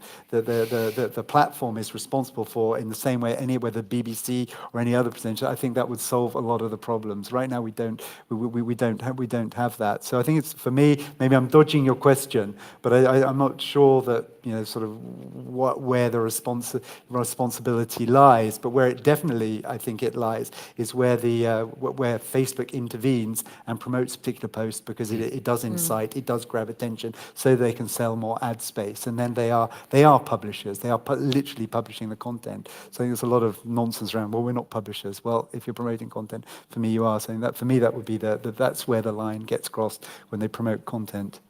And since we've only got a few minutes left together, let me move on to that question about the suggestion of technology going too far. Will we be able to fix it? Who would like to tackle that hypothetical situation, Skynet? I mean, I'll just put a really quick sort of one into that. I think it's already happened. I don't think it's something that's in the future. I think that one of the biggest examples that we've got with it and of technology fixing it is the climate crisis. One of the main reasons that we have this climate crisis at the moment is because of the massive amount of consumerism that's driving all of these decisions, whether it be people flying around the world or whether it be people wanting expensive, cars that kick out loads of emissions or wanting the brand new iPhone every year that they come out. And there are some incredible technological solutions that are now looking at harvesting carbon and taking this carbon out of our atmosphere. And I think that one of the things that's fascinating is artificial intelligence is only really been intelligent for maybe 10, 15 years. And as things like quantum computing are introduced and become more affordable, problems that we see as big problems now potentially could be solved through technology, because technology will get to the state where it can think and process significantly faster than even a big group of people can, and hopefully solve some of the big challenges that we currently face. Joe, can tech fix tech's mistake? Well, I may take it back even further. I mean, Socrates argued that reading and writing was a technology too far because it would fundamentally impair people's brains. They would stop having to learn and remember things, because if you could just write it down, you could cognitively offload. Then you would fundamentally destroy human beings. And arguably, reading and writing is probably the main tech that's led to where we are now, precisely because of that. So if we could go to a society that was post-industrial, in the sense that we could go all the way back before reading and writing, maybe that would solve it, but I think that's pretty unlikely. So I would say it's an inevitable spiral that speeds up. And the thing is, we have no choice but to keep up. And even better, to lead, right? To be proactive and think about, what are these ethical issues? What are the things that we want for our society? What are the things that we don't want? How do we try to stay in front of that? And I think that these kind of discussions, and the fact that you guys will no doubt be you know, the leaders who are making these decisions in corporate and government, in charities, you know, in a relatively short period, if you aren't already, that's the responsibility that we face. That's what we have now, and all we can ever do is do what we think is individually right, but we can't duck it. There's no going back. Thank you. Really, as I could keep this going all day. This is so fascinating, but we only have a kind of couple of minutes before we have to wrap up. So unfortunately, we've got no more time for any of your excellent questions. And thank you for everybody that contributed to the discussion, because they really were such thought-provoking questions. So before I let you all go, I just wanted to give you all kind of a final big question.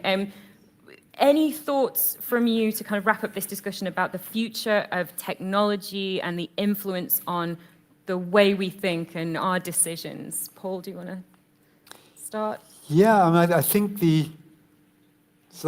we've always used metaphors. So when we had in psychology, when computers were big, we started to think of the brain as a computer. And before, I think we're now going into an age where we're starting to think of ourselves as algorithms. So, you know, if I talk to you, you're going to respond to me in a certain way. If I smile to you, you're going to say, if this, then that. I think the way that we're going to start thinking about people and other people as a set of algorithms. So, you know, your next love interest will be a certain set of algorithms. I think this algorithmic thinking is going to become a metaphor for the future, based on our understanding of technology and algorithmically driven life. And so I think, you know, when you start seeing, okay, am I in love with your algorithms? It's going to be a key question about, you know, do you want to pair bond with somebody?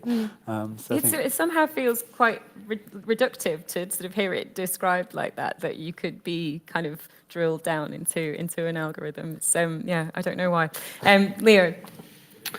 I think that everybody in this room is probably here because they're interested in technology, and that means that at some point, probably in the next few years, you're going to end up in a field that in some way or another will have the ability to influence technical development and the way that things go. And you know, in the medical field, you have the Hippocratic Oath. There isn't something similar for technology. I genuinely believe there really should be, and people working in technology should sign into something that very similar says do no harm. And until that kind of version for technology of the Hippocratic Oath exists, anybody that is going into that field, hopefully all of yourselves, should at the back of your mind have that thought of, I want to do no harm.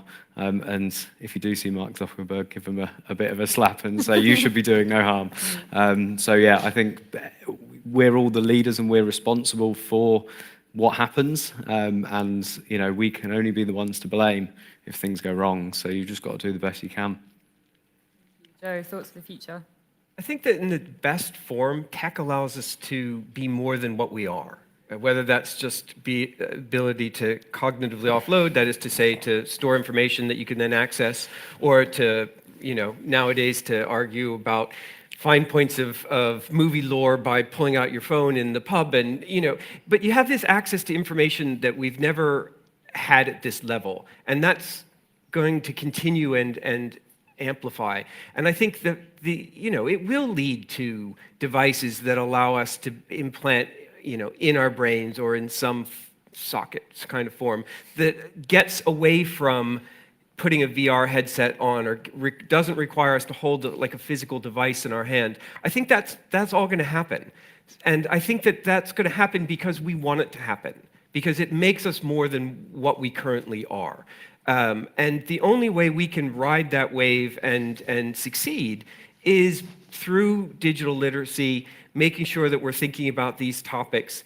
And, you know, when Paul says the public demands these things, that's why people deliver them, right? So that's the reality. So how do we do it right? How do we do it exactly as Leo said? I think that that's on us, but it's going to happen because it transcends what we currently are. And that happens at an increasingly fast rate. Thank you, and thank all of you. It's just been the most fascinating discussion. You've all just been honest and incisive, and it's really, the time has just flown by. So thank you very much. Can I ask you to thank your fascinating panel? Thank you.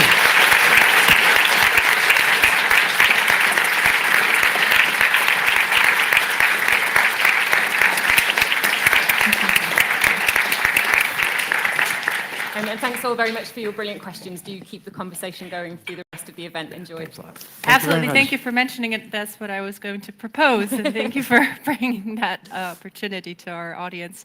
Victoria, Paul, Leo, Joe, thank you so much. This has been a fascinating discussion, and obviously it's going to continue. The Q&A is going to continue. I would like to invite you for a 25-minute coffee break. We will meet at 4:15 to attend another panel, the last one of today, which is going to be an art panel with another group of incredible speakers. So please be back here at 4:15. And just a little point of reminder of information, there's a pro bono mentoring platform called University, as in City of London, that are hosting a drop-in session to chat about pursuing a career in the city. They're pro bono, and they're focusing on connecting Polish students to young Polish professionals who work in the City of London. So by all means, there's a little room next to the coffee room where they're available for chatting. So thank you, and see you at 4:15.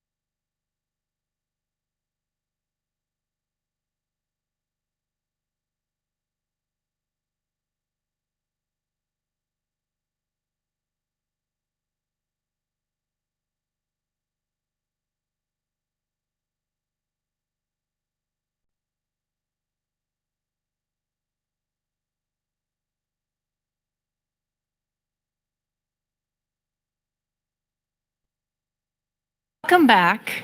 I can't believe it that this is the last panel of today's conference. It's been really amazing, and thank you so much for asking such wonderful questions. All the panelists and the moderators have been mentioning it, how interesting and how inspirational your presence has been. I'm personally so very happy that, conferences that are usually overloaded with some political to technology questions, that this conference really makes an important place for art.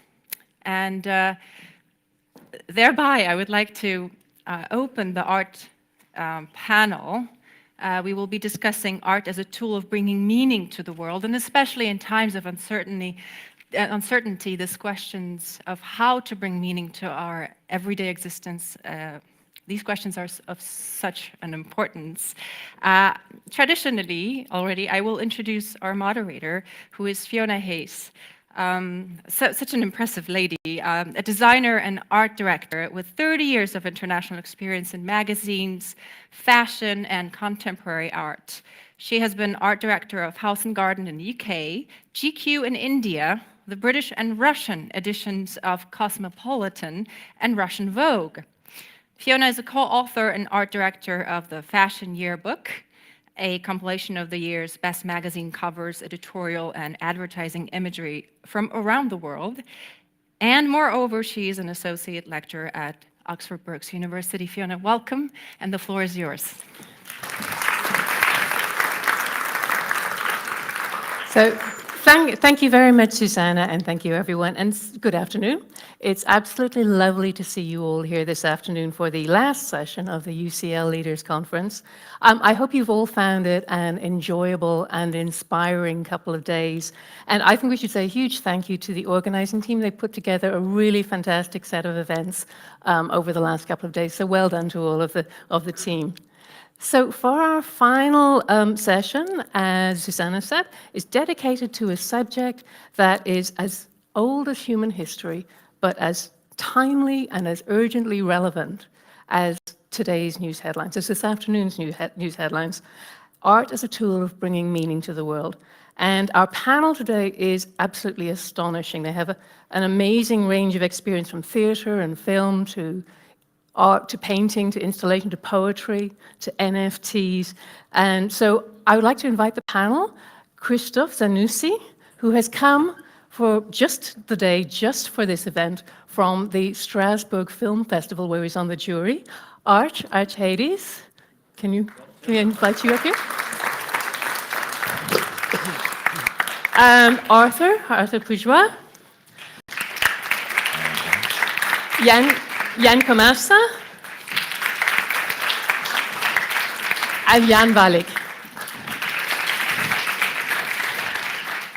And what I'm going to do is I'm not going to try to introduce all these people. I'm going to start by asking if each of you would please do a short introduction of yourselves for the audience, who you are, where you're from, a little bit about your background. I mean, everyone's read the notes, but it'd be nice to hear it from you as well. Christoph, may I ask you to... Well, my name starts with Z. Well, so I'm Irish. I can't do the pronunciation. My Polish is lousy. Christoph, could you please tell us a little about yourself? All right, if you insist. Well, I used to be a physicist, and I'm very proud of it. However, I still love physics, but physics never loved me. So this was not reciprocated love.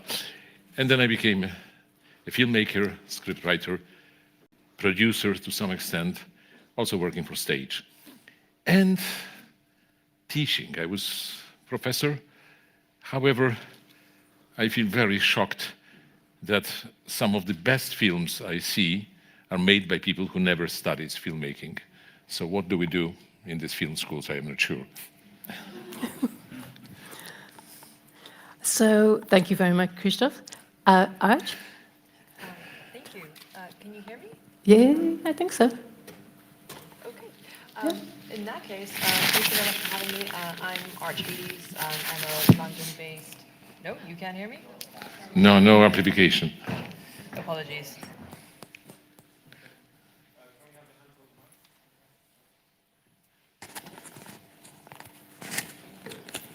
Maybe I will offer you mine. Thank you so much. My goodness, chivalry's not dead. Can everyone hear me now? Is this better? Okay, perfect. Thank you so much for your kind offer. I so appreciate that. Hello, thank you for having me. I'm Arch Hades. I am a London-based poet. So far, I have written 3 bestsellers, and hopefully my 4th comes out very, very soon.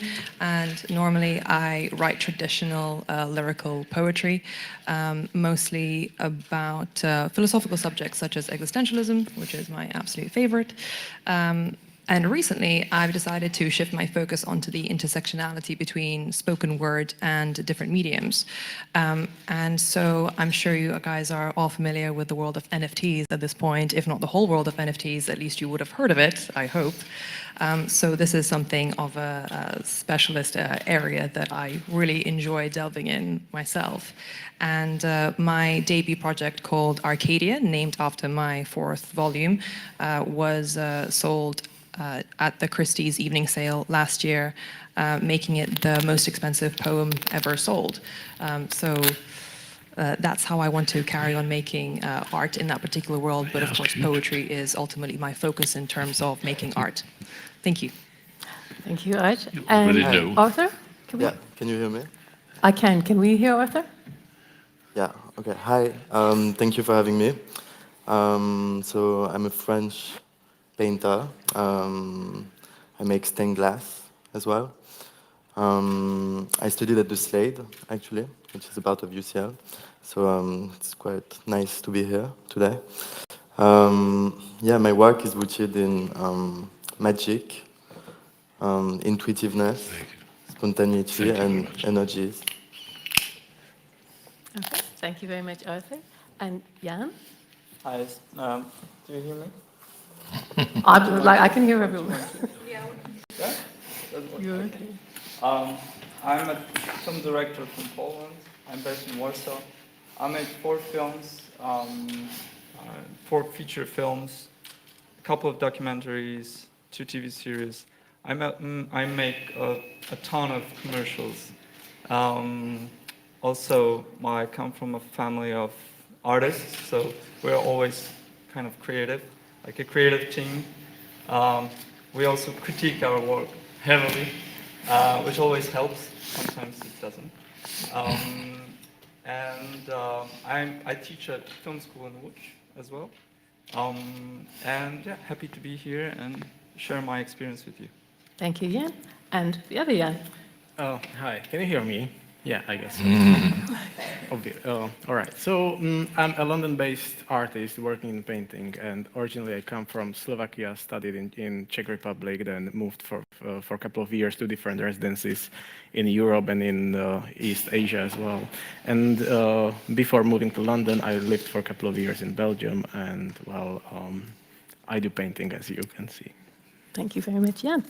So I'm not going to keep going round in circles like this, but I have a few questions, and I think what we'll do is we'll discuss some of my questions, and then we're going to go over to you guys, because if you're as good an audience as you were yesterday, you will have a lot of really interesting questions for the panel. And we look forward to that. So let's start with a really, really basic question, which is, art as a tool of bringing meaning to the world. What do you actually understand by these words? Because there's art, there's meaning, there's world, there's all these things we could unpick. And I'm going to ask, Christoph, I'm going to ask you to start with this one, please. It will take me half an hour to have to make a short answer. I'm specifically thinking, I'm going to look like I've done an awful lot of research here, but in your film, Life is a Fatal Sexually Transmitted Disease, the title says everything. That particular film, the protagonist is dying, and he's looking for the meaning of life in his world. So that seems to me like you have thoughts about this topic. Well, in my age, and I'm well over 80, so that's a natural thing to be confronted with the inevitable end. But I would try to start a little bit more professorial. That's also one of my vests. Among all living entities, only humans transfer experience from one generation to another. And this is by narrative art. We only invented no dogs, no cats, no orangutan ever write novels or tell stories. We tell stories, and what I complain about is that in last dozens of years, the concept that story should bring wisdom has vanished. In Europe, this most advanced continent, I think we became frivolous. And we're producing enormous amount of senseless stories. Open TV set, you will see them immediately. Not mention Netflix or something similar. So that's something what is, well, what is in a sense dangerous, because we may degenerate if we don't collect wisdom of previous generations and wisdom of our neighbors. None of us has access to so many lives as we may follow watching them on screen or reading in a book or watching on stage. And that's why I think this notion of wisdom is something what we should reevaluate, because wisdom is a suggestion what to choose in life, not to be bankrupt at the end. And so many people, so many depressions, so many suicides are the proof that the danger is enormous. It's extremely easy to waste your life. And nobody will talk about it today, because the consumerist society says consume more, you will be happy. While wisdom says opposite. If you are able to refuse, if you are resistant to advertisement, if you can not buy instead of buying, you have more chances to have full, valuable life. But it all goes against the trend. People want to have security. Is security good for humanity? It's not good for animals. I have this experience from zoological gardens. You know, all predators are always suffering when they are in confinement in zoo. But in order to make their life better, the zoo now is creating obstacles so that every white bear or tiger has to work hard to get a piece of meat. It will be so easy to give this piece of meat straight, but then animal is nervous and neurotic. Once there is an effort, then there is more balance. So what is good for humanity? Security or some kind of competition? And art should suggest how it works on real examples. And then, if it is good art, there is wisdom. Would anyone like to pick up on that? Jan, you are also a filmmaker. How would you respond to that? And what do you think about, what do you understand by the phrase that we've been talking about? Well, actually, I'm a huge fan of Mr. Zanussi's film with the long title. I think it was when I saw it, and there's not many great films from '90s from Poland, and that was one of the best. It was '90s, wasn't it? Right? Yes, almost. So it was a great example of a film that kind of confronted death in a way I haven't seen in films. And I was always wondering, is it even possible for a filmmaker?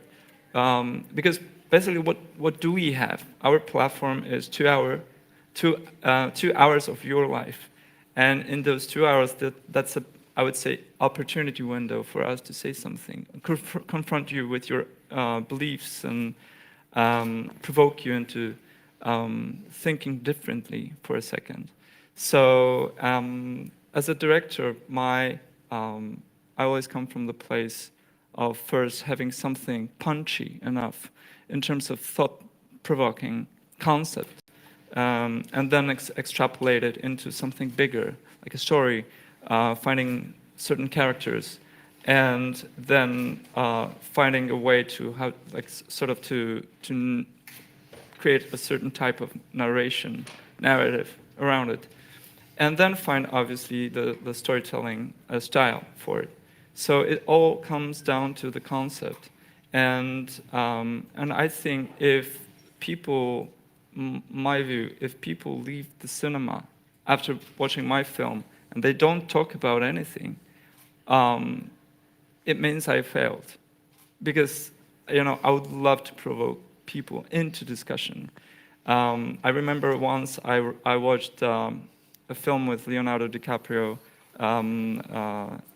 Revolutionary Road. And it's a great film about marriage, and based on a book. And I left the cinema fighting with my wife for like 2 hours.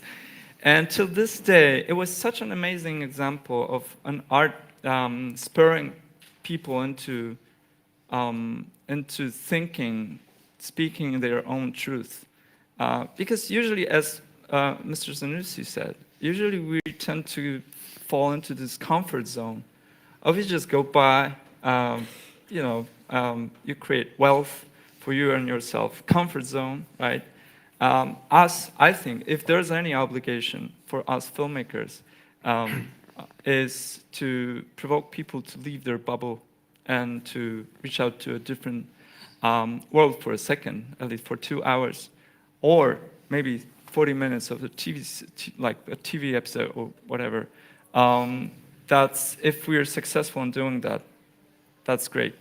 So whenever I was leaving my own bubble, I was provoked into reaching out to something I don't know, then I always nurtured this feeling. And I had the same thing watching Mr. Zanussi's film. That was one of the best examples from the 90s. But I kind of tend to collect all these memories about the feelings I had from watching films and TV series and all the other audiovisual works of different artists. And I collect them and I nurture them. It's who I am. It makes me, it creates me. And I would love to sort of give this experience through my work to all the people who watch it. So you're actually touching on something that I want to bring up, but I want to ask. I want to go back a little bit. Does anyone else have anything to say to this? The phrase "art is a tool for bringing meaning to the world." How do you understand that phrase? Thank you. Oh, great, I can hear myself. So first of all, I want to say to Christoph, I think there may be something like a 50-year difference between us, but I absolutely adore the principles that you described in your understanding of art. I believe that art should be able to create some deeper meaning. And I think you'd be happy to know that I canceled my Netflix account. And I refuse to subscribe to Disney Plus and all of that because there's so much junk food entertainment out there that does not nourish. And yet it still provides, so much money for the industry because we need that kind of escapism. The world is still quite a wonderful place, but I think we're exposed to so much so much of the grotesque parade of human misery that is around us. Because, from the perspective of the press and the media, we need that kind of clickbait. And we kind of feed on these emotions of anger and fear, and that's what sort of drives the media industry. However, art as a tool of bringing meaning to our worlds, I think, is valuable. Because, again, as an existentialist, which, of course, existentialism being the philosophy that draws all the consequences from the position of consistent atheism, tells us that, existence precedes essence, and there's no real essential nature to humanity. There's a human being isn't meant to be doing anything, that we don't have a duty to do anything, but we are free to create our own meaning, and we are free to create our own purpose within our existence. And I believe art is an incredibly important tool because it's really through creativity we get to refine our own emotional states, and we get to decipher our own thoughts. And through the tool of creativity, we get to self-express. regardless if we do it well, by the way, because beauty is in the hard work itself and the sense of purpose we feel when doing it. So to all the people who do want to pursue art and artistic pursuits, I encourage you 100%, go and create your own meaning. You are free to do so, but try to do that with intention to create something meaningful, something profound, something that, as Jan pointed out, art should provoke. It should help us think. It shouldn't be escapism or distraction. Entertainment is escapism and distraction. Art is something that can provide a different perspective. It should help us think in a slightly different way, or help us, provoke something inside us and help us decipher our own state to create the stories that Christoph was telling. And the human beings are incredible because we're the only ones who can pass down our experience. We don't have to learn from scratch. We can read all the books, all the wisdom is out there. We can absorb it, and that's exactly what we should be actively doing instead of, seeing another Marvel film, no offense. Absolutely. Maybe I would from slightly different perspective, from the kind of painter's point of view, which is in a way differently dealing with sense of time, as Jan mentioned. As he views it, he has, as a film director, he has 2 hours to sort of shake the viewer, shake the audience, give a different perspective. So I see that also in painterly point of view, like the time is there, but it manifests differently. So the layers of meaning, it doesn't have to be as narrative. It doesn't have this linear time, but it is such an archetypal language. Like, for example, painting, it has a potential, or it can speak beyond linguistic, beyond words, and it's actually, as Christoph said, mentioned, the human capacity of just nurturing the next generation and kind of talking beyond cultures and beyond time. So in this sense, like visual impulses, and then in this sense also painting is such a vehicle which was here from the dawn of time, or basically way before many cultures. And in this sense, the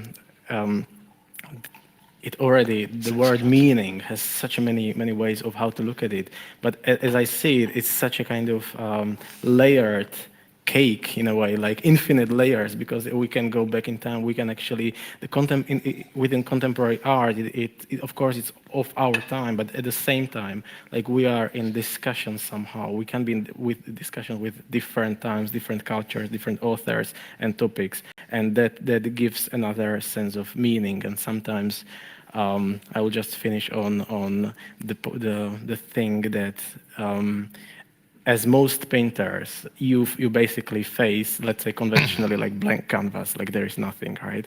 So in a way, like you are facing this heavy question, like what to do, how to start, what are the impulses, and so on. And then somehow you start, and then you kind of respond. So it's a kind of dialogue, push and pull, and many different thoughts might enter different contexts in the course of working on couple of paintings, let's say. And well, you can also subjectively lose your meaning, like you can get lost like in a big forest of ideas, and then somehow another level of fight comes within you, or kind of ideally that you try to like hunt for another meaning and kind of try to get found again. And this sense of journey, and this sense of journey is another kind of creator's point of view of meaning. I have another question on that, but first, Arthur, what art as a tool? I mean, it's very interesting. I'd like to react on that. It makes me think of Walter Benjamin, and what he said that it's only through chaos that we can actually find focus. And it makes me think of just today's capitalistic world, and we're submerged with images. So that we're living in constant flux of images that kind of can be chaotic, and we have to grow through it. And I think art, in this sense, I mean, I can only speak from my own experience, can teach us how to devote ourselves in a way, and how to grow through this chaos, find focus, and therefore meaning. yeah, it also gives us, a space to take time, to slow down. Yeah.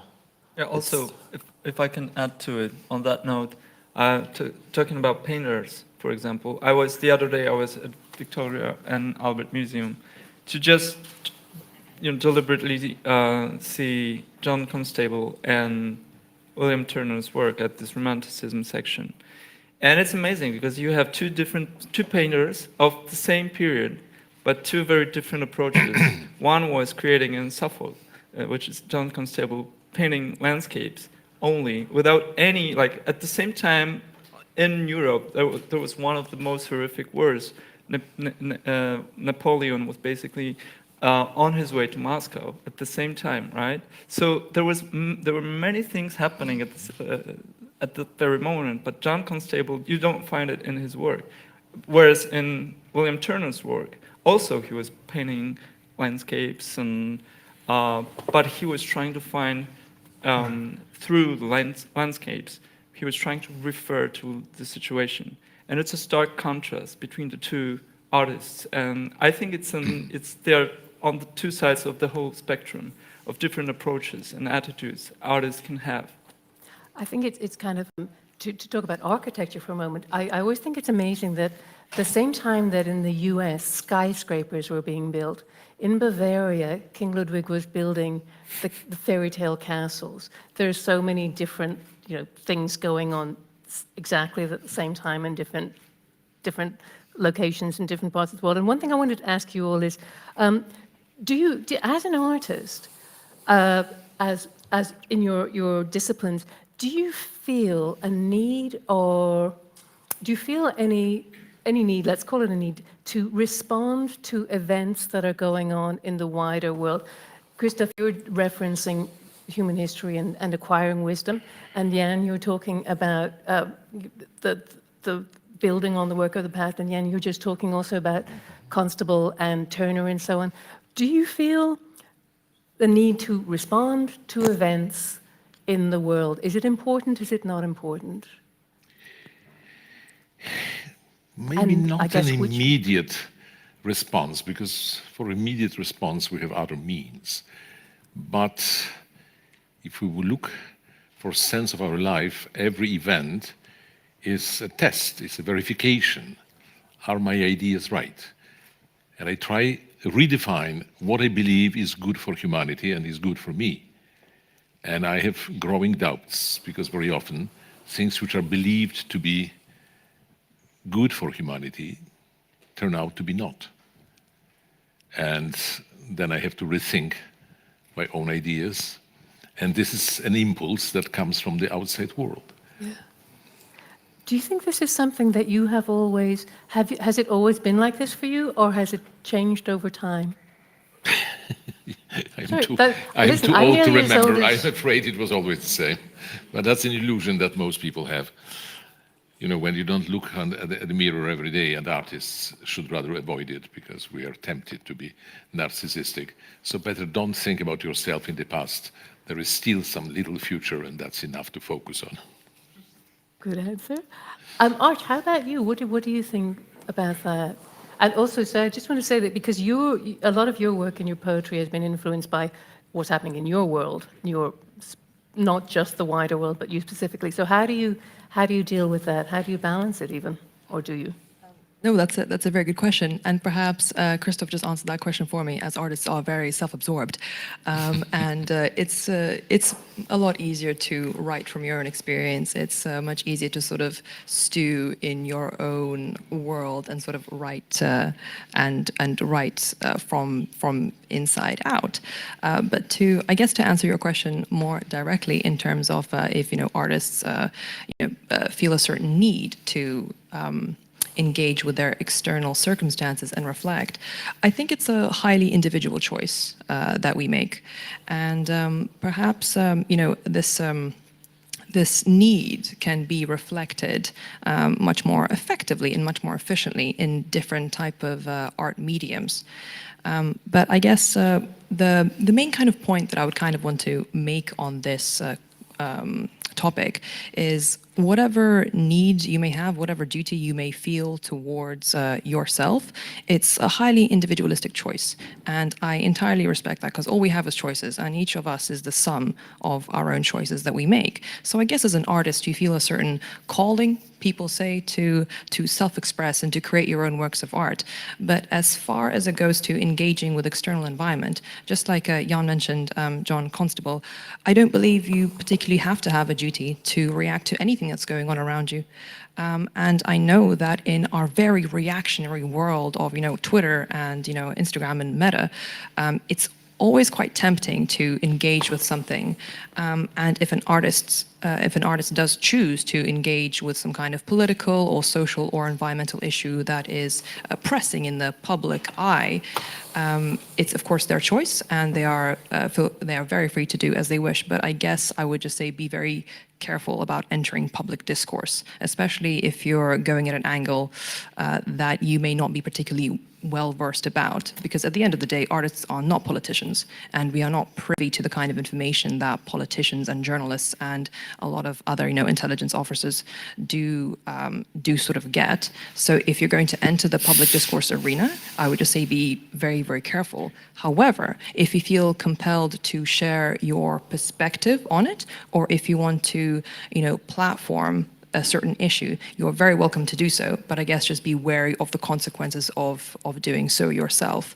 And I guess also in our very reactionary, very fast-paced, world, please, I guess also be very careful, because if you step forward on one issue, there are so many issues in the world, you will be expected to possibly comment on something else. So if you say that you really care about a particular issue, that's fine, but be aware that you will be expected to start commenting on a lot of things left, right, and center. So be careful how you go about it. There's a very good diplomatic way to approach it.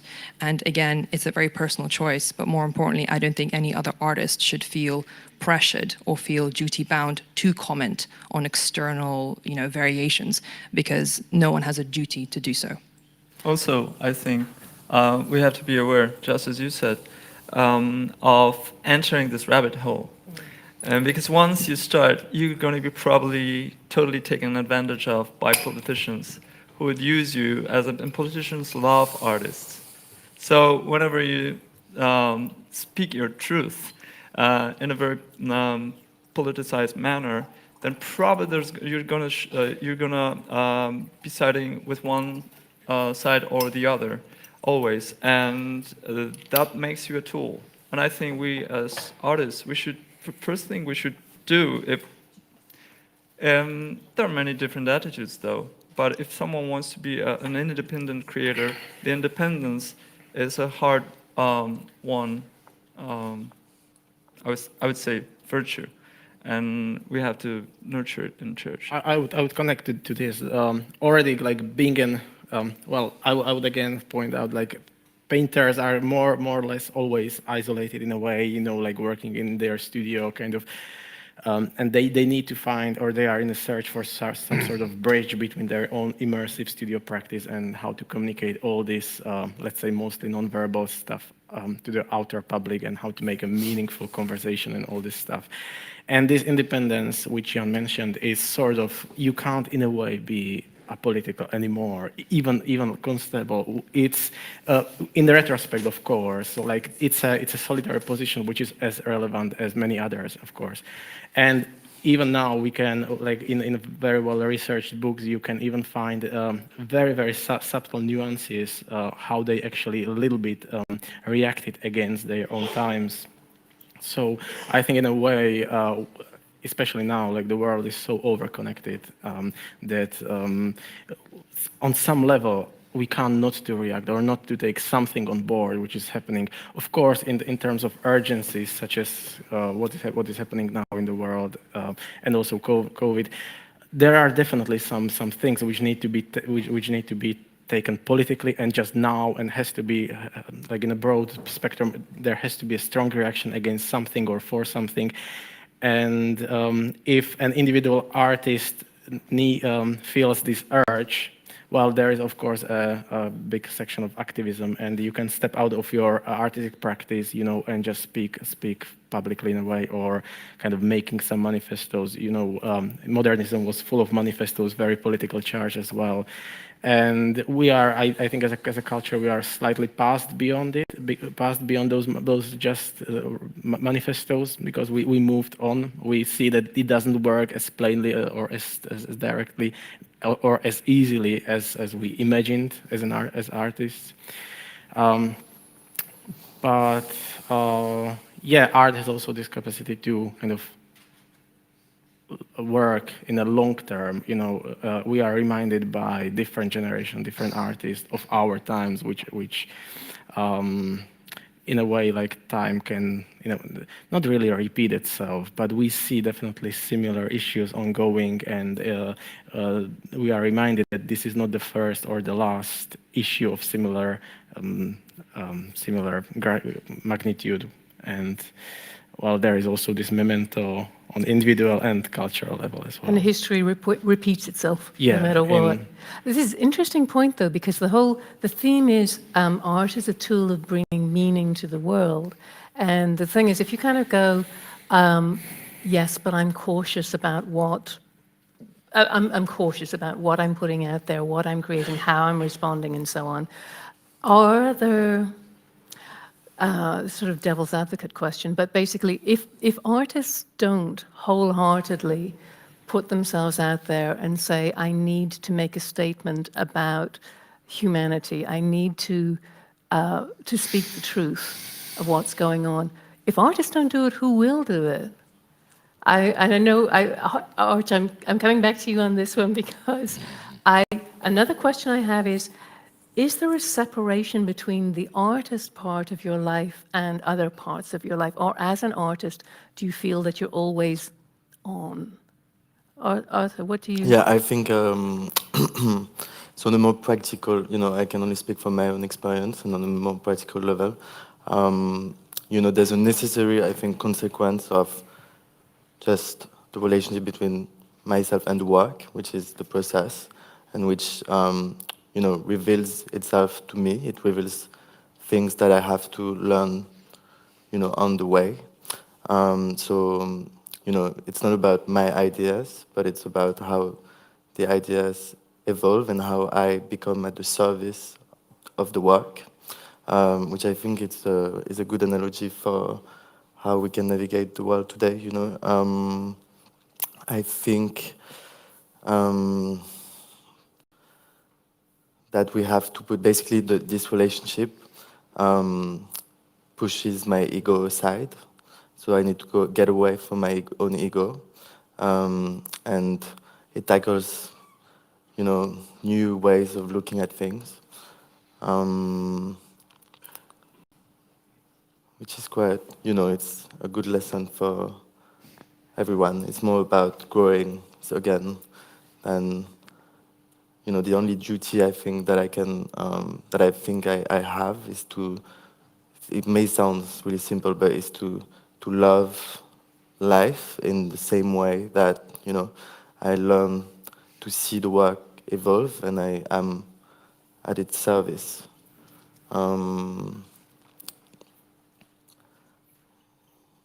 Yeah. I think what it's just coming up. It's nearly 5, and I'd like to see questions from the audience at this point. Michalina? So we have.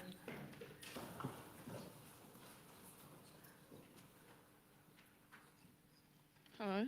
Can you hear me? Yeah. I guess my name is Michalina, and I guess what my question is, what do you think is still missing in the art world at the moment? In what? My question is, what do you think is still missing in the art world? Because there's like a huge oversaturation right now of many stimuli coming out from all sorts of fields. And what I'm asking you guys is what you think is still missing. What's missing in the art world right now? What is missing in the art world? I think, you know, communication and like a real conversation is missing in between just like solidarity, basically, in between, I think, artists and just people in general, in the sense that we've become so isolated in so many ways, via, from like screens, like this, kind of this kind of like pre-made world I feel like we live in. We are making, it's like capitalism produces objects, and it's also connected to just productivity in general.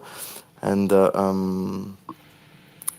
think we need to repopulate the world of subjects, and kind of understand that everything has a point of view, and it's not just coming from the point of view of the human, in that sense. So we need to take care of our environments, and it's gonna like make us have a more organic way of just navigating the world with one another. It's also because I have the experience of having different premieres in different countries, and after the premiere, usually, or around the premiere, there is a press day with for the director to have different interviews with different newspapers, magazines, and all that. So one of my most interesting always experiences was with France. French journalists had the best questions ever. Like they've delved so deeply into the meaning of the film. It was pretty astonishing. And these questions were they were the most difficult ones. Them and Italians, I think, of all the countries in Europe I've been to, these are the most challenging. And also, I think in terms of I can speak only talking about my discipline, which is meeting the audiences from different places. French audience is the most challenging one, which is kind of amazing, referring to what you said about having missing what's missing, right? The discussion, because France is the best discussion place there is, and I think from my perspective. So, Archwood, you're working right at the edge, the NFTs. What do you think is missing at the moment? Oh goodness, excellent question, by the way. Well, NFTs is just a different medium, like the blockchain is just a different medium, but I have a very specific answer to your question. And what I believe is missing from the art world is pushback to postmodernism. And, oh, okay. All right, big fan. I just, from a philosophical position, I just feel like we're in this strange place of constant deconstruction, this endless deconstruction, without actually creating more meaning. So to sort of echo what Christoph said earlier, I wish there was more meaning. There's such a thin line between art and entertainment at the moment. And I feel like, to sort of address NFTs, I feel with a lot of the NFTs that you guys will probably be most conscious of is the repetitive derivative like Bored Apes Club, which I do not consider art, and feel free to quote me on that.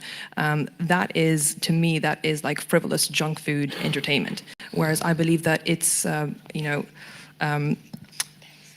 artists should be able to create more art, more deeper meaning.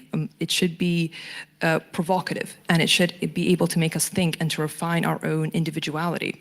But at the moment, in our late stage capitalism, where the messages around us are just like consume, consume, keep consuming, and it's much easier to copy rather than to create. I mean, look at everything that's going on in the cinemas at the moment. It's like remakes, prequels, sequels, live adaptations.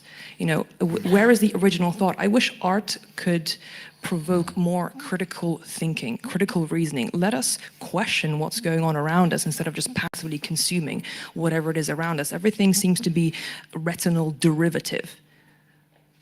Art should create meaning. We should have less entertainment, more art.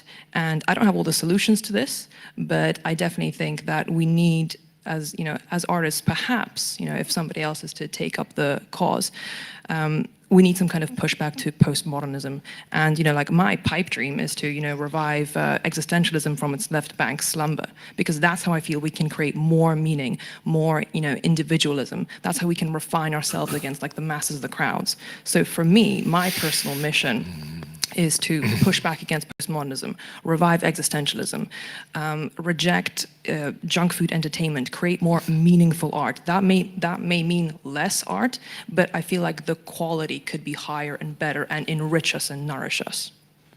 We have a question in the front here.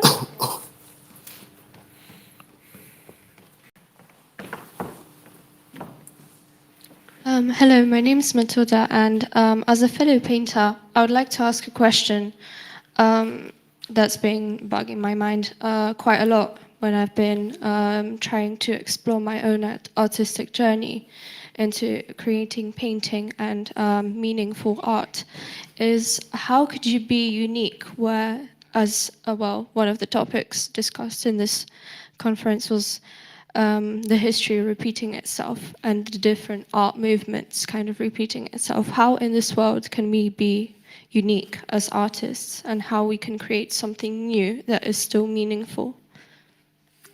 Great That's question you. again. Wow. I would a little bit connect to what has been said. And a little bit touch on the previous question as well. So in a way, I would subscribe to what you've said, what has been said. But in other words, maybe what we are lacking in art world is now like critical discourse, critical discussion, and criticism itself, which is not directly linked to the gallery system, or let's say art world, which is not like commercialized, but it's sort of genuinely kind of going after some point of meaning, something which is not driven by the market in a way, so in that sense. And how can we be unique? One kind of pathetic answer would be we already are. The other similar answer might be we can't be unique. And I think the unique is the journey, actually. The unique is you can't. Once I thought about once I read that actually it's very difficult to do something new in such a kind of something as archetypal or as old as painting. And I think it's true. You can't kind of invent totally something mind blowing which never ever have been seen, but at the same time, if you imagine if you kind of macroscopical level, you can't ever do the same brushwork, which every brushwork is unique. You can't ever do the same brushwork as, for example, I don't know, Rembrandt or whoever. You can try, but it will everything changed. Your urge why to do it, the pigment, everything on a material level, everything has changed. So, in that sense. It's about, I think art is to a large extent kind of training ourselves to be more sensitive, more kind of swimming in the world of nuances, and basically it's constant training in sensitivity, and the meaning is entering or sometimes slipping through when we least expected it, or when it changes the context. And once your artwork is out there in the world, you can't, the context will change. It can be very political in 10 years from now, because all the politics would change, right? And we see this happening, of course. And in a way, for some part, I would just leave the question of how to be unique, because you can't solve it on logical perspective. You can't solve it in your mind. You can't solve it in your head. You just have to. Maybe it's more like on subconscious level, or something like the stage between sleep and wakefulness. These sort of like ephemeral images, which are. So I think it's forever escaping, right? But just being sensitive enough and just kind of exposing yourself to this sort of experience you already make things your own. You already kind of do something in a way, in a very subtle way, maybe revolutionary, because revolution, the original meaning is also just like a rotation or just something which is constantly moving. And I think this movement is very important, and just kind of tuning in different languages, visual languages, and yeah, I agree. I think the uniqueness also lies into the, the experience of just the experience of that you have when you look at like work, let's say like a piece of work of art. I feel like we're being kind of desensitized to that kind of experience, because everything's kind of like automatically now generated, and we just like are being almost a slave to our automatisms.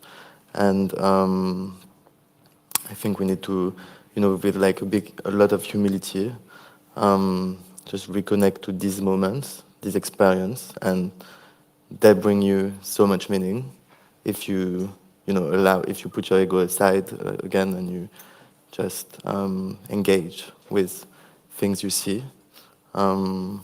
That are like unique moments that will bring your, you won't need to feel unique. I think, one more quick thought.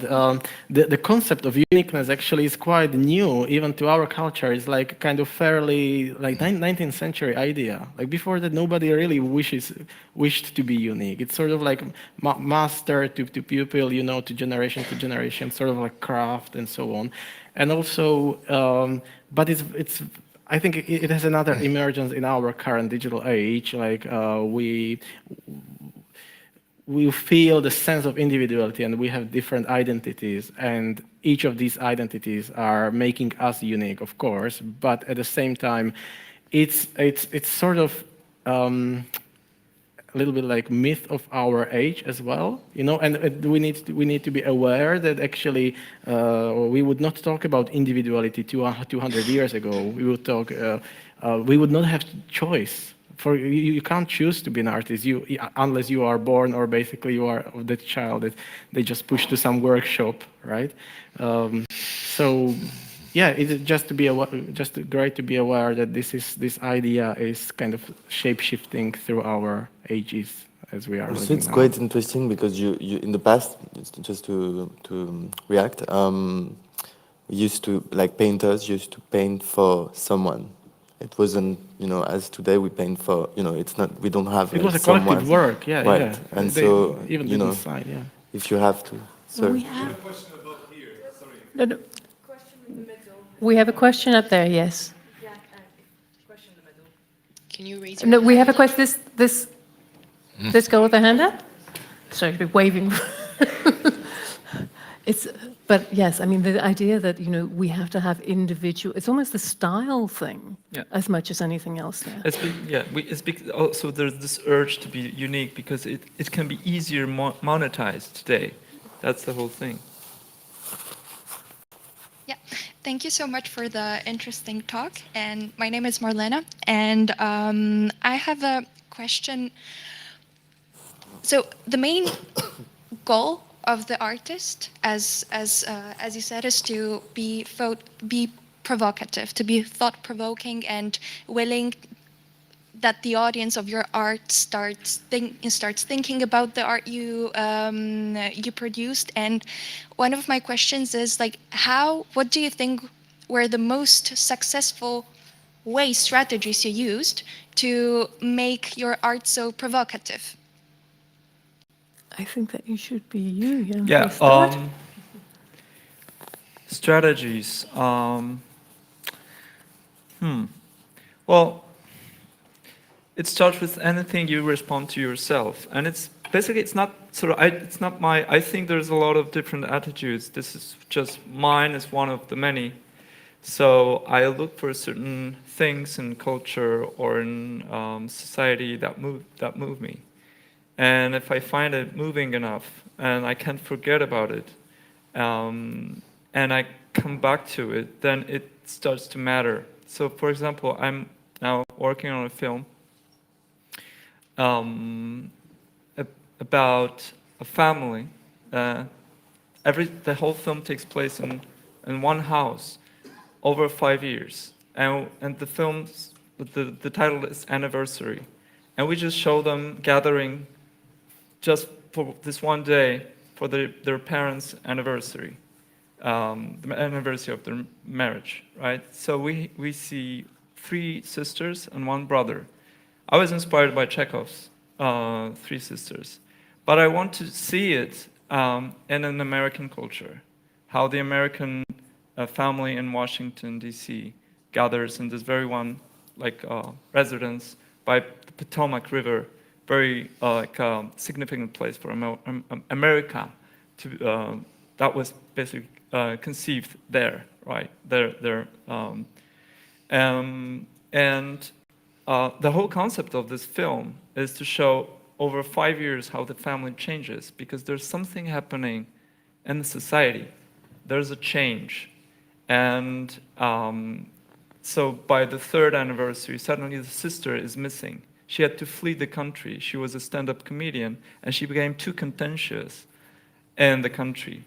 By the 4th anniversary, we see someone else is missing from the table. By the 5th anniversary, there's almost no family.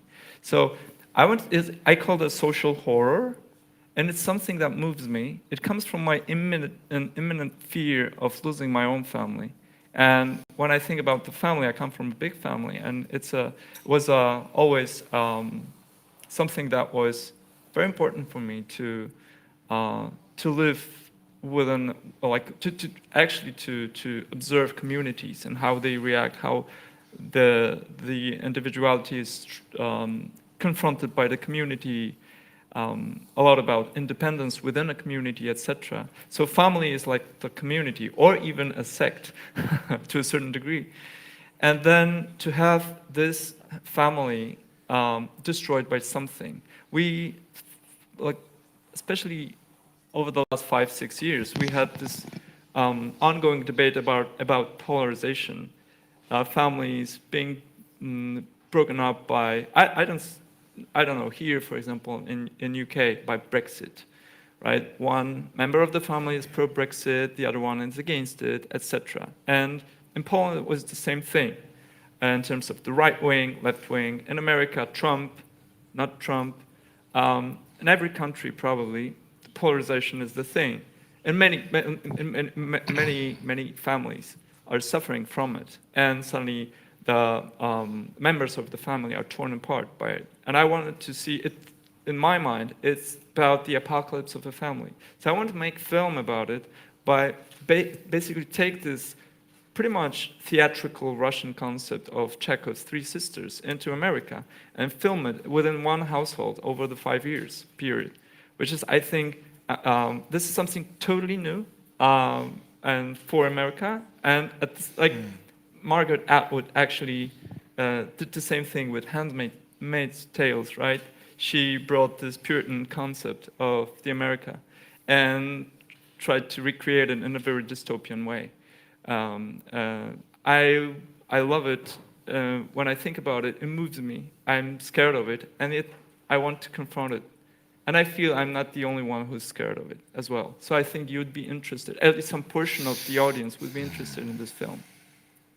I think very much, Jan, you're a storyteller. Yeah. Do you all consider yourself storytellers? Christoph, do you think of it? Oh, yes, absolutely. That's I would like to put it in my passport, but they don't ask me. No, storytelling is our profession, it's our vocation. But I think there was a very relevant question about what is missing. And I think what is really missing is a demanding public. Because not only that artists are lazy, but public is lazy and wants to get cheap entertainment instead of refreshing but demanding product. And all depends what you watch on television, what you watch on these platforms, because that's your input to the development of the culture. The rest are artists. They have to respond. But they respond to the demand. And this demand, in this apparently peaceful decades that we have behind us, made, I'm afraid, all of us a little bit lazy and unwilling to confront inevitable problems about sense of life. We think that consumption may be an answer, and it is not. We know it very well. So I think the problem is on both sides, and very much on the side of the public. I would like to see demanding public, and public that will wait for something that will bring them consolation, the touch of sense. I'm very happy that you spoke about postmodernism, because that's a trend which I hate particularly much. And I make already a couple of films.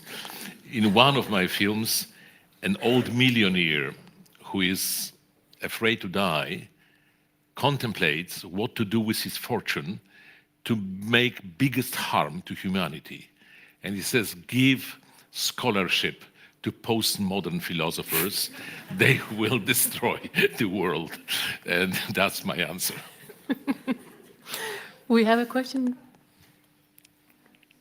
Question here in Hello, front. sorry. We've got a question above here because we've been waiting quite a while. So there it goes. Hi.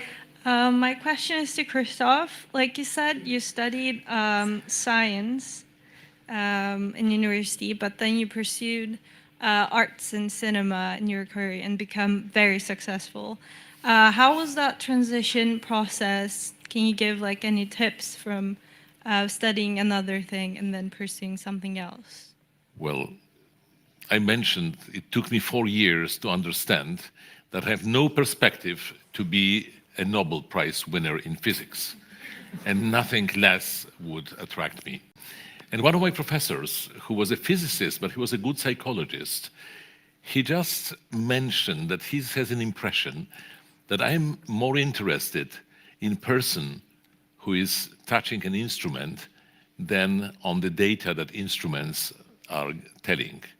And that was a revelation. I understood my interest in humans is bigger than my interest in matter. However, matter is fascinating. And even now, I make films very often about scientists because I think they are avant-garde. They are one step ahead of us, especially today. Physics and mathematics is showing the world coming back to the concept, eternal concept of mystery that Illuminism has totally killed.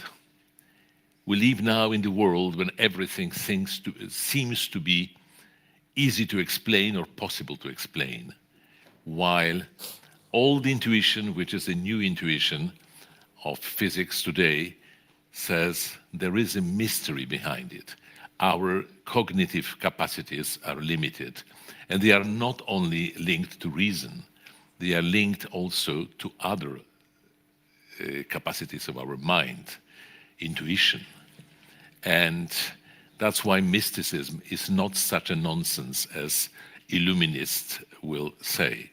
I think there's a lot to discover that advanced physics is telling us today, but it is far away from the, let us say, everyday understanding of average citizen.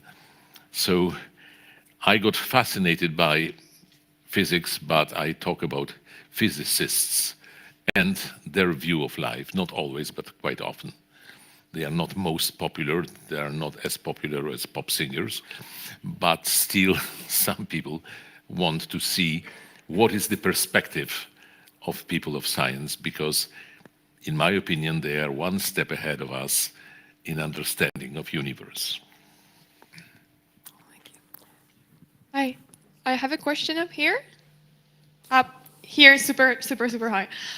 Basically, yeah, sorry. Oh, yeah. Yeah, sorry, hi. I would like to follow up on what Mr. Zanussi said before about like sort of cheap entertainment and also junk food entertainment. Do you actually think that services such as Netflix or TikTok are a threat to art?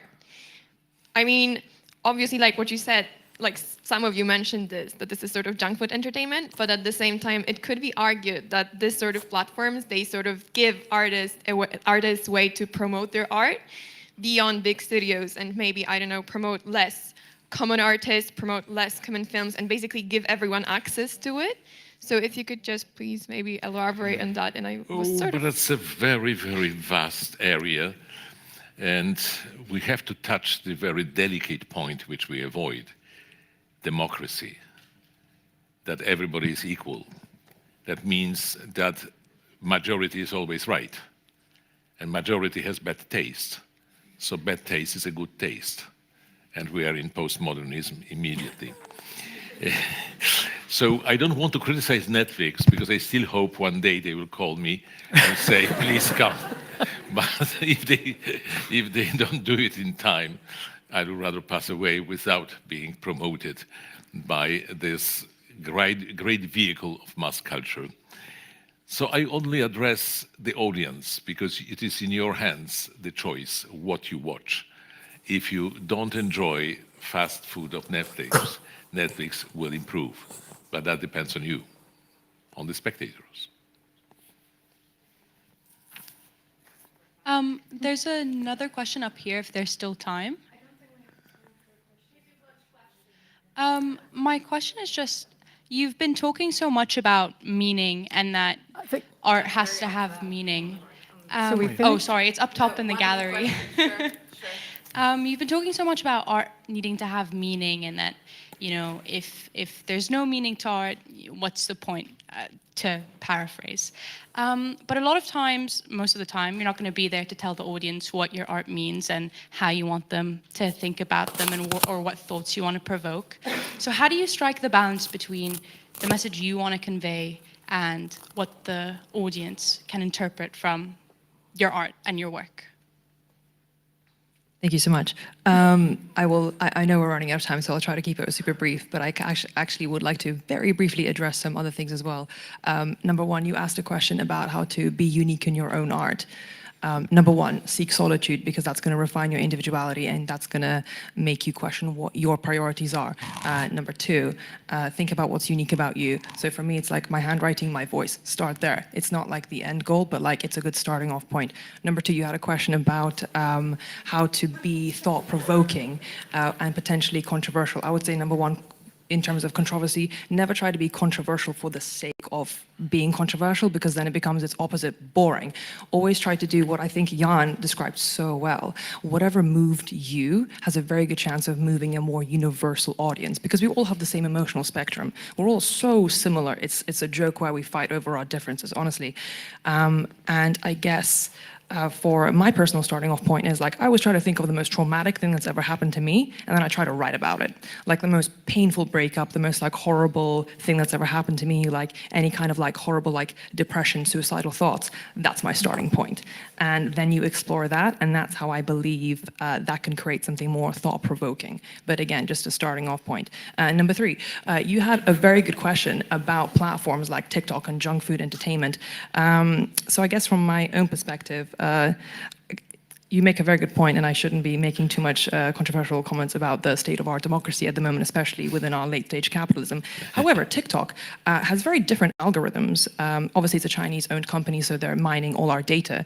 How algorithms work in America, remember the Chinese set them, they promote how can I put this? The most derivative content that is very easily consumed. So there's a point there too. So TikTok, the most viewed videos are like, you know, silly fun dances and on the kittens in top hats. I don't know. I don't actually have TikTok, but you have to keep reminding yourself that actually in China the algorithms are primed to advertise very constructive content, like students doing little, like little bits of like engineering, or like reading important, like, novels. So actually in TikTok, the algorithms are primed towards informative and educational content, whereas on continents like America, the algorithms are primed towards TikTok dances. Now, I don't have TikTok, so this doesn't really affect me, because I vote with my actions, which is Christoph's point. Like, I vote by canceling my Netflix subscriptions. Like, I vote by refusing to give Disney my money. I vote by not downloading TikTok. So you guys also have an individual responsibility as consumers to basically to set the market. You guys have this power. Like, every single person in this room has the power to decide and like influence us what kind of things that we should create the demand. We will all step up to it. We will create whatever it is. The fourth question was, oh, my memory's running out. Can somebody remind me what the last question was? Balance between your perspective and what the audience sees. Oh my goodness, a very good question, because as artists, we only can pour so much of our own intention into the artwork. But at the end of the day, it's you who are able to interpret it in a certain way. And I've certainly had people come up to me, like recite one of my poems back to me, and then try to tell me what I meant by that poem. I'm sure perhaps we've had similar experiences with our own artworks. And the thing is, there's only so many times I can explain to you, they're like, oh, that's not perhaps what I meant by that, and I really meant this. But then the audience feedback is like, no, but I interpreted it as that. And I say at that point, like, you know what, like however you interpreted it, that is your opinion and your right, and of course you are very welcome to do that. So I can only pour my intention to a certain point. Then it's up to you as a member of the audience to interpret that. Hopefully not too wild, because my poetry is quite like low context, not particularly high context. So I think my stuff is like pretty obvious. But if it's not, you tell me.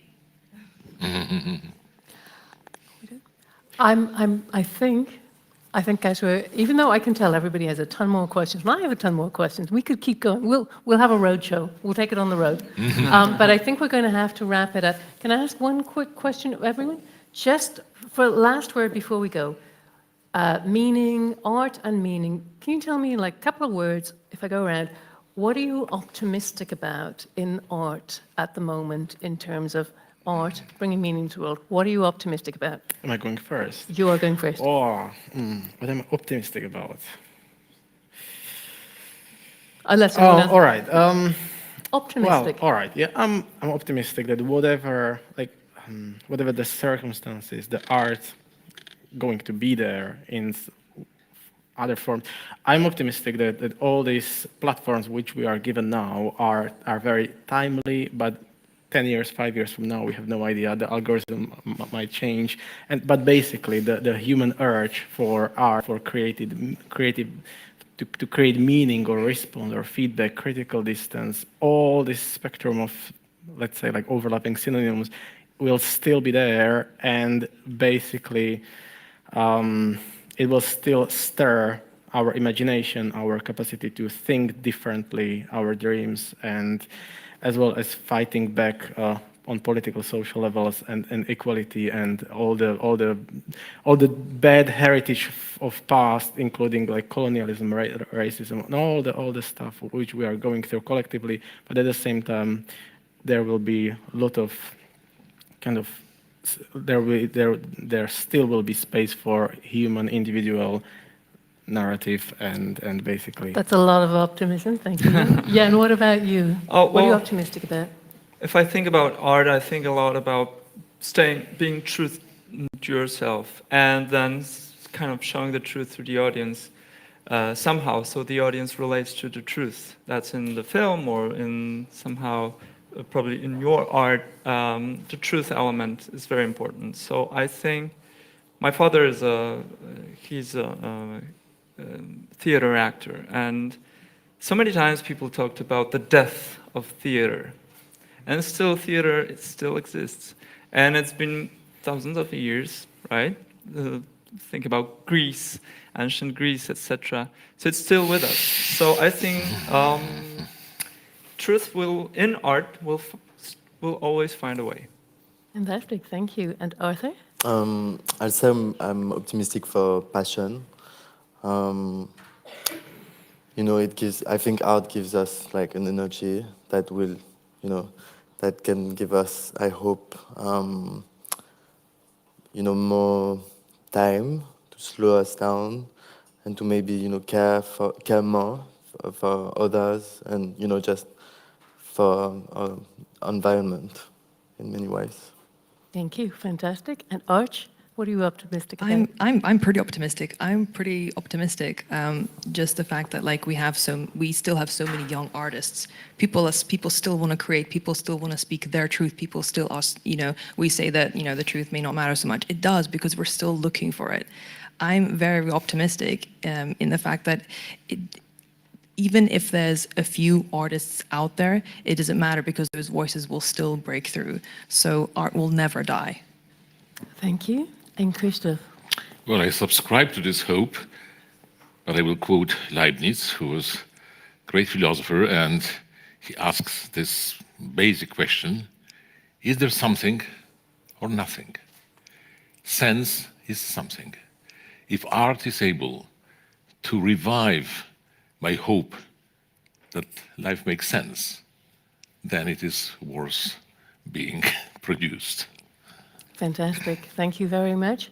Creativity, truth, passion, the future, hope, and sense. I think that kind of says it all. Thank you, everyone, so much. Thank you all.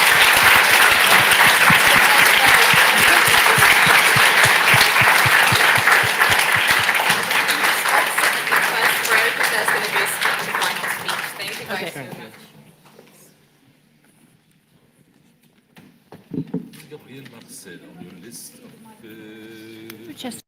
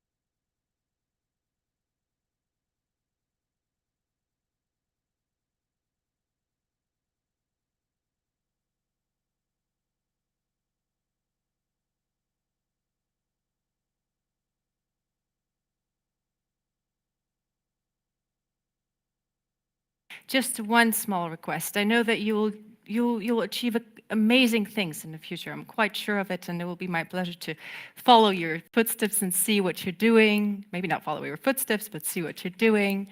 But just one request: put kindness into everything you do, and I think this little thing will make a change in the future, hopefully. So thank you so very much, Julia and Thomas.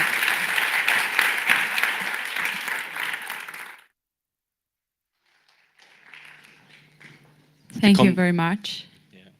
Thank you, Susanna. The conference is coming to the end, but before that, we would like to thank all people without whom this conference wouldn't have been possible. We would love to start with our speakers who have really came here and gave us their time. We support it immensely.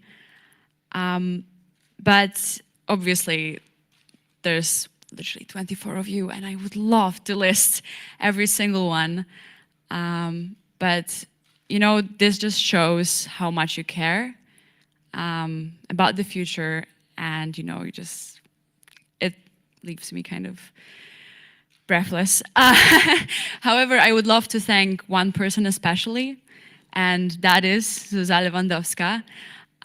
You know, I was having this conversation a few days ago, actually yesterday, with, and it was like a triangle. It was Zuza, Olga, Drgała from logistics, and Zuza asked Olga who's her role model, and she said, I am, and I was like, oh, wow, I don't know about that, like, that's great. And then Olga asked me who's my role model, or Zuza did, I don't really remember. And I said, oh, it's Zuza. And I don't have many role models, but I just wanted to thank you so much that you agreed to, you know, travel from Warsaw to London and lead this whole event. It's like a full day of work, really. And that's why I just wanted to give a very, very, very special thanks. I just want to hug you. Can you just, Thank you. There's a round of applause, like.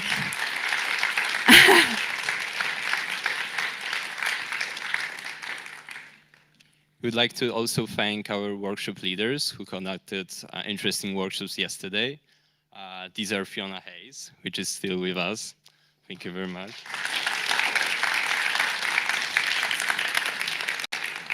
Magdalinka Koszek from Her Impact.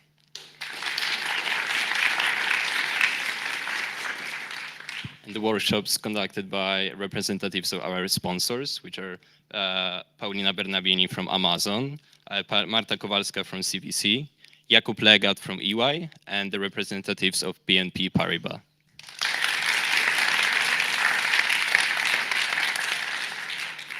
We do want to also thank our sponsors who made this all possible. You know, we really do appreciate the trust that you put in our 20-year-old hands. And these are Amazon, EY, CVC Capital Partners, Kulczyk Investments, BNP Paribas, and Generali. Thank you very much.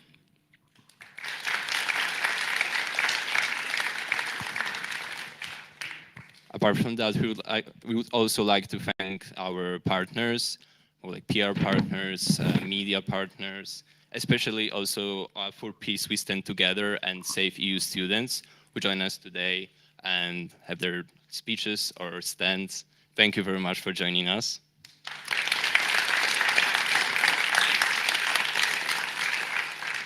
And now, two of my favorites, all of you, the attendees who came here and spent this lovely Saturday with us.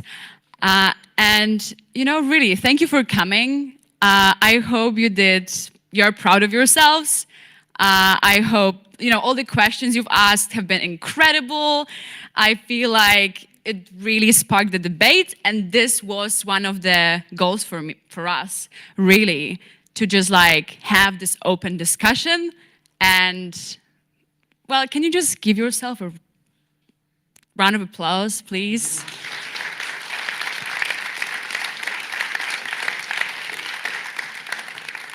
We also hope that our speakers enjoyed the questions as well. And actually, it is hard to see the questions at the gallery, I must say. The lights are blinding me.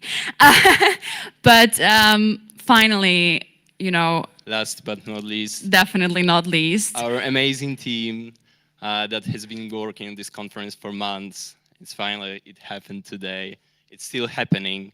So thank you so much for it, guys. We were just gonna list you all right now. Yeah, so we would love to start with marketing team, Mateusz Kapustka and Weronika Czubek. Can you please come to the stage? You know, Mateusz was not only the head of marketing, but he actually self-taught himself how to do graphic design. I think he can be employed as a graphic designer. I mean, just look at all of this, like this is his job. And Weronika was running our social media and pretty much all of them. So like there's a lot, and obviously they didn't do it on their own. So please I will just like list you and please come. So Luiza Świerzbutowska, Natalia Zubrzycka, Jaden Chin, Ece Gogbajrak, Sumaya Hossein, and Paulina Frąckiewicz. Please come to us and let's have a picture.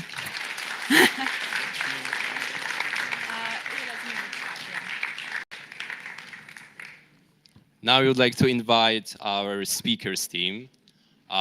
Basically, speakers are the essence of our conference because the panels are the essence of our conference. Our amazing head of speakers, Łukasz Kaźmierczak and Mark Meszarik. Could you please join us, guys? Woo.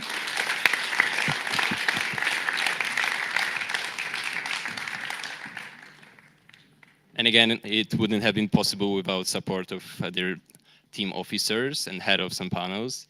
Żana Oganesowa, head of art panel, Gabriel Pierzyński, Julia Spaczyńska, head of science and tech panel, Łucja Różańska, Wojtek Marczewski, Konrad Wojtowicz, Ignacy Nowina-Witkowski, Joanna Giacomopoulou, and Mateusz Zawiła. Please join us on stage.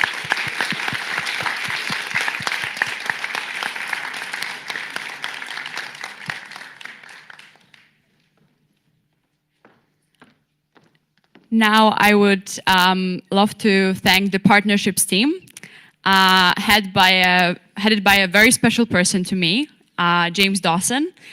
He's actually my boyfriend. I probably shouldn't tell you that because like this is like so not professional right now, and probably Tomek will like kill me for this afterwards. Can I say? Can I say? Well, so basically I was against him joining this whole thing because you know it's my thing, and and first thing that surprised me was that he actually wanted to be part of my life, and he said, "No, I wanna do this. I love this conference. This is so great. Like, why I can join?"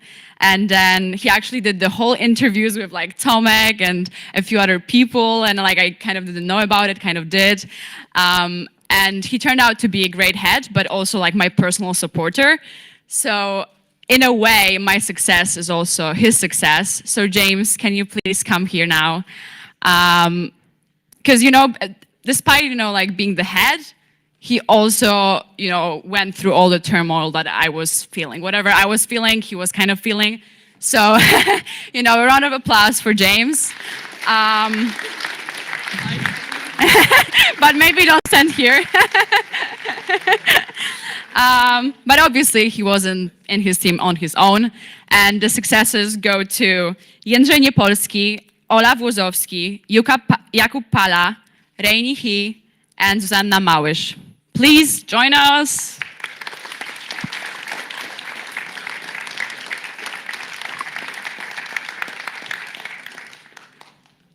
Our last team, but again, not least, obviously, logistics team. We don't have a head of logistics with us because she's working to deliver the ball in the evening.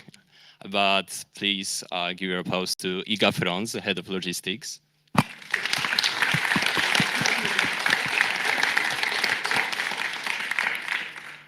And this is the last list for tonight. Logistics officers, Anż Sahaj, Ula Filipowicz, Gabriela Sawicka, Kamila Jaszczura, and special thanks to Olga Drygała and Kaja Pośnik. Please join us.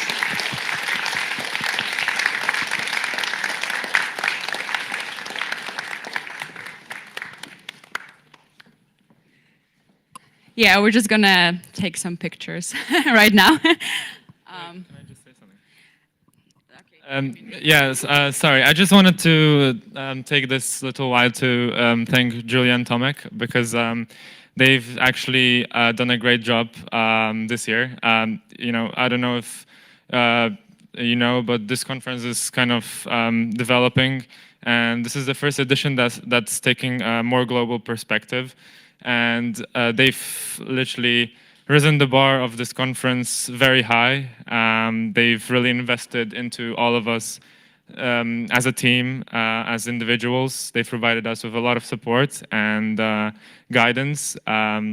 We've had a lot of kind of workshops with different professionals as well to kind of deliver this.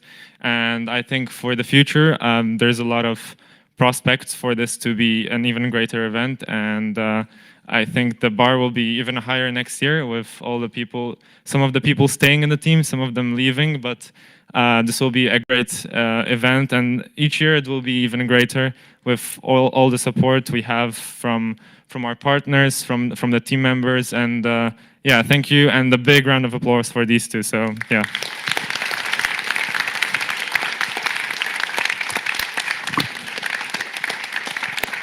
Thank you very much. Thank you very much, Mateusz. And we would also like to thank our website magician, Franek Zawada. Are you here? Okay, good. Yeah. Did you hear me, Franek?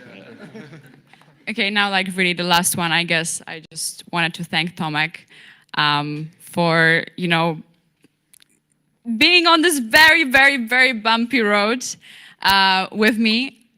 We have been starting when like there was like we were like in the middle of COVID, and you know we didn't even know whether this is gonna happen. Like there was like so many things happening. Like I don't even want to tell you right now because this is a really, really great event, and I couldn't imagine it being better. So yeah, just thank you, I guess.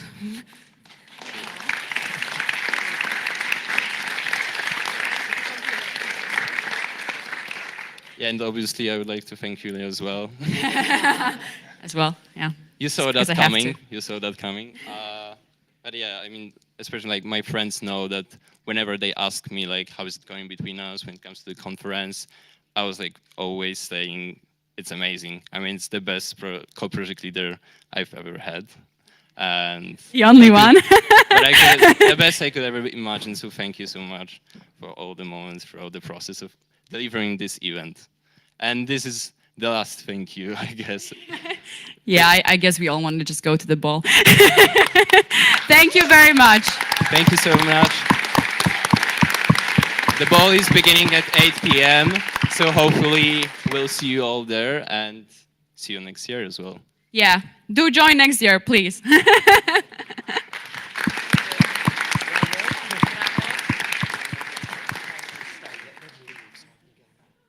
Can we just get like some more pictures? I mean, oh, you did. Everyone is free to leave, Yeah. otherwise, I'll be at the ball.